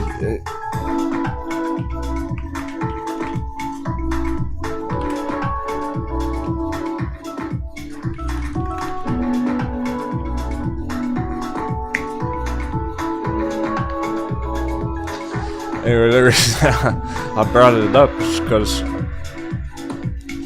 majority voted for more accumulation, which actually Most of the crew, the crypto crew, wanted more accumulation on it. We certainly got that. So Bitcoin keeps cruising up from 40,000, slow and steady. Looking at heading right up to $10, slow and steady.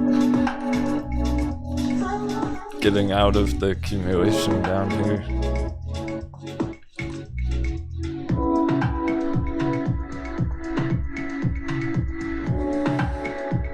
It's gonna be a major turning point.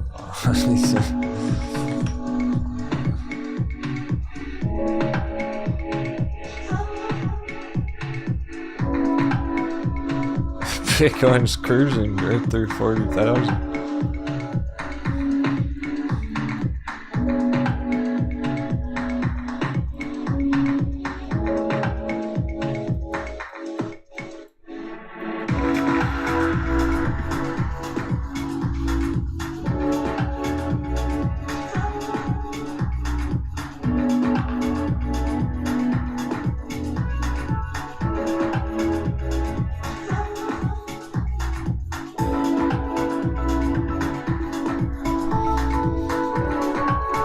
So this is how Bitcoin's been behaving with it all. When nothing too extreme, it goes green, so we can get a nice shot upwards here. A couple more G's. And then, okay, well, maybe tomorrow it takes some dollar damage. No big deal, it just drops down to 41,000. Take some dollar damage tomorrow. And then nothing too extreme the next day, crypto goes green again, it pushes up even further. It's not taking any dollar damage.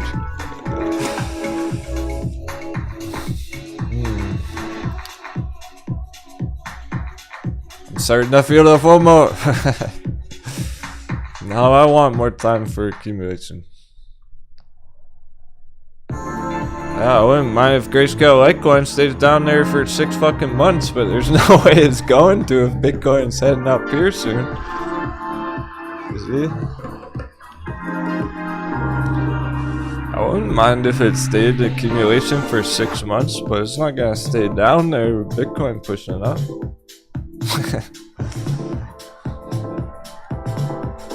ST Flyers averaging down Metin. Got a bunch of you were brave on Metin there.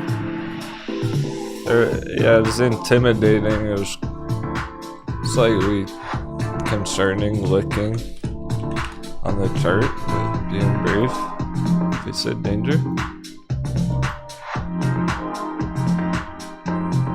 Pushing your emotions to the side and using it as a drop opportunity.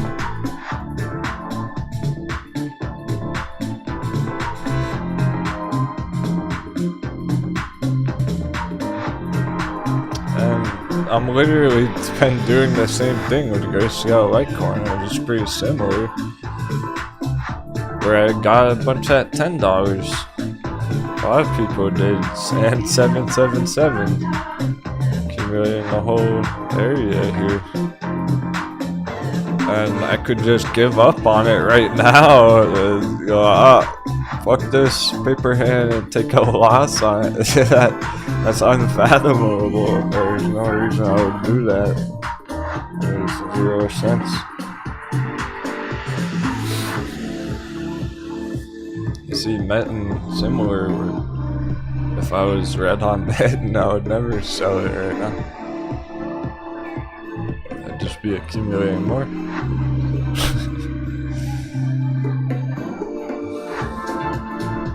And how glorious it's gonna be that day when Metin finally goes. Oh man, I'm gonna have to get a bottle just for that.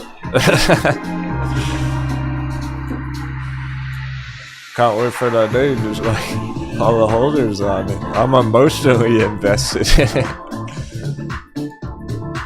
Since I'm charting it every day for everyone, I feel like I'm in Metin because I'm emotionally going through the journey with everyone. And damn, when Metin goes, that's gonna be epic. I'm definitely popping a bottle when Metin hits $1. I'll be so happy for everyone holding it. That's ours, man. We got a lot of mech cargo below deck. It's one of the most popular diamond hands holds right now.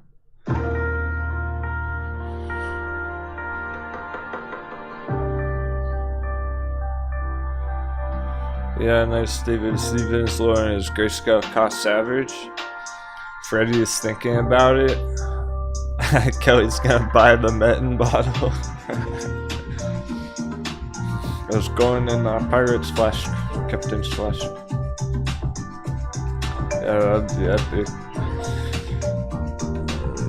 I think we got the most anticipation over Metin, so we've been aware that it's gonna take that move on Bitcoin, and sure enough, we're getting the epic bounce. 39 stop point.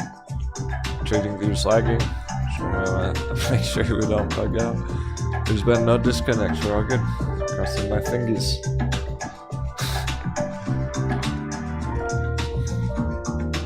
Oh, because SPY's dropping. That's why S&P hammer time. They don't want you to know. They're not going to want you to see this one. Get out of the shower. Hammer time. More coconut bounce. So he's rolling over already. Finish the day red. Let's see, we got an hour and 40 minutes. That's enough time. So dollar... Maybe it's bounce soon. It's a good dollar bounce soon.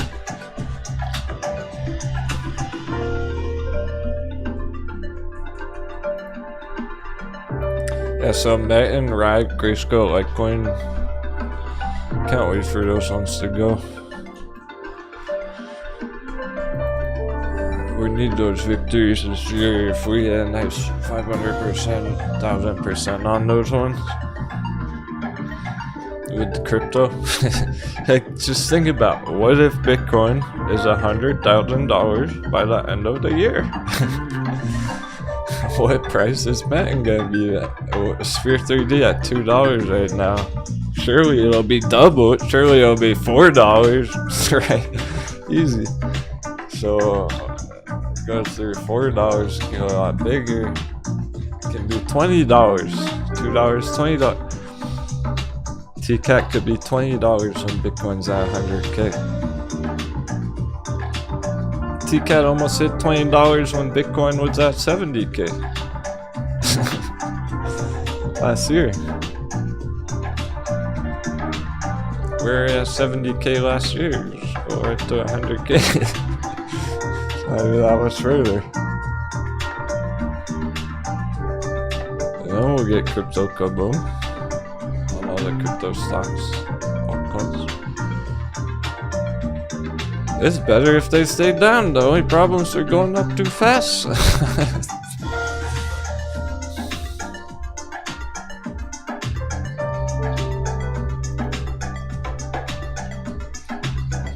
Thing about AMC last year. No one's mentioned it today. How come no one's mentioned AMC GameStop today? It's always me, the one bringing it up now.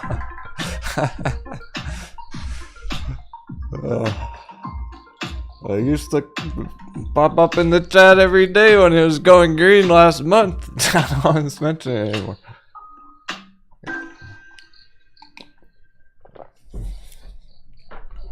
Halfway through the day, I noticed. Wait a second, no one's talking about AMC. It must be taking damage.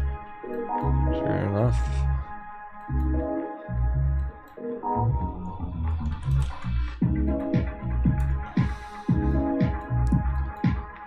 GameStop, okay. Yeah, they're busy shopping for bargains. Stock closure. The point was, think about AMC last year at a $5 buy box, and if you really believed in its potential back then, that wasn't enough time. We wanted more time to load up on AMC at $5 last year. It would have been great if it stayed down there for 3 months, 6 months. And we could have bought a lot more AMC at $5 back there. If you're that bullish on them long term, you want more accumulation before they start mooning, because they're good choices. All the hot babies are irresistible. They're such good choices with huge potential, like MULN. This was a recovery on AMC essentially, because here's the old all-time high, 2015. $35. It was a recovery from $2 to $35. That's what we were looking for on MULN. There's just a modest recovery on MULN. It happens to be 20x targets. Just an epic recovery.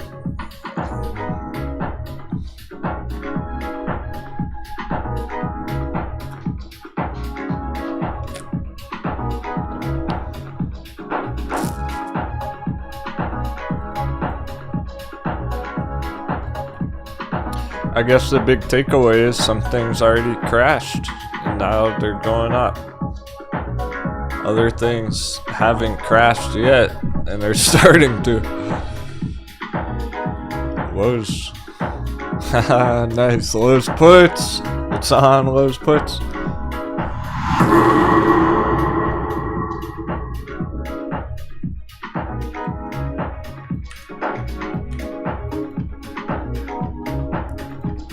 Dropping like an anchor. Oh. Wrong bud. Blast off upside down.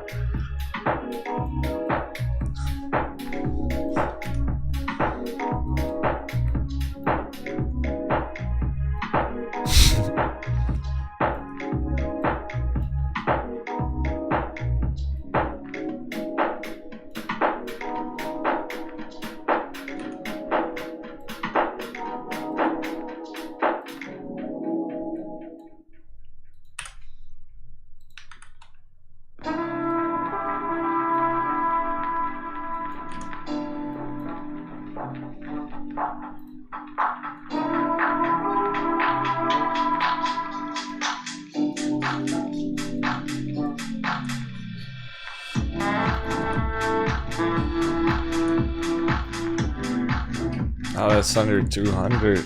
It's looking like we're officially stuck under 200. There's almost no going back now. It's it's basically fucked. Why sugarcoat it? It's about to pull an Etsy bay.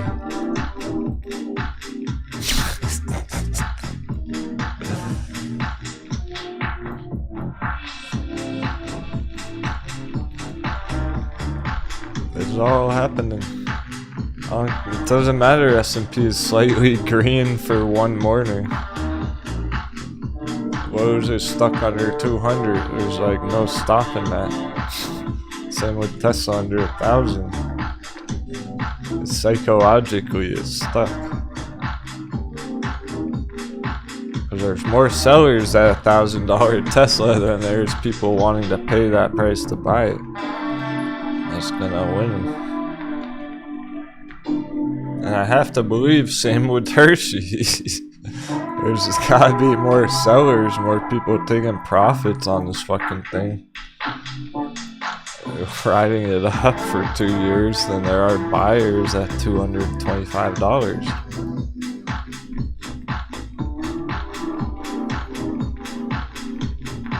And basically traders, all the traders in the markets right now, like I said, if you've been holding anything in any of the markets for the last few months, you're probably red on it.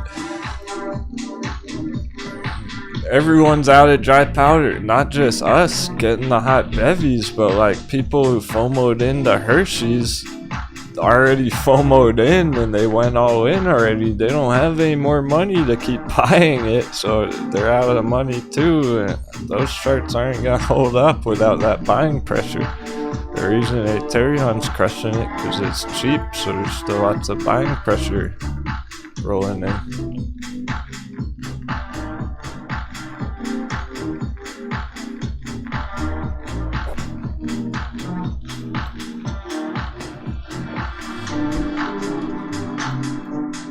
undervalued, so they're going up. Overvalued ones, who has any dry powder left? Like, they're all just holding it. If they're bullish on Tesla, they're just holding it. They already bought it. Like, they're not really still buying Tesla every day. You just got a bunch of holders on it. And they're not gonna know what hit them.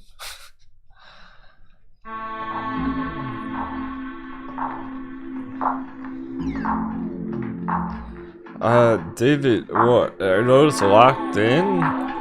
That's unrealized though, right? Like, you can certainly recover 70% loss. But if you lock in a loss like that, so if you're down, let's say somebody went all in GameStop last year at $500 and they're down 70%. If you sell it all and you locked it in, then you officially lost that money and there's no hope of a recovery. Yeah, you already know the answer. Holding, basically.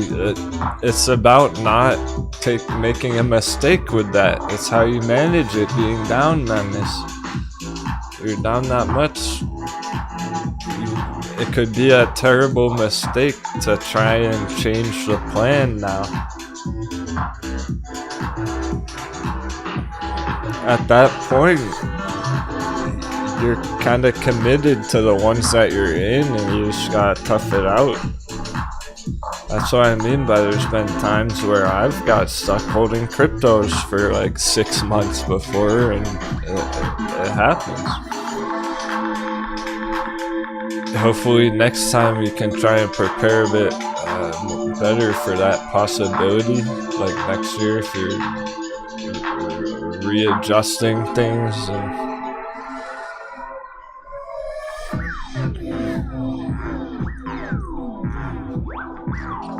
part of that's just if you're already in that spot, then you're already there. You can't like go back in time and fix that. So how do you manage it? Stick to the plan.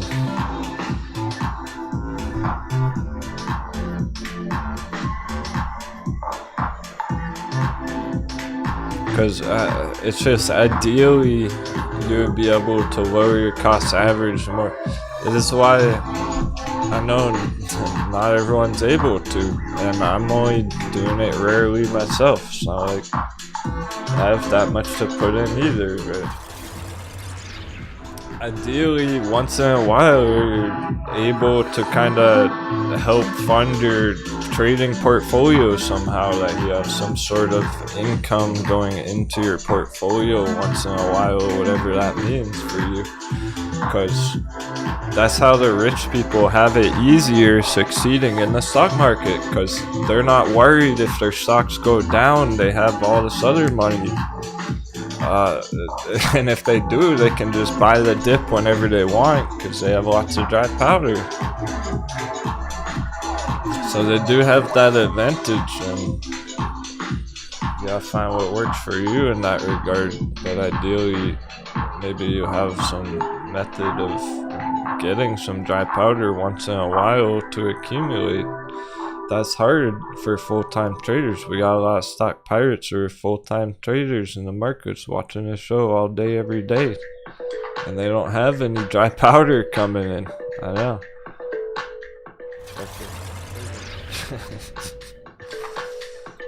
Then you have to be patient, time in hands, because it is what it is. Market crash. Like, you gotta get through the fucking market crash. Tough luck from Captain. That's just the reality of it. Like Warren Buffett, he doesn't care about market crash. He can buy any stock he wants any day of the week. Like, but we're more limited. We have to be more careful and stick to the plan and try to. The biggest part of winning right now is not making a mistake. So truly, changing your plan is the mistake. You're better off being patient, wait for the dollar to crash, because all the things you're holding might be looking real good by then.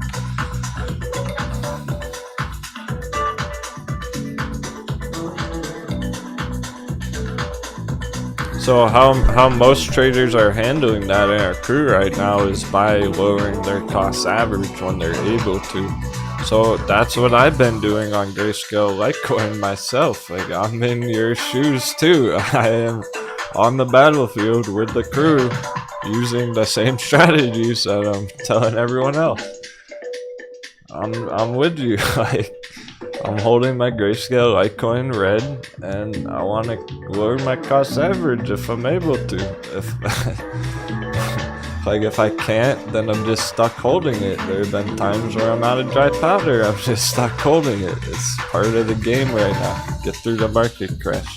Alright, cool. Wanna have a quick coffee or mission refill before power hour? And then start kind of fresh. It's that's why I'm gonna say all that psychology part, because it is market madness right now, and everyone else is making mistakes. Okay, 99% of traders are making mistakes right now. If you're not changing your plan and pressing lots of buttons, and you're just diamond handsing, you're not going to be making mistakes. You're making strategies, making a plan. Thanks everyone. Hope you're having a great day. It certainly is on the chart space.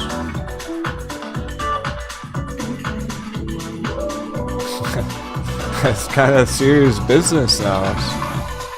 It's cracking attacking time.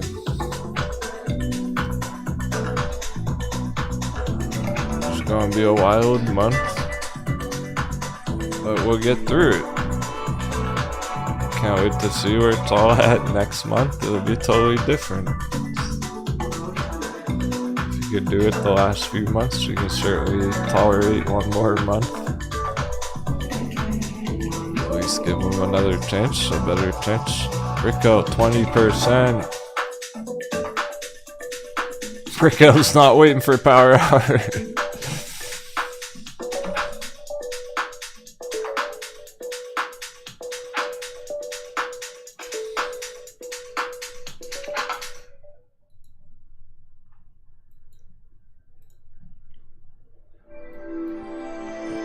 AGR. Agile, about to get that higher high. Finishing with a bang. Very nice.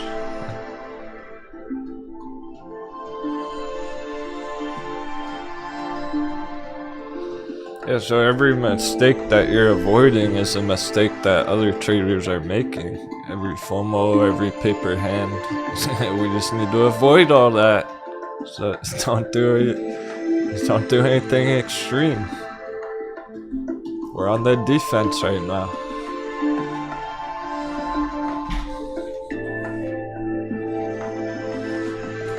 FOMO's gonna get wrecked all month, and paper hand is too.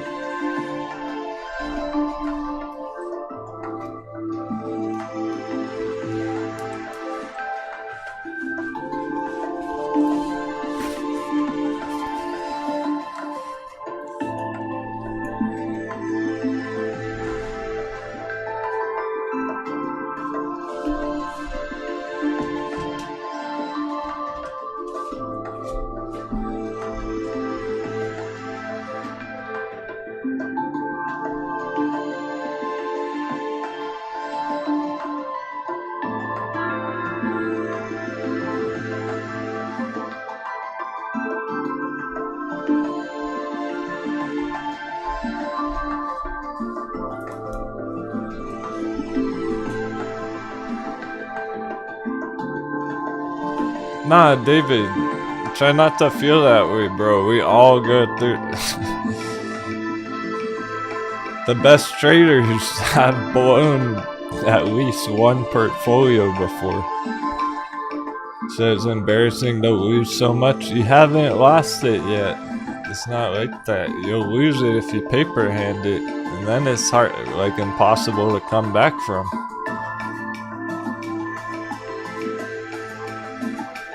It's important to just not give up and feel embarrassed about it or like he messed up. It's not really anyone's fault being in the middle of a market crash. It's just part of trading in a market crash.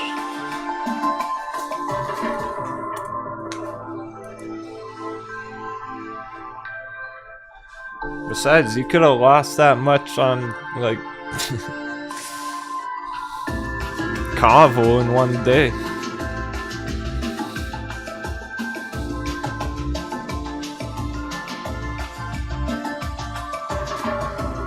I'm serious, like we've seen people in our crew have significant recoveries in short amounts of times on VXX and Mullen and everything.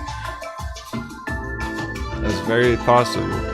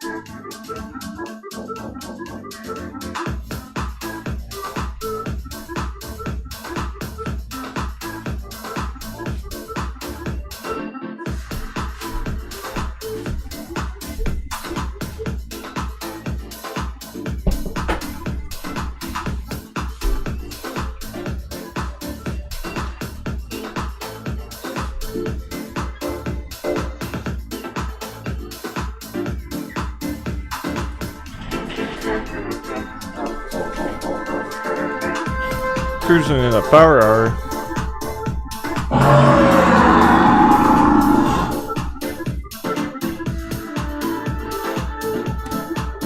Welcome back, traders. Great job, everyone. I'm impressed. The fortitude. Something. Look at it on the bright side. There's something positive about it. If you're down a lot, diamond handing things, most traders would have given up already. They already got shaken out. They already locked in that loss. They already quit the markets forever. You're still hanging in there. That's impressive. It's not embarrassing, that's impressive.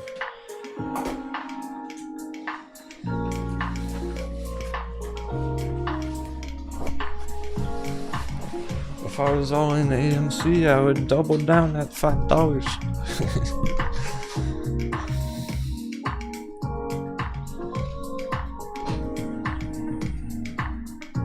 Some people are locked in AMC, all in, and they're in the red. We're GameStop. We're both. That's all they have. And this is gonna test them. Certainly gonna test their emotion. Do they got the diamond hands or what? Not many of them are gonna make it through. Test their emotions for real, and then it's about how they handle it. The smart ones will lower their cost average, will diamond hand it, get through the market crash. The mistakes would be panic selling. The bottom applies to all of them.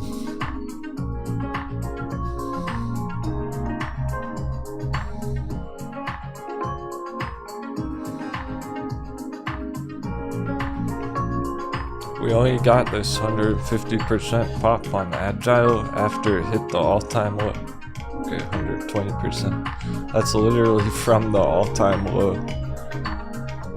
So literally everyone holding Agile Therapeutics was red right here. And a day later they're double, up 100%.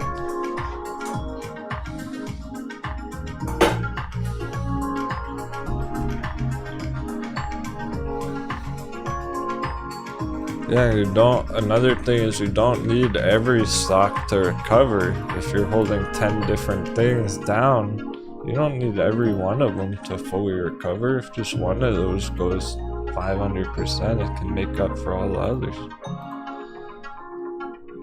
Focus on your biggest ones though. Don't worry too much about your smaller positions if you have a bunch. Focus on your main ones, what you're heaviest in. And what ones that you want to be heaviest in.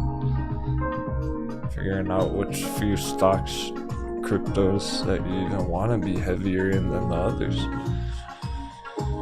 Is that MULN? Is that Sundial? Virgin Galactic? Which one's your favorite?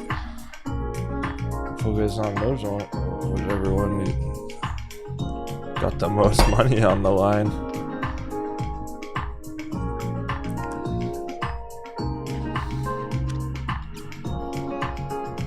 Yeah, interesting headstock.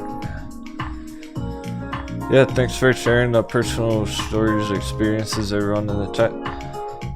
Headstock says his portfolio was down 45%. It recently recovered to break even, but now it's back down 30%. It's all over the place.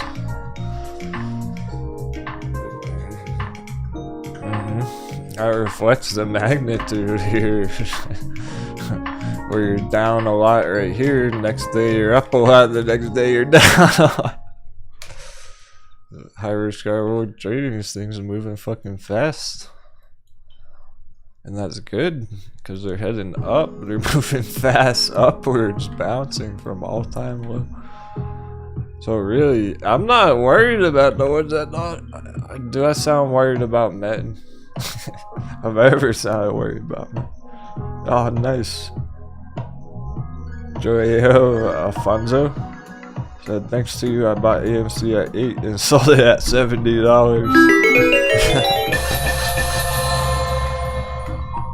Yeah, then I assume you probably entered a bunch of other things after, and now you're just diamond handing those, right?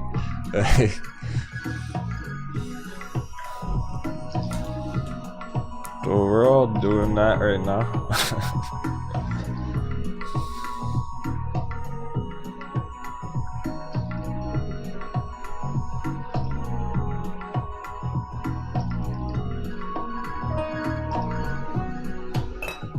I think a bunch of us crushed AMC last year, but then we're still diamond handsing our new hot babies that we entered over the last 3-6 months.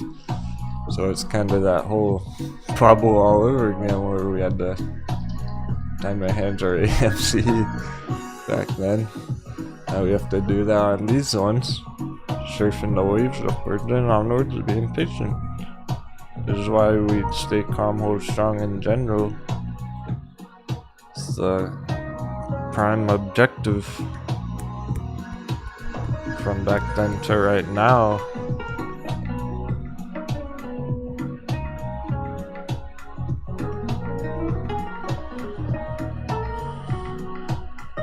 When they're going up. When they're going up or when they're bottomed out. When it, yeah, you don't, ideally you don't want to hold things going down, down, down. That's what a stop loss is for, personal preference. But now, if they're looking bottomed out, if they're bouncing, they're going up. This is what we've been waiting for.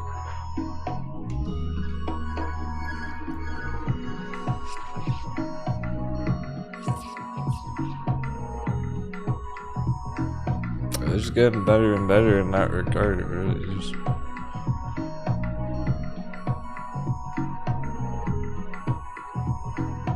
I know, some are going down a lot and haven't moved, like Fammy.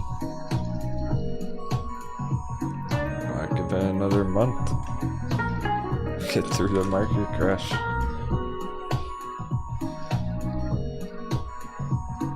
The hard part is if somebody's all in, Fammy, and they can't double down. It's all good if you have a smaller position, you could or cost average potentially, or just set it and forget it. Now, to help recover a down portfolio, and it's the last thing I say about it, because it's a double-digit day. We're getting green charts. It's kind of helping you when there's going through that mental battle.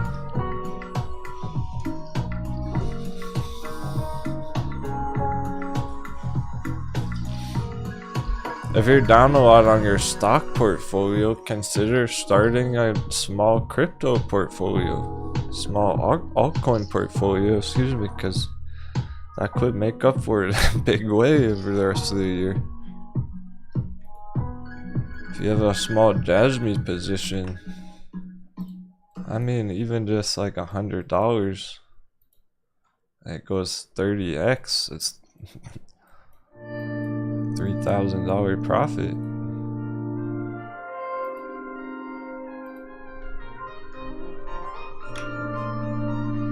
20x, 2,000.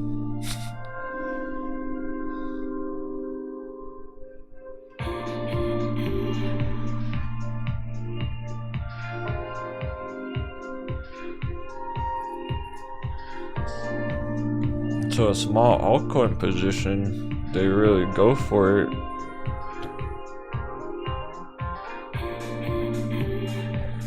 You don't need a large position to make good profits on it. Then a small altcoin portfolio could potentially help recover some of your stocks that are down.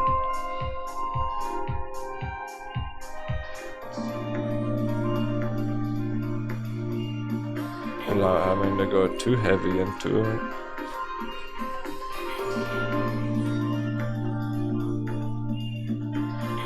Just talking like even if you're accumulating $20 here and there, like once a month, getting $20 of a cheap altcoin. No, whiskey. So, good question. Is Captain still holding off on accumulation on altcoins because I was wanting that crypto dip though? Nah.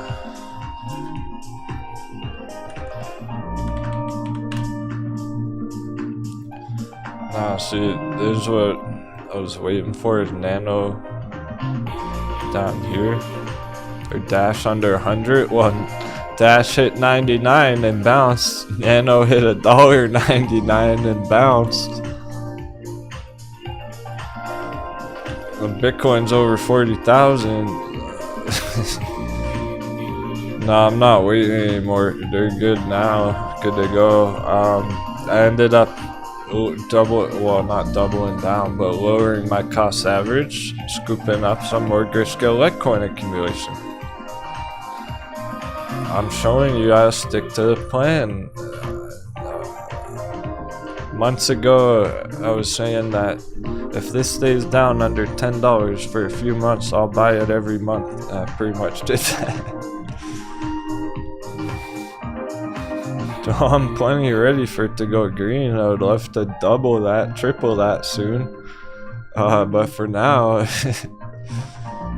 cool with it being here. If it stays down here again next month, I'll scoop up a little bit more even. So no, I decided rather than waiting for the altcoin dips, just lower my cost average grayscale Litecoin, because it's the smart fucking thing to do. It's trading like a robot. I want some altcoins because I like the altcoins, but it's smarter to lower your cost average.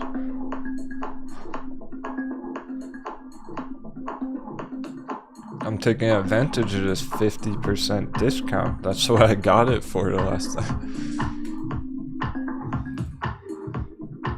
Scoop some up at Thursday and I was hitting a 50% discount over the weekend. So, yeah, take advantage of that 50% discount. Because remember how good it was when it first happened. When we were all getting excited about it, there's more pirates accumulating this last week. Getting me excited about it the more I was talking about it, the more we were looking at it last week. I started remembering how lit it was to get up here in the first place. When we first got a 50% discount, I was like, holy shit, we got a 50% discount on Litecoin? That's huge. And it's still here, it's just as good as ever. Well, I remember why we're excited about it. So yeah, as good as ever. Bitcoin cruises through 40,000. Let's say it hits 50,000 soon. Like within a month, next month. This discount's gonna fade away. Drop down to like a 25% discount. It feels like time's running out on that. It's doing things behind the scene on the discount charts. More so than even the share price, but we're getting a 6% bounce on it in the morning. It's a good amount.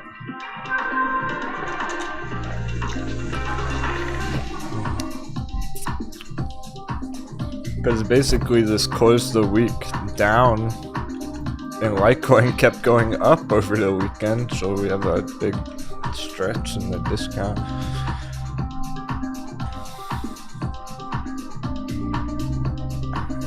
Yeah, that's perfect. Great where we want it. Okay, it's power hour.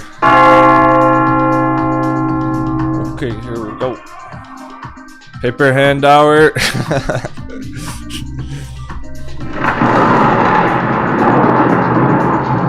What did I do?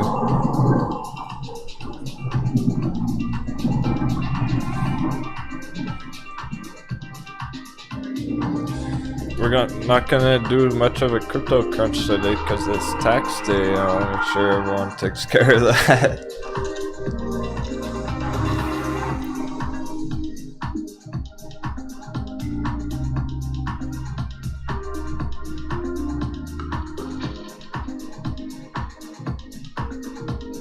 And the stream's been running nice and smooth for the last few hours. Happy about that too.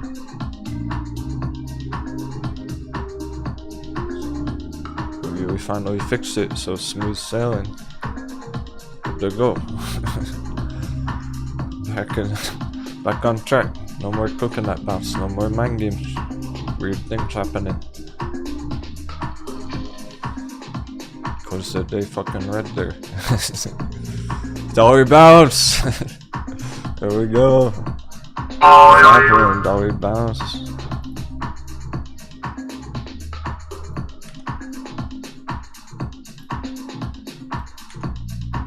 That didn't take long. We're seeing the conclusion end of the day then.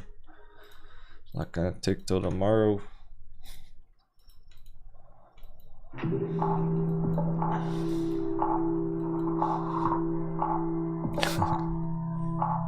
Process speeding up.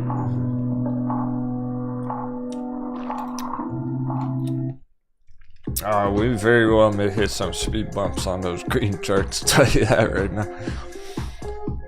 Camber Energy, Bricko, we'll see how strong they are right now. It's pushing up on resistance. It wants to send it.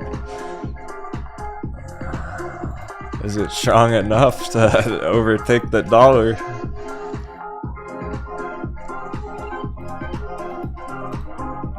Not that it even needs to do that right now. Even just holding 20%.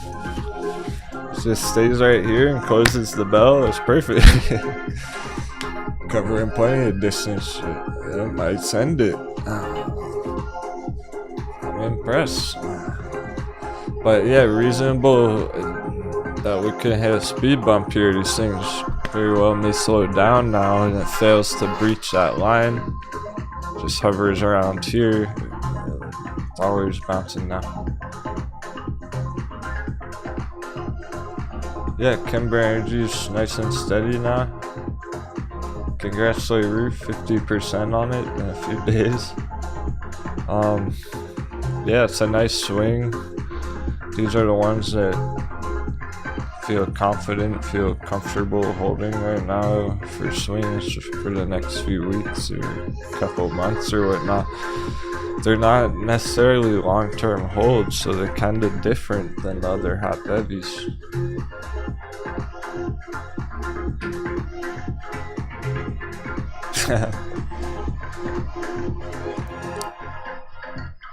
These really are more swing trades. Camber Energy, Bricko,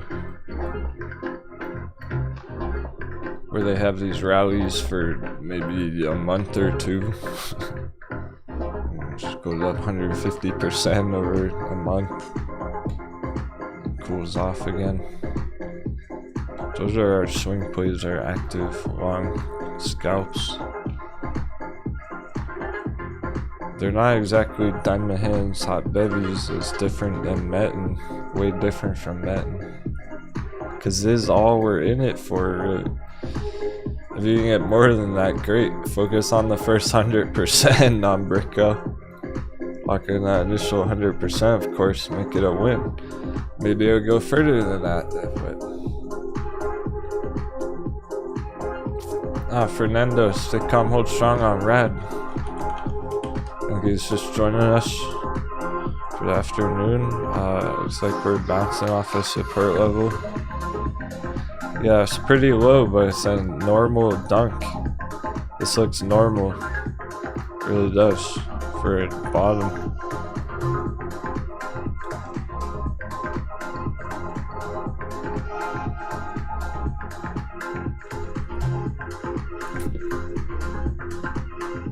See if I can draw it out cleaner.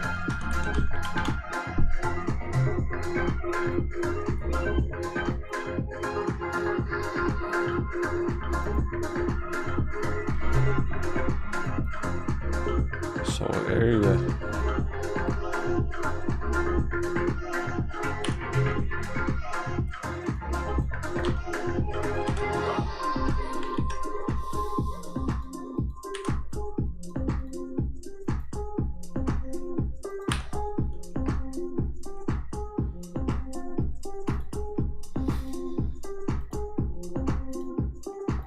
This looks nice.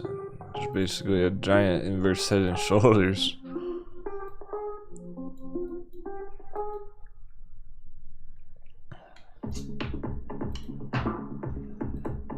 Check out the symmetry on that.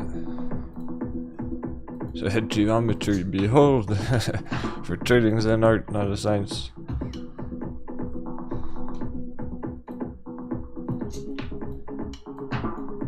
That's very clean. Very normal.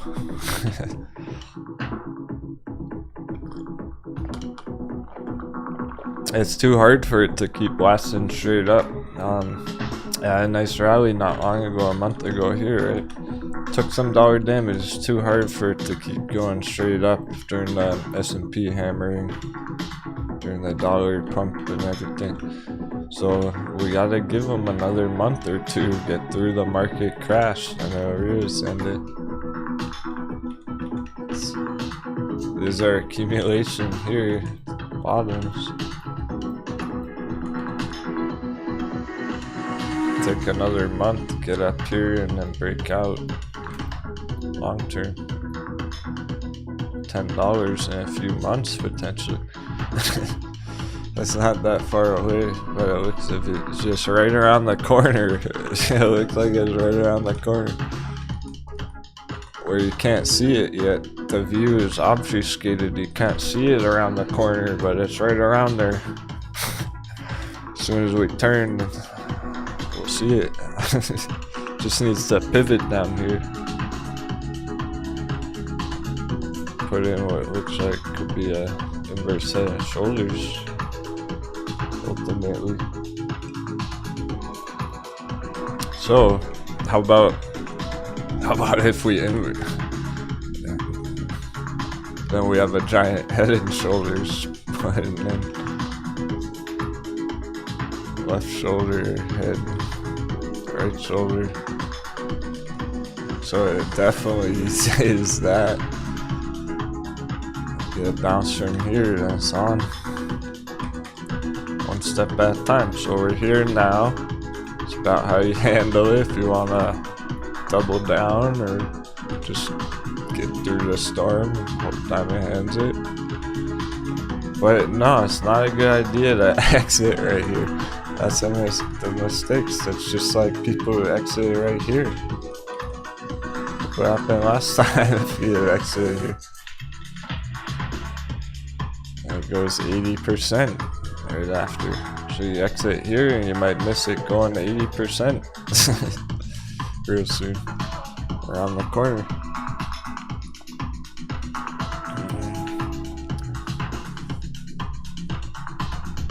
It's kind of, it's almost like a TV game show where you pick what's behind the corner, pick the prize behind the door. It's like, yeah, I'll see what's behind the door here. Let me see what's around the corner. Okay, cool, nice profit. Okay, I'll see what's around the corner. Show me the profits. Got him. Oh no, I don't want to see what's behind the door this time. I'm done. I quit the game show. Don't show me what's around the corner this time. Like, don't you want to see what's around the corner this time when we get the dollar crash? 1, 2, third time's the charm. It only takes 3 hits in baseball. You get 2 strikes, your first 2 hits. Third one's a fucking home run out of the park. That's all you need.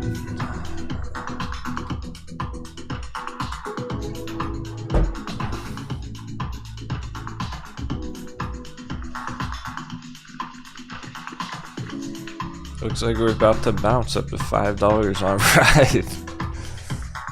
Green alert. There we go, I'm giving them ride to green alert. Probably cycle back around when MULN and Centro get going. MULN, Centro ride, they all took some dollar damage. We'll probably get a nice ride bounce as soon as we get this nice MULN bounce. As soon as we get the Central Electric bounce. Just gotta mark this for tomorrow. call that our bounce line tomorrow. See if that holds.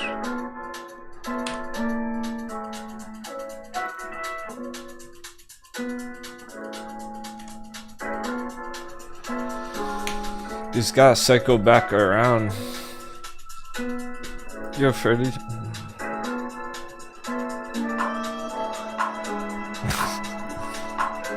You were J-Bake? Drunk on Saturday night? You seemed pretty chill. That was a great voice chat everyone Saturday. I was impressed. I was proud. Keep it on topic, keep it chill. What happened? S&P just turned red. That's what happened. What a word. It was hammer time. Turning red on that day after the coconut bounce.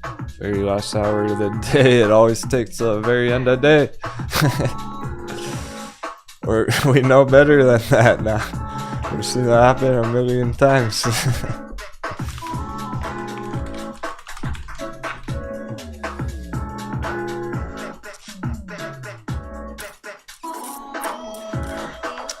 Yeah, we do the voice chat every Saturday night. Really.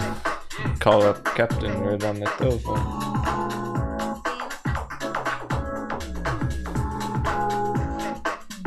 Also, I would do it on Sundays, and I do Sunday next week. I'm going skiing this weekend. Going snowboarding this weekend, so I'll be gone Saturday night.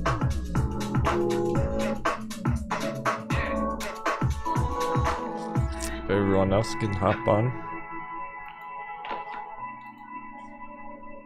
You don't need me there. Have a good voice chat together.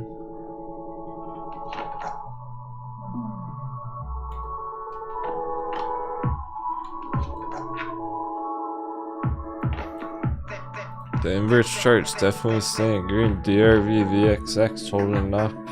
The oil one as well. That Great Panther mining, did that hold up?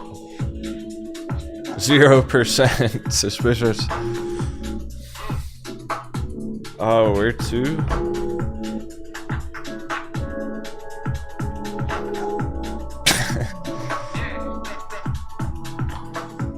I think Bachelor's Mountain in Oregon.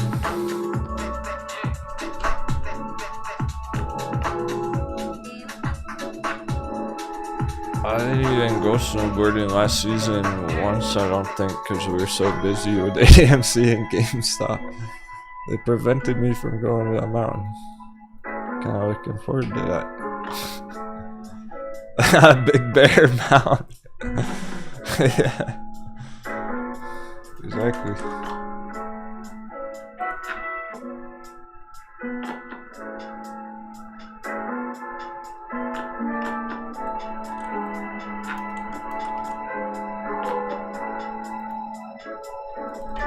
Going to Big Bear Mountain.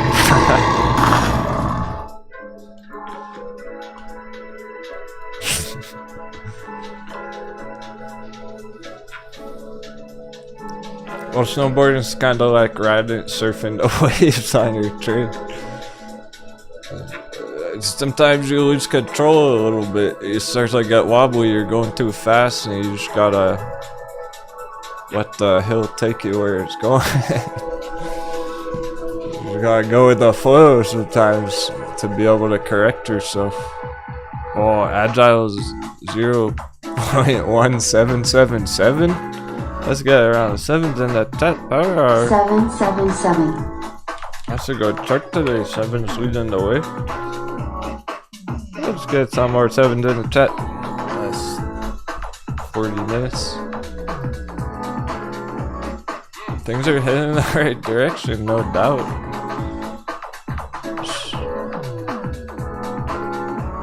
There are gonna be some end of day surprises.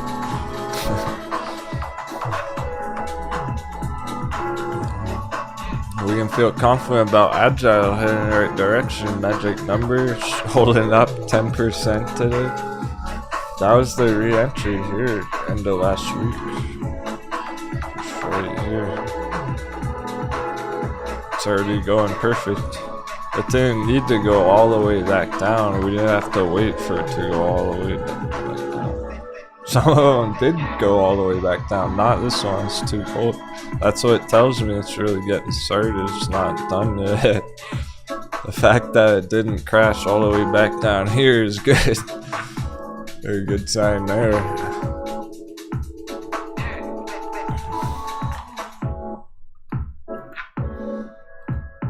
And this kind of illustrates too, if there were so many ways to play this, there were good ways to trade this, or mistakes that could have been made in that chat. So I'm talking about.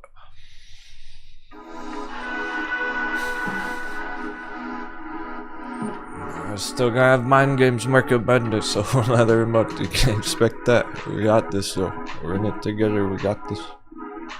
Been tough last year. This year's getting better and better. We're almost there. Getting back closer to tropical waters. We're in the Arctic. I brought back a snowball on camera last week. The sun's coming back out.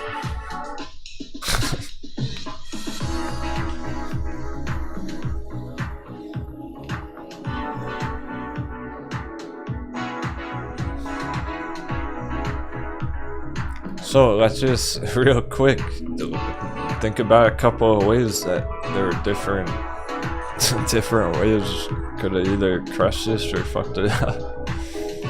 How about let's start with the bad, the paper hand. If somebody was holding it back here and they were going red and then they got impatient and they gave up and they sold all-time low, that was a mistake. They FOMO'd here, FOMO in here, it goes down, that was a mistake.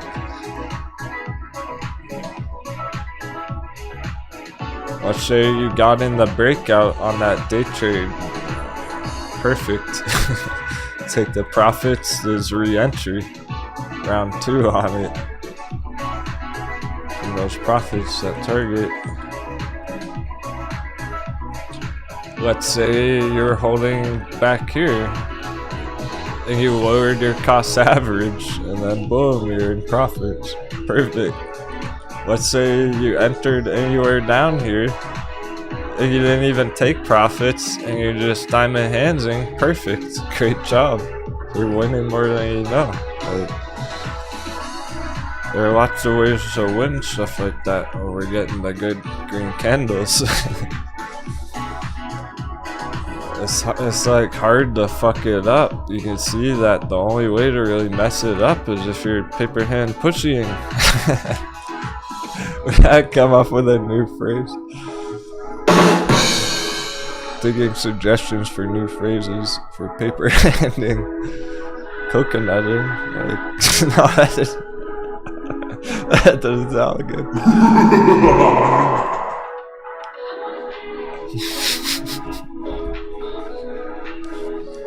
Why are all the trading terms so sexual?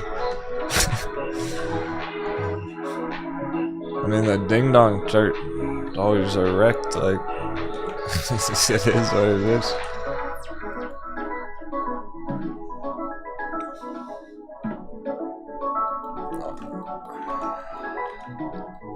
What else do we call it? Because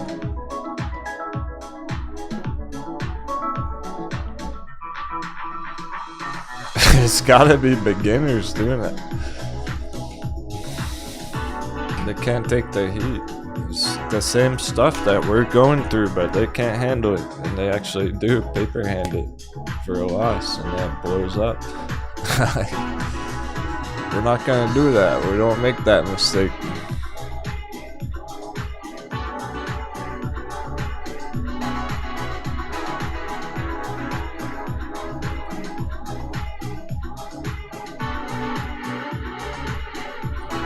Everything we've been patient for is for this.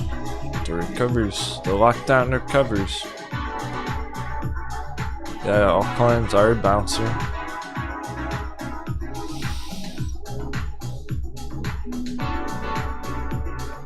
Nothing too much yet, but they look very good. They're primed and ready to dash right on top of the buy box.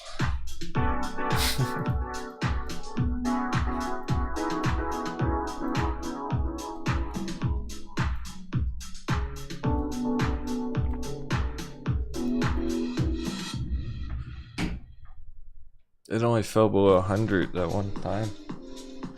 Oh, we're getting some wind. Wind's blowing up the door around. The bearish wind.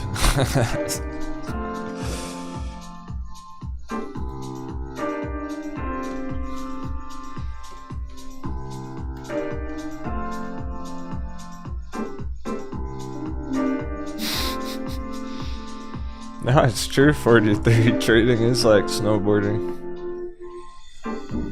Cause you're just riding the mountain, whether the mountain's going up or down, there are bumps. You can pick different routes down the hill. And you're just trying to get to the the end safely. The goal is to get down safely and have fun while you're doing it. It's exactly like trading.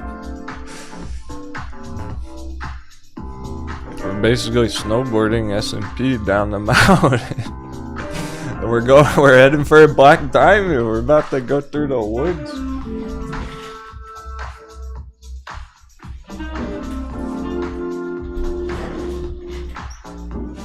This actually is getting windy in here. That never really happens. The door's never blowing open and shut like that on its own. Weird energy going on. No wind in the real life, good wind on the charts. Yeah, should we call it Sasquatching? That's code word for paper handing. No Sasquatching. No squatching. Don't be squatching right. Fucking squatchers.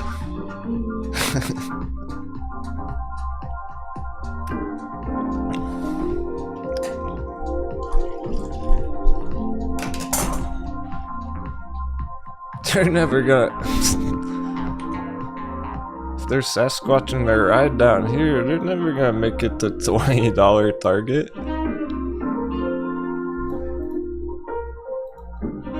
How are they gonna hold it long enough to go up there next year? It's short-sighted.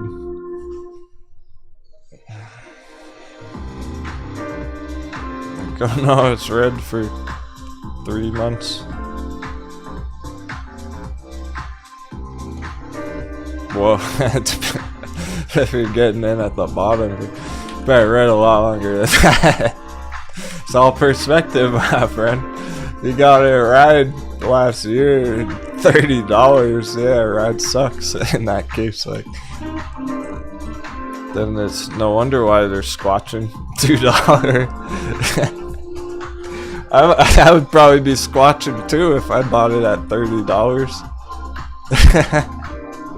So you get to see the mistakes. Yeah, somebody mentioned earlier.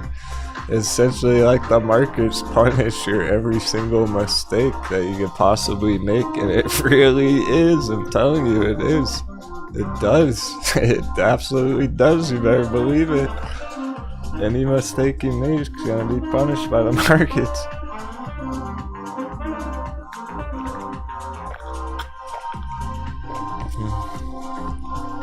Any FOMO is gonna be met with the hammer. Any panic hands. It's that meme, exactly. Let's see if I got it here.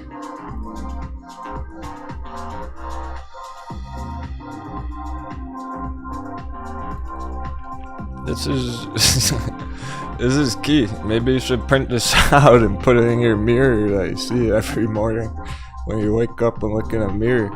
If I sell, it's gonna moon 3,000%. If I buy it, it's gonna fucking crash 50%. If I hold it, it's gonna go flat. Best to prepare for all scenarios. And you won't get hit by surprise. You go, okay, well if I buy it, it goes down 50%, I'll double down. If I hold it and it goes flat, I'm not gonna go all in. So I still have dry powder for other plays. I'm not gonna get impatient and sell it when it's looking bottomed out in case it starts mooning.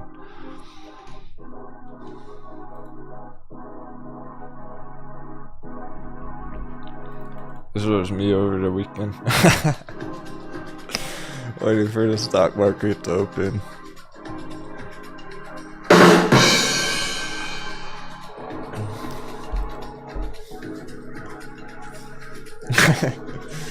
Huh? The stock market is down again? You've got to be kidding me.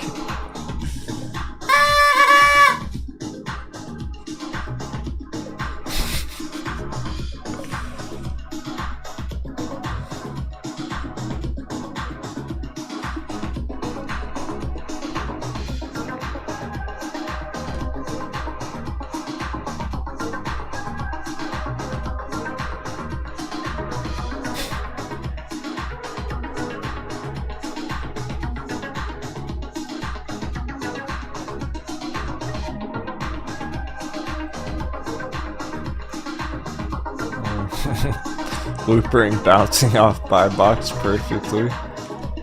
Basically all the altcoins bouncing off the buy box. Oh, it's still under $1. Kinda like Camber Energy while I was under $1 this morning. Potentially last call enters loopring while it's under $1.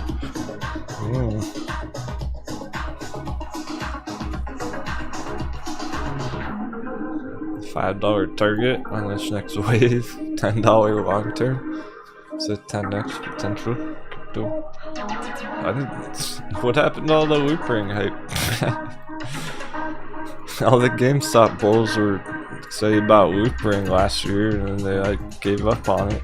It's still around, kicking.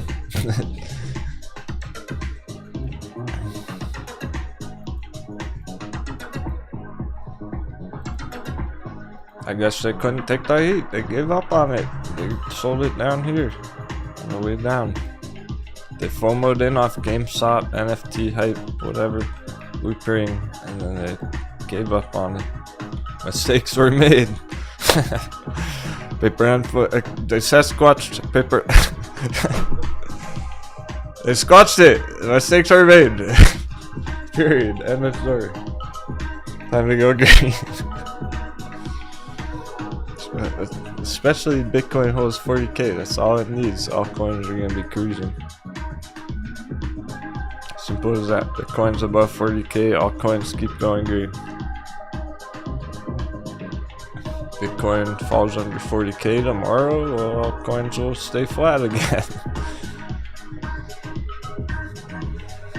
But the fact that we're still over 40k, S&P's getting the hammer, and we're still holding 40k 500.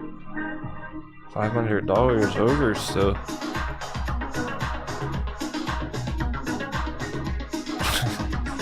Oh, let's see if we finish that day. Let's see if we close the bell with Bitcoin over 40.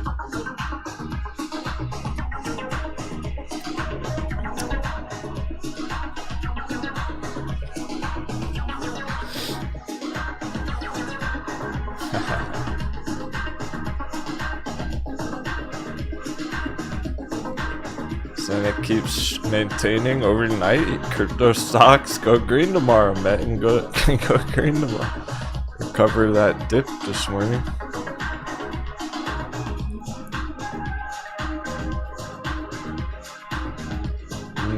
Interesting. That's getting very spicy. S&P is not fucking around. It's heading back straight down. Very end of the day. We only got 30 minutes. What a day.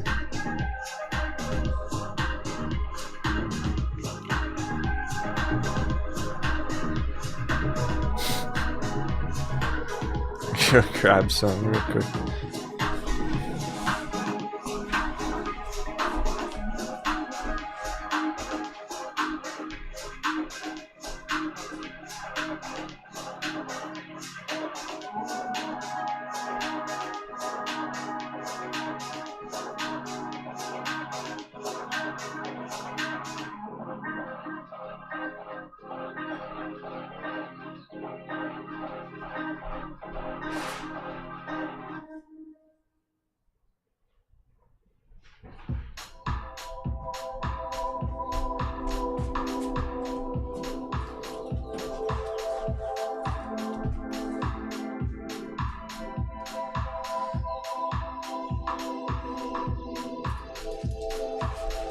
can't resist. Market's getting to its right eight. Oh, fucking day.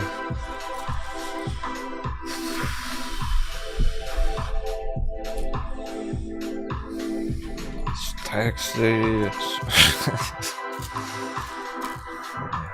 That's all part of it. It is.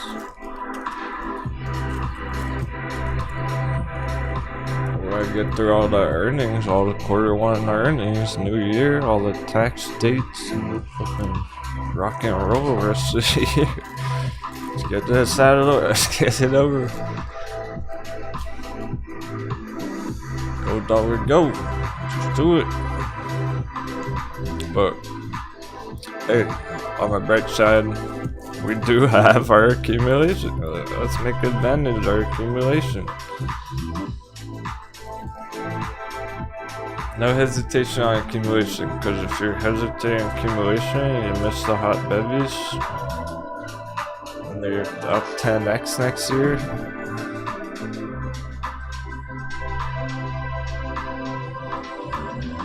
Ride can actually go to $20 within a year.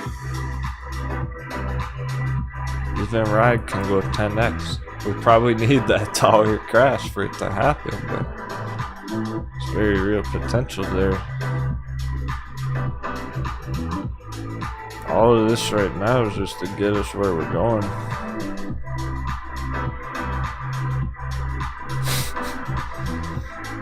Says Gandhi. Says Fibonacci. That's some life advice right there. All this right now is just for where we're going.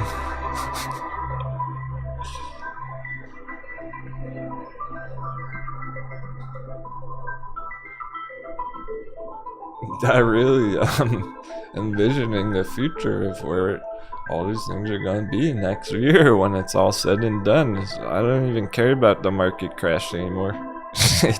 The next month, whatever. I care about the dollar crash. Fuck the S&P crash. It doesn't even matter really. We just gotta get through that in terms of the timing. All I care about next is the dollar crash.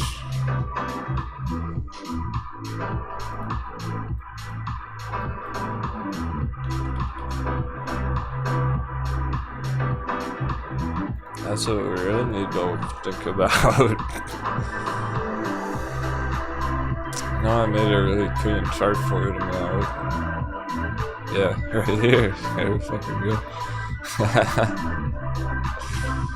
The space race, 1985. The 2000 Y2K bug, year 2000 flood. Lockdown recovery.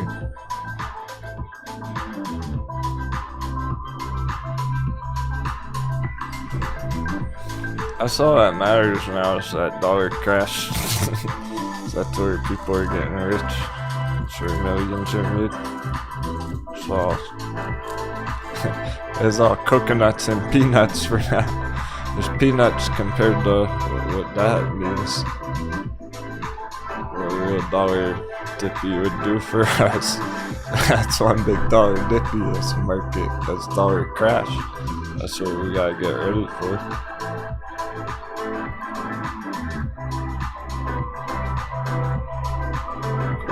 Now. So again, this is last year. This is all of year last year.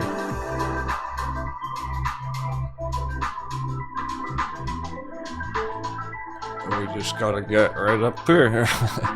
Slightly further. Set that green line. Maybe another month till it gets up there. And dollar crash. This is what it's all about. Forget the S&P crash. It's not even gonna matter what crypto's gonna be doing then. Bitcoin can go way over 100,000 with that. You can go a fucking 300,000. 10x Bitcoin. This. Bitcoin goes 10x. What do you think Litecoin's gonna do?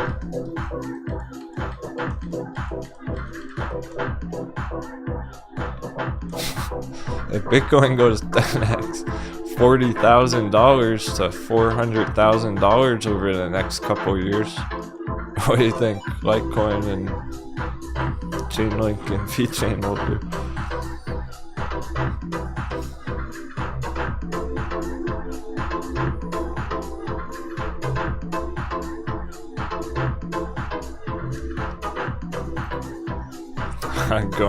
Gone.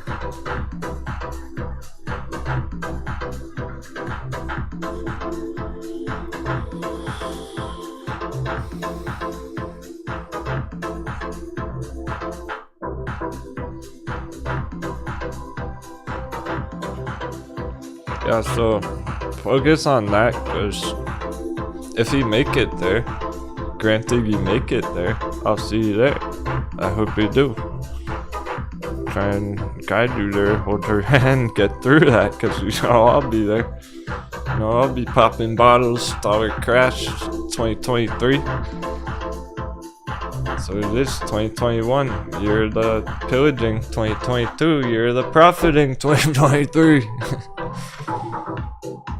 Lambo time.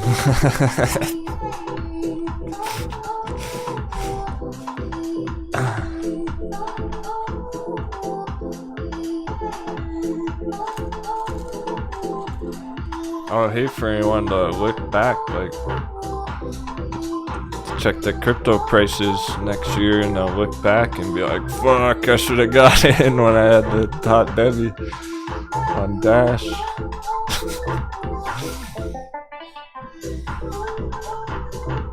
Litecoin's $1,000, like, oh, I remember when it was $100, I should have got it. Think about new traders who are gonna be entering the market. Dang, you think it's hard now? They're not gonna have any hot bevies left.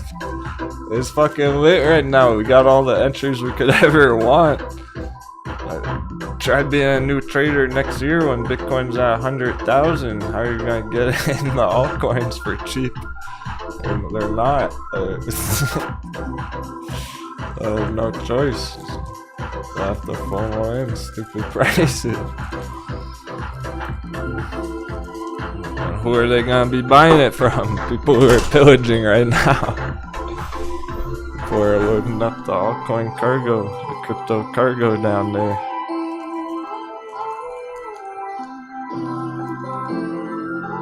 Well, we have the 85% hot babies on.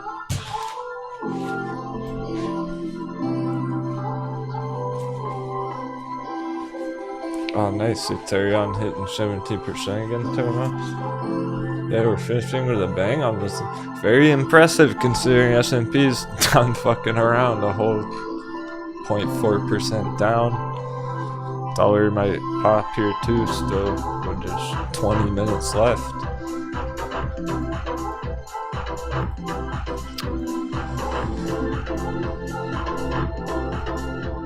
Bitcoin's still over 40. Yeah, Ethereum got that last push.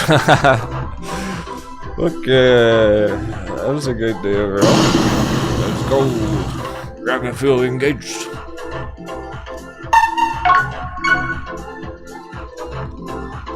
Go. Happy fucking tax day.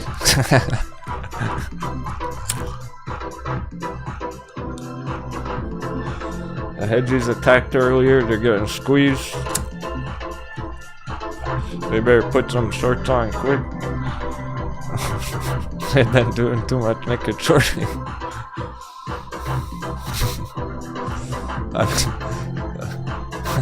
Metaphorically put some shorts on, they better close their actual shorts. That's what's happening.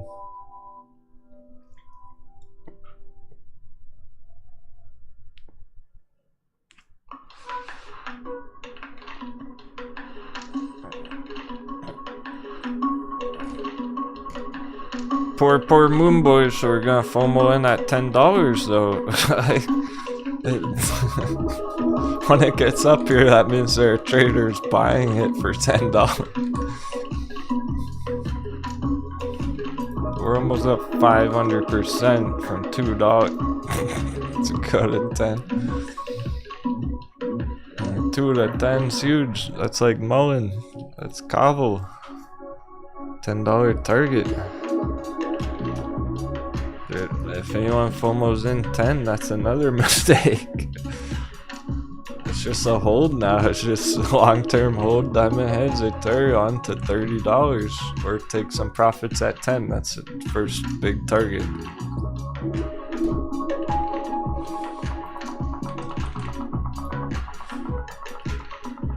Hope everyone had a great day, enjoyed the show and everything. Thanks for your patience with the disconnects earlier. Happy that's all been smooth. We should be all good to go tomorrow. See how it's smooth for 4 hours straight? We had some weird headsy attack earlier. Now it's been totally good.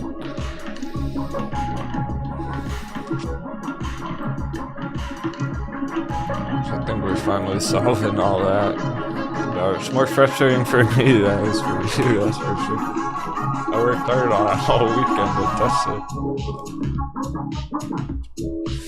They can't stop us, they can't stop this fucking pirate ship freight train. Did I tell you our pirate ship's also a freight train? Our pirate ship's many things. It's a battleship, it's a freight train, it's an aircraft carrier. Is that a spaceship? It was like a transformer. And adapt it to whatever climate calls for. Times we need a boost. Times we just need to put up the defenses.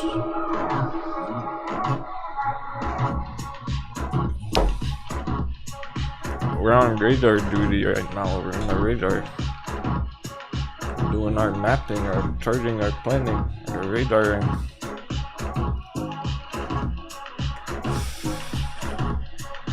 Not so much firing cannons. I mean, we had one pillaging this morning. A couple pillagings this morning. Canberra Energy, whatnot, under $1, but it's not exactly a pillaging day. It's not exactly a hitting target day either. It's actually, if anything, if we're gonna categorize it, it's a VXX day. And we just happen to be getting very nice double digits on top of that.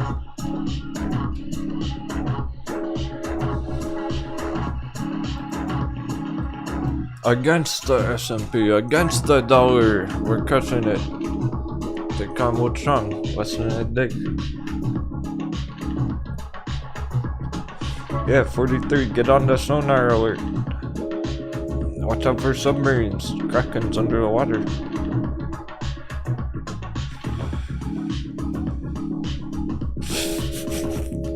How did Captain know I had no pants on? There's a two-way camera. I see your mind.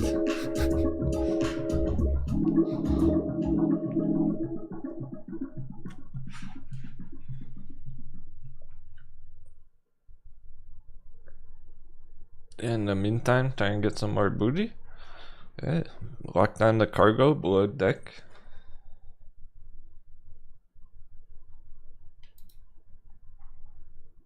Hey, we boss to play this.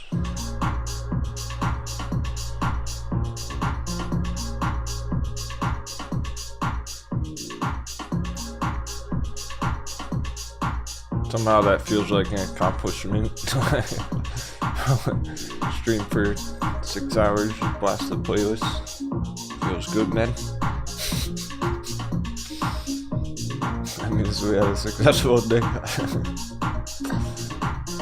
Making progress.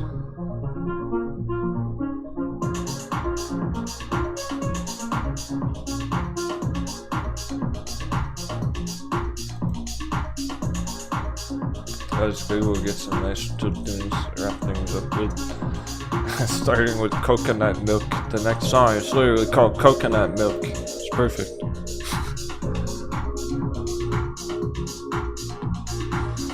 Get some coconut milk. Still have a fire meme. I'll have to make that for tomorrow. I already got a meme for tomorrow. Can't wait. This is one of those days you don't really want the bell to hit. It'd be great if we have more time to keep pushing upwards and onwards to Aterian and Camber Energy, but we're out of time. 10 minutes. Any battles? The dollar didn't make it too far. Dollar never made it 101. Oh, it's cool. Wait, it got very close. 100.9. It got very close. It might still.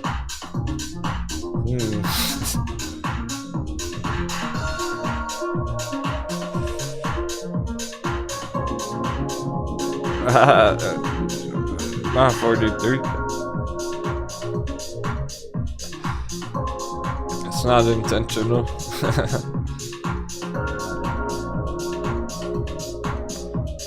It's just coincidence, and I don't really believe in coincidence because that's just reoccurring patterns.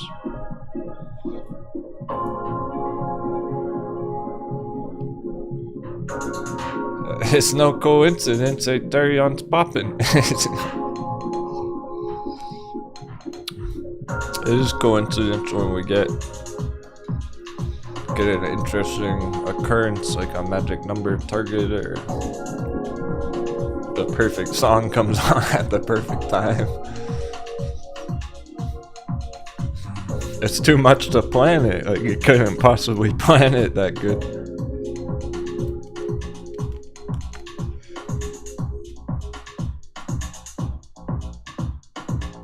Yeah, see, it's 77 degrees out where Nerdy Dark's at right now. Yeah, but just fucking... Where's my phone? I have to show you this now. I didn't think there would be a chance.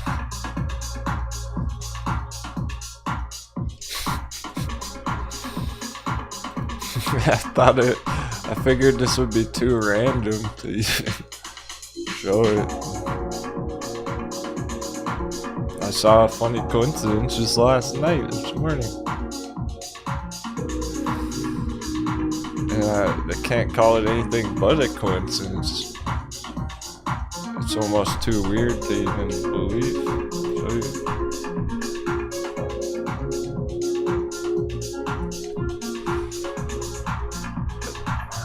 It's not exactly to do with the church.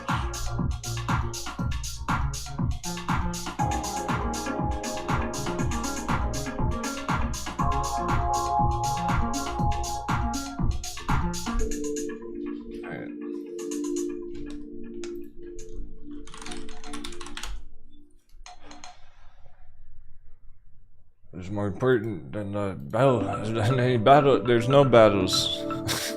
What's the battle? Is anything on critical line? Not really.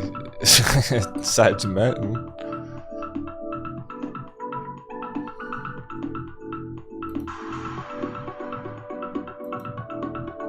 Cool, I got those VIP emails. You got send you your invites after the show. So I was testing the stream stuff, and look, I searched Denwo, and there's this other Denwo, El Denwo or something, and they have 77 followers. That can't be a coincidence. What the fuck? 777. How did? Yeah, okay, the name, whatever, but they have 77 followers. That's too weird. Like, what's up with that? How? Perfect number.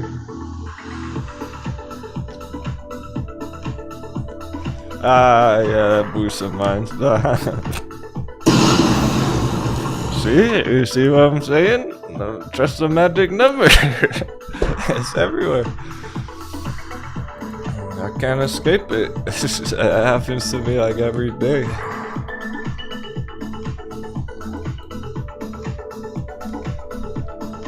Kinda wake. Every day you'll try to wake. I had to accept it. That's what made me not believe in coincidence anymore, was the magic number. Like, yeah, no way, because I've seen it too much. It's helped me get this far.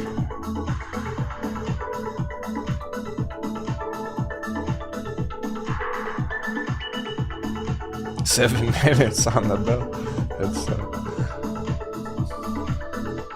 there's no coincidence. It's reoccurring patterns. We just happen to see that reoccurring over and over again. Hey, Sally Lou.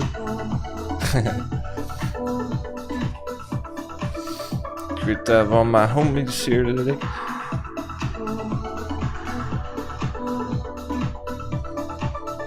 I wouldn't expect anyone to double their money today. How? On what? Camera energy calls, I guess. This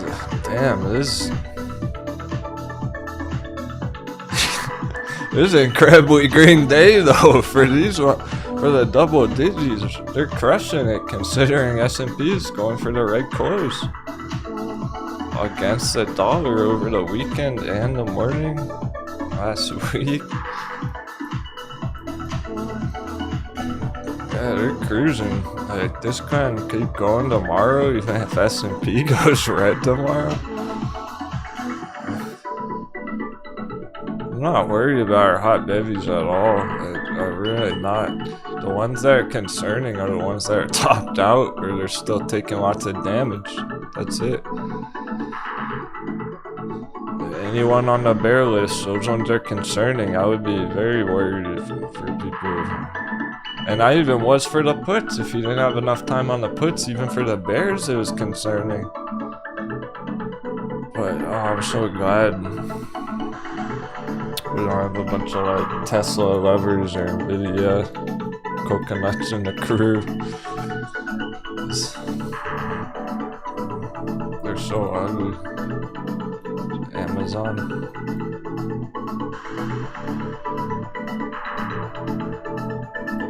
Google. Those are the concerning ones. I'm worried for people who are in those who are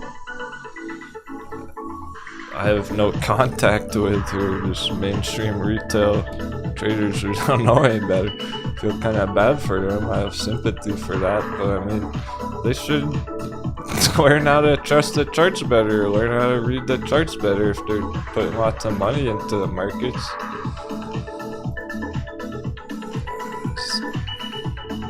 It's night and day. It's either they're topped out,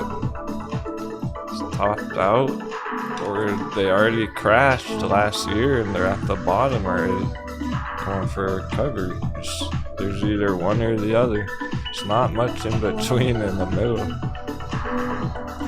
There's these clearly topped out ones that are just about to fall off the cliff, showing tons of weakness, and those are the concerning ones. So I would be worried about the crew if I was here and I'm in Google or whatever. You're all doing great. You're focusing on the undervalued ones. And some people went all in. Like, if you're down on betting, yeah, I know, but like, I'm sure there's somebody in our audience who probably went all in on that and they're biting their fingernails, so to come hold strong. There are a lot worse things to be holding. Feeling good about these ones. They're undervalued. These are the ones that are popping hundreds of percents. Especially crypto holding up steady. Yeah, it wasn't that extreme overall. Markets today, so we got lots of green and that niche Bitcoin finishing pointing straight up. Really, keep cruising overnight by the looks of it. I don't see why it would really stop now. Dollar should settle down with the bell, continue upwards dollar tomorrow, rest of the week, but for now we're in good shape. We're getting that red S&P quote. Hopefully 1 minute. There's a battle, I guess. Red or green S&P last minute. Nothing extreme. It started The melting end of day reveals true colors, still red.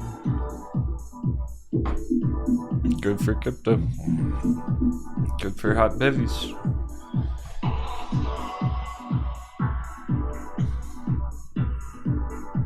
All that closing red does helps it potentially go down in the morning. The closing green here can mean okay, we open again green with a bit of a coconut bounce and red end of day. We're used to that. We're used to all that. We're endurance right now.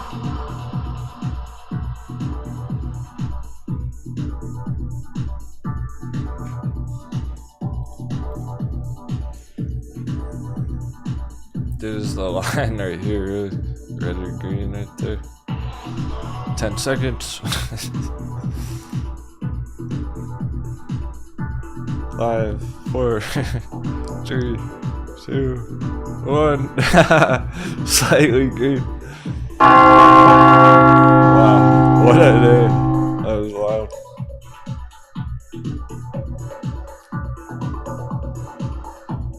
It was worth talking about the psychology and everything because we got market madness.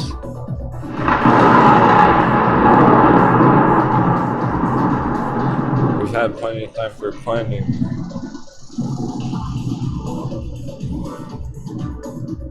The more we understand the behavior now, the more we're confident about our strategies, where we're heading next. It's all on track and being patient is easy. As long as Bitcoin's pumping, then it's easy to diamond hands our altcoins.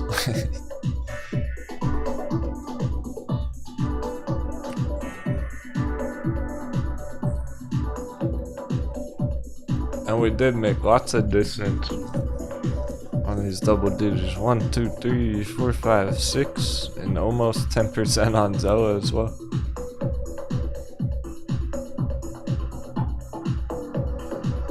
It's double digit surprise.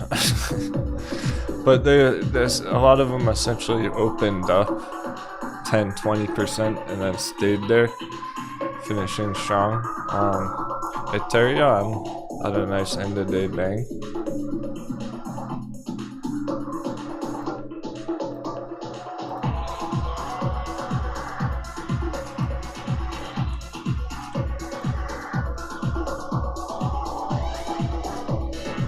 Finishing right at the top here, right below our alert.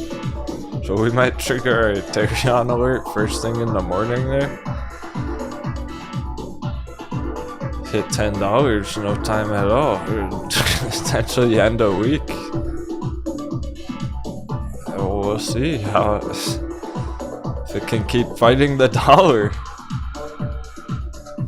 Then that's actually within reach. These are the ones that are outperforming. They've been outperforming now for 3 weeks. Get another week, be at $10.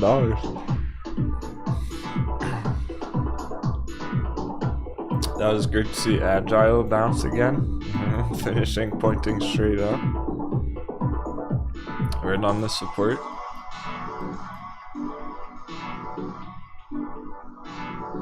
So we made great distance on those. It's not flat down here anymore. Getting lots of buying pressure. Even CVM came back to life.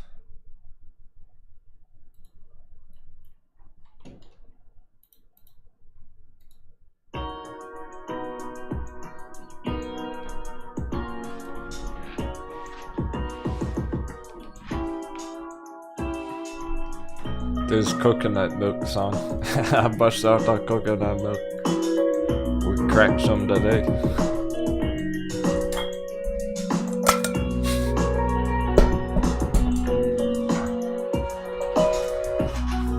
It's a good mind melting today. It was a mind melting kind of day. That was a blast. Save for tomorrow already. Just wrap things up because it is the text deadline. Make sure everyone takes care of that. Be honest. So I'm showing you it's important by ending early.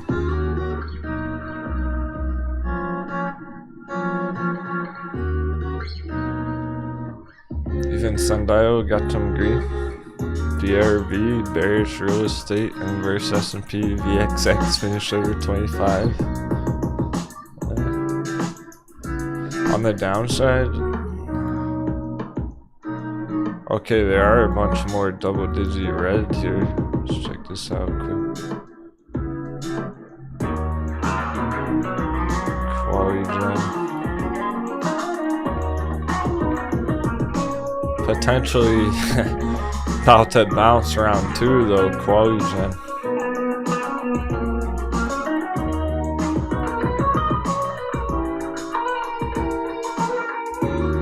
Right where we want it. Okay, Metacrine, that's okay. That's fine. 10% red, but just right back where it was last week. MULN, of course, $2 stop hunt. So yeah, I'm excited to see how MULN does tomorrow and everything. Color Star, ooh, yeah, pulling a Met, and Color Star pulled a Met, and okay, we'll check that tomorrow too. It's a lot. There's a lot that we're gonna want to check in the morning there. Met and then Color Star, yeah, Kala too. That's what we're hoping to see on Met and then Color Star is what Kala's doing here. Good spring. Oh. Good spring, not a joke.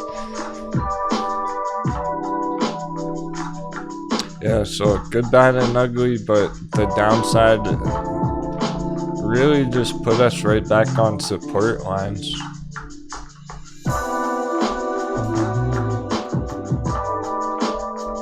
CEI 10%. It's already gone up a lot. Just coming back down to last week. Alright, cool. What about the bear charts? Any developments there? Continuation on these ones, which is perfect. These ones definitely been melting since puts.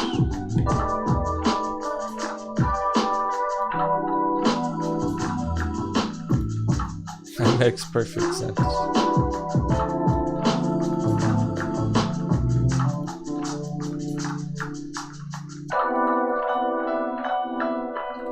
Those are concerning if when we're holding that shit. They feel good about our hot bevies.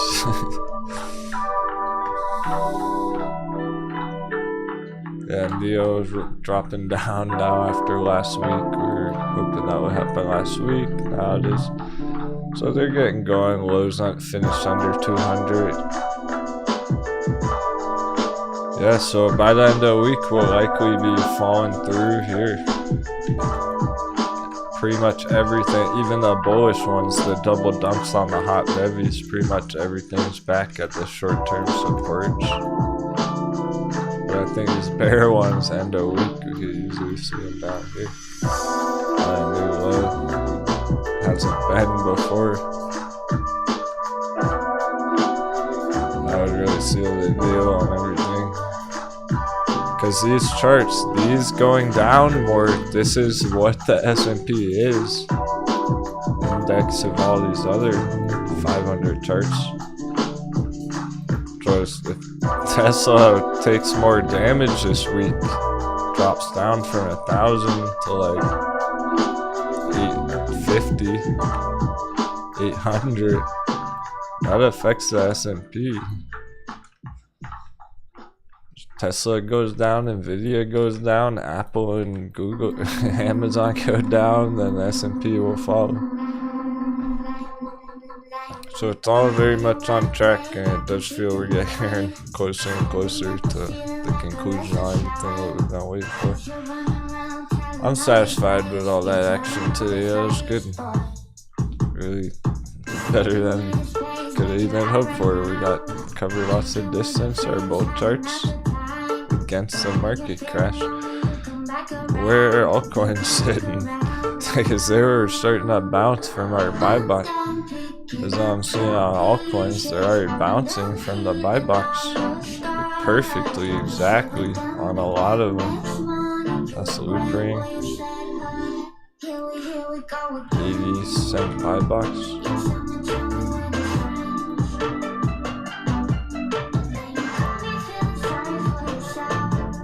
Shout out to the ladies.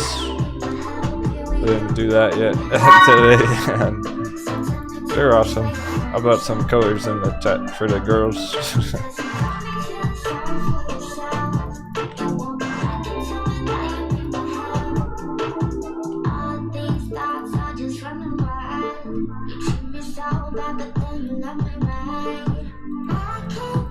I think about them when a pretty song comes on.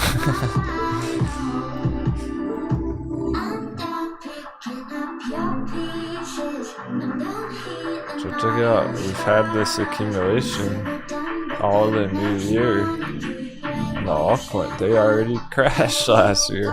Loopring already crashed. Jasmine already crashed. Litecoin was $300 there. It already crashed. Nice colors. Very good.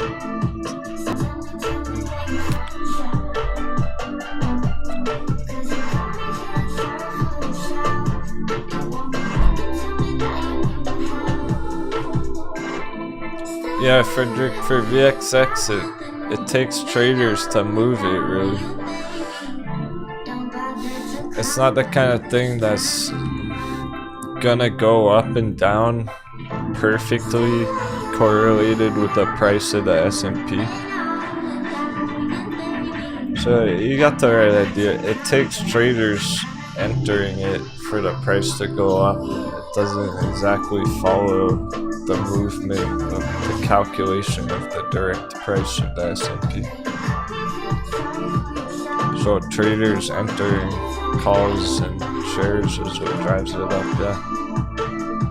And they don't do that unless they see the S&P getting a hammer, and then they all FOMO in. They see the S&P drop down and this going up, and FOMO kicks in and it blasts off as these giant rallies here. Because they're not thinking ahead. They're not thinking, oh, it's holding 25 and the S&P is still in danger and this can blast off any day. They're waiting to see it happen, and then they're gonna pile in it, and that's what pushes it up.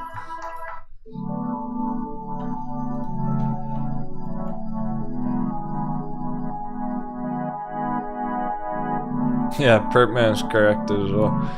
The options doesn't move the stock price up. The share price going up moves the options value. That's very true as well. But just the concept of the more traders going long on it is gonna push it up. That's why it lags and it doesn't always go up when S&P goes down. It depends if traders are buying it up.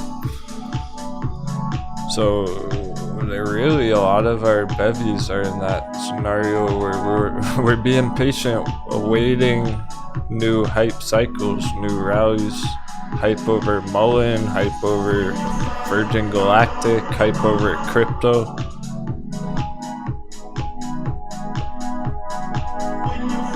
Too much market madness where there's panic over other things, and these are flying under the radar, so they're right where we want them.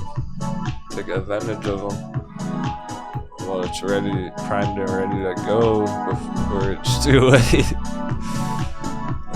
It feels that we're running out of time for planning. We've done all our planning and things are speeding up. So there's not much time for planning anymore, and it can't keep speeding up. We're a dollar situation. Everything's at mercy of this dollar move.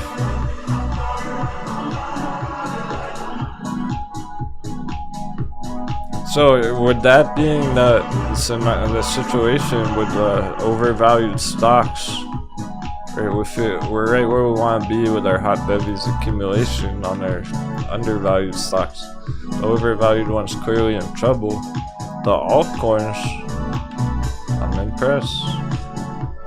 So here's our accumulation all year this year. That was January, February, March.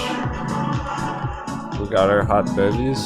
It already bounced. A lot of the altcoins have already gone 100% or more. What about Jasmine going 400%? The altcoins already been bouncing 100%. Cooled off. Is our accumulation consolidation still worse? How long are we gonna be here? Maybe another month, but they're already starting to bounce right on the buy box. So we got a breakout here. Retest, boom. That's how close we are, right around the corner. If Bitcoin keeps going over 40,000, loopring's gonna hit $2. No time at all. We're looking at another 100%, and I'm cooking up real soon on the altcoins as Bitcoin maintains. So I'm impressed that they're bouncing the buy box. That means it really Dash. What a perfect example where we had our hot bevy. Magic. Oh, this is so alright, we're ending it with this one, and we'll pick it back up early tomorrow morning. Because there you go. There's all you need to know about the altcoins right now. Proves it. Dash already crashed. They all already crashed. Crypto crashed last year, December. Where'd it go? Magic number 77.7. Already bouncing 77%.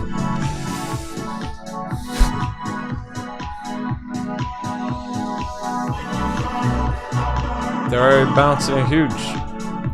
We hit $130. They cooled off a bit, but we made these higher highs. We began officially this uptrend. Now we got higher highs, we got higher lows right now, because it came back down to the bull box, hit $99 perfectly. Stop on 100 psychological, and it's already bouncing.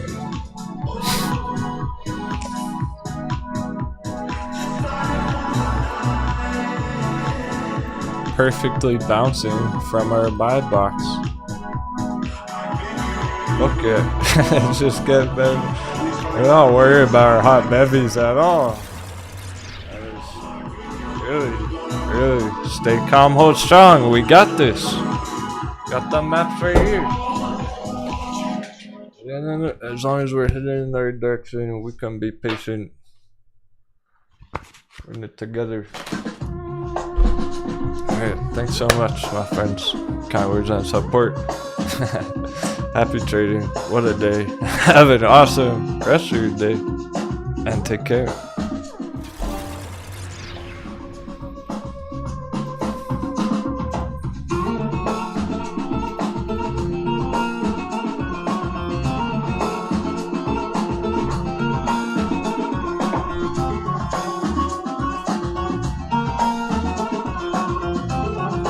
Smooth sailing. Let's get that treasure back to town.